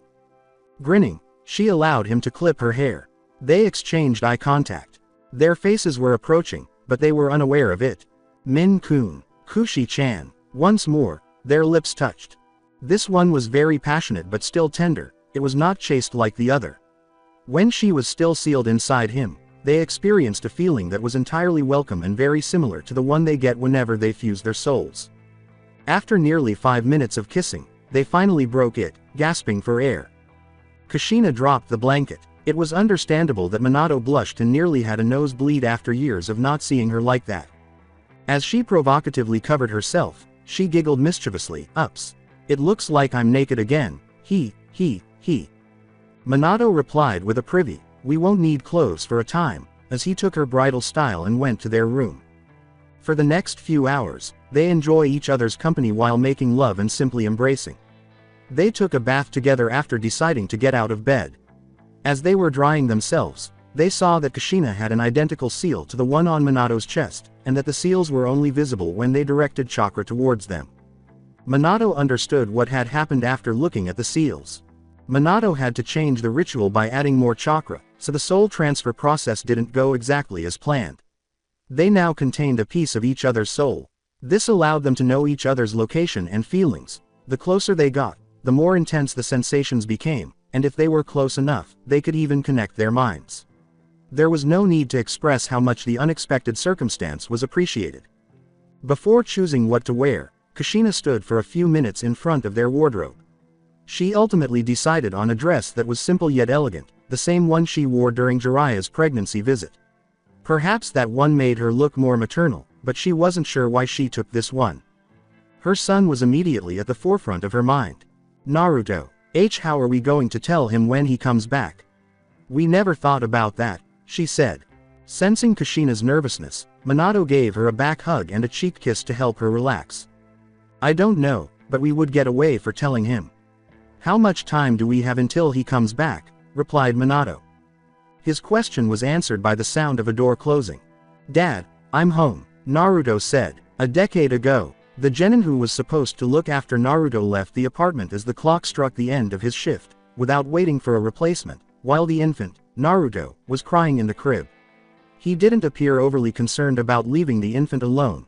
Most likely, he believed that his replacement, not himself, would be responsible for whatever happened to the child over the course of the following few hours. After attending to her infant, Kushina appeared indignant at the thoughtless genin leaving her alone. If she could only step in, she would beat the living daylights out of that ninja and his replacement. However, she was unable to. Her hands simply went through Naruto whenever she attempted to touch him. She tried to communicate her presence to the Hokage and Naruto for hours, but they were never aware of her. She was only able to observe Naruto's life after her death and was unable to assist him. This isn't how things should be. Instead of living alone in an apartment with genins hired by Konoha to reluctantly care for him, Naruto ought to be in a home with family. Instead of being a nameless orphan despised by nearly everyone because of the demon he was defending them from, he ought to be known as the hero of the leaf and the son of the Yondaime. Naruto started sobbing more because Kushina was experiencing more agony than she had ever experienced in her life. It was better than just standing there and doing nothing, even though she knew it would not help him at all. She approached Naruto, feigned an embrace, and started singing a lullaby. While Naruto continued to sob, Kushina continued to sing for him. A figure appeared in front of the crib, and Kushina, who was wearing an Anbu mask and was dressed in black, appeared alarmed at the newcomer. He also had a familiar tattoo on his bare shoulder. Was what Kushina most feared going to happen? She panicked. The thought was, no, an assassin. Removing his mask, the man identified himself as Minato's only remaining pupil. To find out what was going on with the boy, he approached him. He discovered after some investigation that Naruto's purported caregiver had abandoned him without changing his diapers. He complained and started working himself, cursing the careless genin. He would pay, no question about that. Kushina gave Kakashi a look. Kushina thought, why is he here? Is he the replacement? A young man with a scar on his nose and several bags entered the apartment after they heard someone open the door. When the door started to open, Kakashi put his mask back, so Iruka saw nothing but an Anbu holding the Kyuubi child. Disgusted, Iruka glanced at the baby's whisker marks before turning to face the Anbu. Pointing to Naruto with an accusing finger, the person said, Who are you and where's Seto? Did the monster did something to him? He was frozen by the murderous intent emanating from Kakashi. The irate Anbu yelled, Genin, watch what you say, or I'll arrest you for violating Sandaime's law. Iruka swallowed, and the Anbu went on. I was assigned by the Hokage to protect the boy from any harm. I'm supposed to not intervene into his daily life unless he was endangered. Your teammate left the boy 10 minutes ago without seeing why he was crying. I had to intervene and check what was happening with the baby, but it was nothing serious, stated the Anbu. Iruka saw the masked ninja look at the baby as he returned him to the crib. I have not choice but report this incident to the Hokage. Your teammate abandoned a baby in an apartment with the aggravant of being aware that probably there was something happening to him. I will recommend his cease as ninja. This attitude is not tolerable for those who wear the leaf headband, Kakashi said. Iruka gazed at the Anbu in horror. Now, can you explain me why I shouldn't recommend something similar for you? You are 10 minutes late, what's your excuse? Replied the Anbu. It was not my fault. I was in a store buying baby food, but when they found out that it was for this boy they refused to serve me. At the end I had to threat them saying that I was on a D-class mission and their negatives could be interpreted like a sabotage, Iruka said. To Kushina's surprise, what? Their hate comes to the point that they are going to deny food for my Naruto. What would happen when he grows up and has to buy his own stuff, she thought. The Anbu was thinking the same thing. I must report this to the Hokage immediately in order to take measures about this. The most likely thing he would do will be threatening all shopkeepers to have their shopping licenses removed if they dare to do discrimination practices on the boy. You should forget about going to that shop again. I bet that it will be closed at the end of the week, said Kakashi as he left the house. Iruka dropped to his knees and gave the boy a frenzied look. He prepared the special milk and took a small package out of the bags. After a few minutes, Naruto was on his arms as he fed him. The genin growled, stupid Kyuubi brat. Causing problem even in this state. Kushina could only observe them with envy and sadness. 5 years prior. In the middle of the night, Naruto awoke. Another nightmare struck him. The room was empty and dark when he looked around. Why did he have to be by himself? A week ago, The Hokage informed him that he could now live alone since the ninjas who visited him every day had taught him enough to make their presence unnecessary. He was initially thrilled that he wouldn't have to listen to those guys telling him to keep quiet and behave himself, but the happiness vanished when he realized that no one had visited him since. Every time he left, he saw that people, especially the adults, stared at him as if they were upset with him, even though he didn't know them and hadn't done anything to cause them to feel that way. Additionally, he observed that other children had adults who gave them a particular look. He later learned that these adults were parents, and that all children except for him had them. The old man informed him that his parents had sacrificed their lives for the village so that he and numerous others could survive when he questioned the Hokage about why he had no parents. Naruto started sobbing on his bed. Why I am alone. Why I don't have parents. I also want them. I want a mom. I want my mommy back, wept. Kushina made another attempt to embrace him but was unsuccessful. In her rage, she attempted, but failed, to destroy the furniture while screaming for her own helplessness. Naruto continued to weep. She restrained herself and, with tears in her eyes, started to whisper comforting words into Naruto's ear. My poor Naru-chan. Mom is here. I always have been here with you, if only you could see me, she murmured. She remained there until Naruto eventually relaxed and went back to sleep. Years prior. Naruto collapsed on his bed, on the edge of tears, as soon as he entered his apartment. He was accepted into the academy a month ago. He initially believed that since his parents were no longer there to warn their kids to avoid him, things would improve and he would be able to make some friends, but they continued to shun him like the plague. Then there was the study issue. The lessons were particularly challenging, particularly the book stuff and the chakra control. Instead, he had to endure the glares and remarks from said parents, who said things like, he shouldn't be here studying for ninja with his lack of talent, or, when are the teachers going to have some sense and expel him from the academy? He heard the other students in class commenting that they had their parents helping them with the lessons, but he didn't have the good fortune to have parents watching over him with a smile at the academy's entrance when classes ended. Kushina was aware of his thoughts. She faced comparable difficulties upon entering the academy, but she had Minato's support and friendship, whereas Naruto did not. She approached Naruto as before and feigned an embrace. Naruto, my treasure, I know that you can't hear me and this is futile, but it is all I can do for you. Please, don't give up. Don't abandon your ninja studies and let them have their way. I know that someday you will become a great ninja, you will have great friends, the village will claim you as the hero you are and you will become Hokage as your father, she whispered.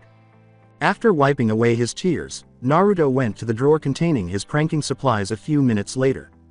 Maybe he would be cheered up by some tricks on the villagers. A year prior, Naruto and other children were at the academy doors on a rainy day. One of the boys ran to her when he noticed a woman carrying an umbrella. She smiled as she greeted the boy and informed him that a cup of hot chocolate was waiting for him at home and that they should return before he got sick. At that moment, Naruto would have sacrificed everything to be that boy. Until Naruto was the only child left, more adults showed up and more scenes like this occurred. He waited for the rain to stop for nearly an hour, but it didn't, and darkness started to fall. He went home, assuming that it would rain for the remainder of the day and night. Kushina walked beside him while feigning to place a reassuring hand on his shoulder. She was unable to determine whether the drops on his face were tears or raindrops when she looked at his face. Current moment, Naruto entered his house without realizing what had transpired there while he was away. Dad, I'm home, Naruto said. Minato and Kushina felt as though their hearts had stopped in their room. She whispered, he is here. What are we going to do? Although a more sensible part of her told her that it was not a good idea and that he would freak out if he saw his deceased mother appear suddenly, another part of her still feared that he wouldn't see her, regardless of what the more sensible part said. A hand was placed on her shoulder by Minato. Kushi-chan, wait here. I just got a perfect way to tell him, you'd have to appear, he said with a smile. Kushina nodded, choosing to believe Minato. Naruto repeated, Dad, are you there? Minato said, I'm here, Naruto, as he left the room and made his way to his son. Naruto hugged him. How are you, Dad? Naruto inquired. I'm really well, in fact I never felt so happy in my life, stated Minato. Naruto took note of that. Naruto said, why are you so happy, Dad? To put his eyes on Naruto's level, Minato knelt down. Naruto, I'm going to tell you a story, a very important one. Please, I want you to put all your attention in everything you will hear because all events I will describe you really happened. Please, don't interrupt me asking for details or to make remarks, you will understand everything at the end, Minato said with a serious expression. Naruto gulped as his father's explanation brought to mind the Kyuubi.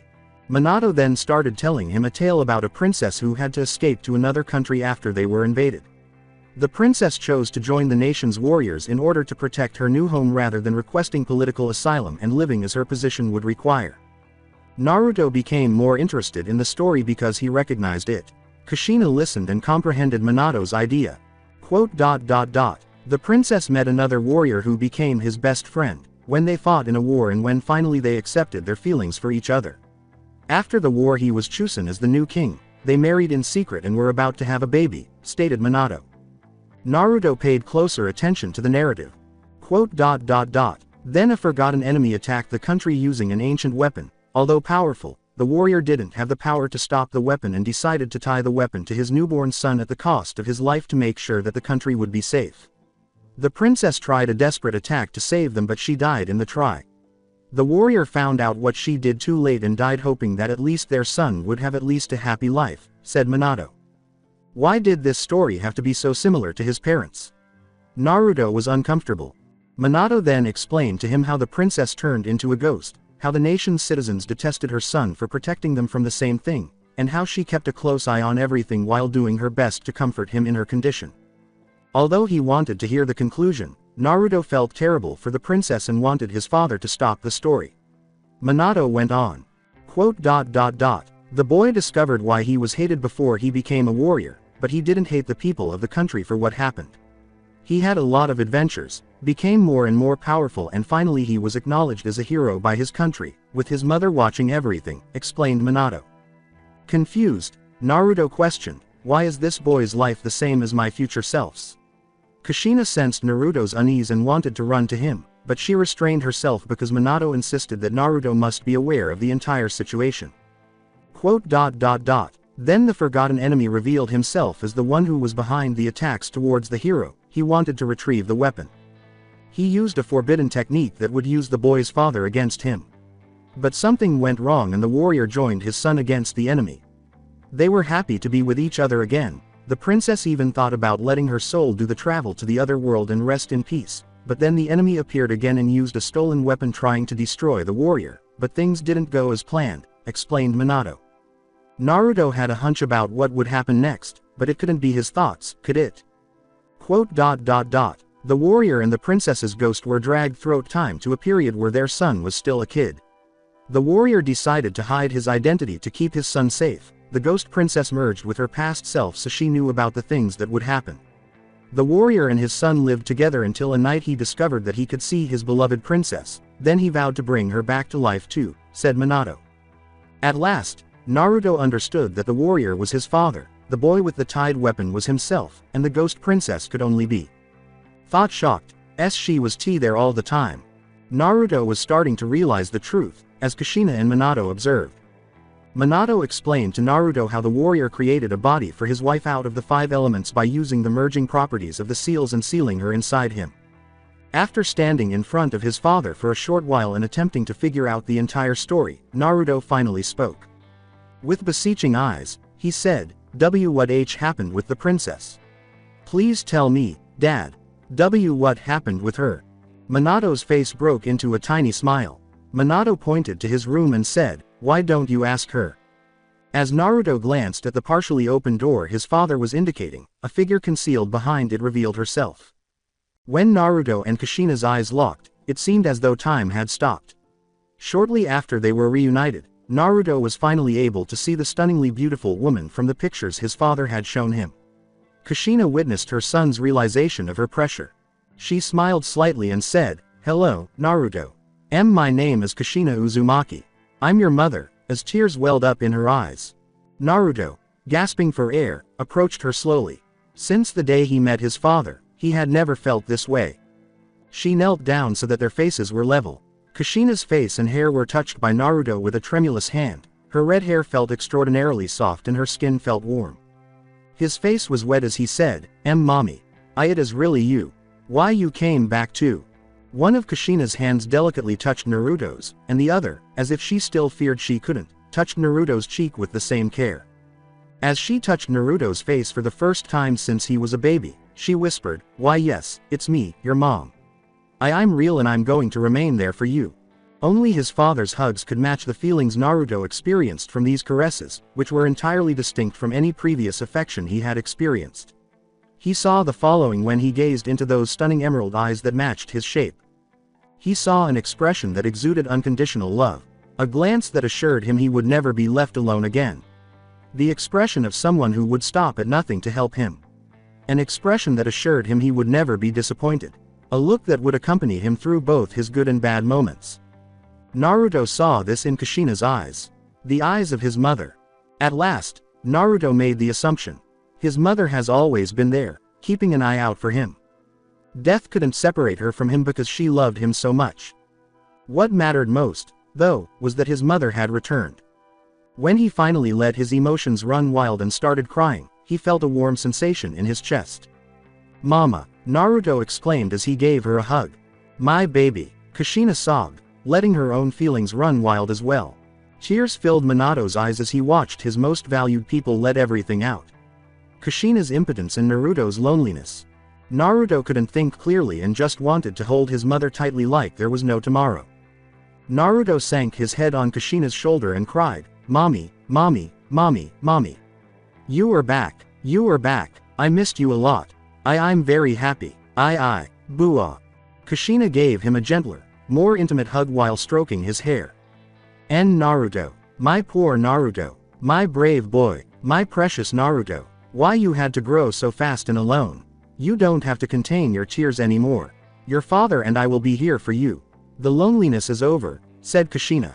She started singing a lullaby, which was lovely but sounded a little melancholy. Minato identified it as the song she had performed for Naruto in her final moments. However, in contrast to that period, the song now conveyed joy and hope. In contrast to Kushina's voice, Minato found the voices of the angels in the other world to be harsh and unnatural. After a few minutes, Naruto became more composed. Naruto muttered, This is the same feeling. It was you."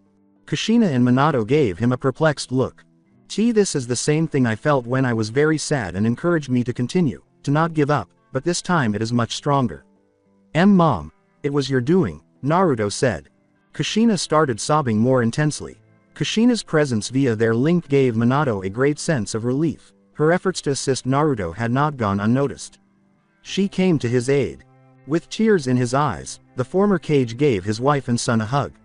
They were reunited today after being irretrievably split up nearly 11 years ago. Once more, they were a family. For hours and hours, they held that embrace, ignoring everything else, until at last the sleep took over. Before that night, they had never dreamed so peacefully. I will continue the story in next part. Till then, we weeb offline.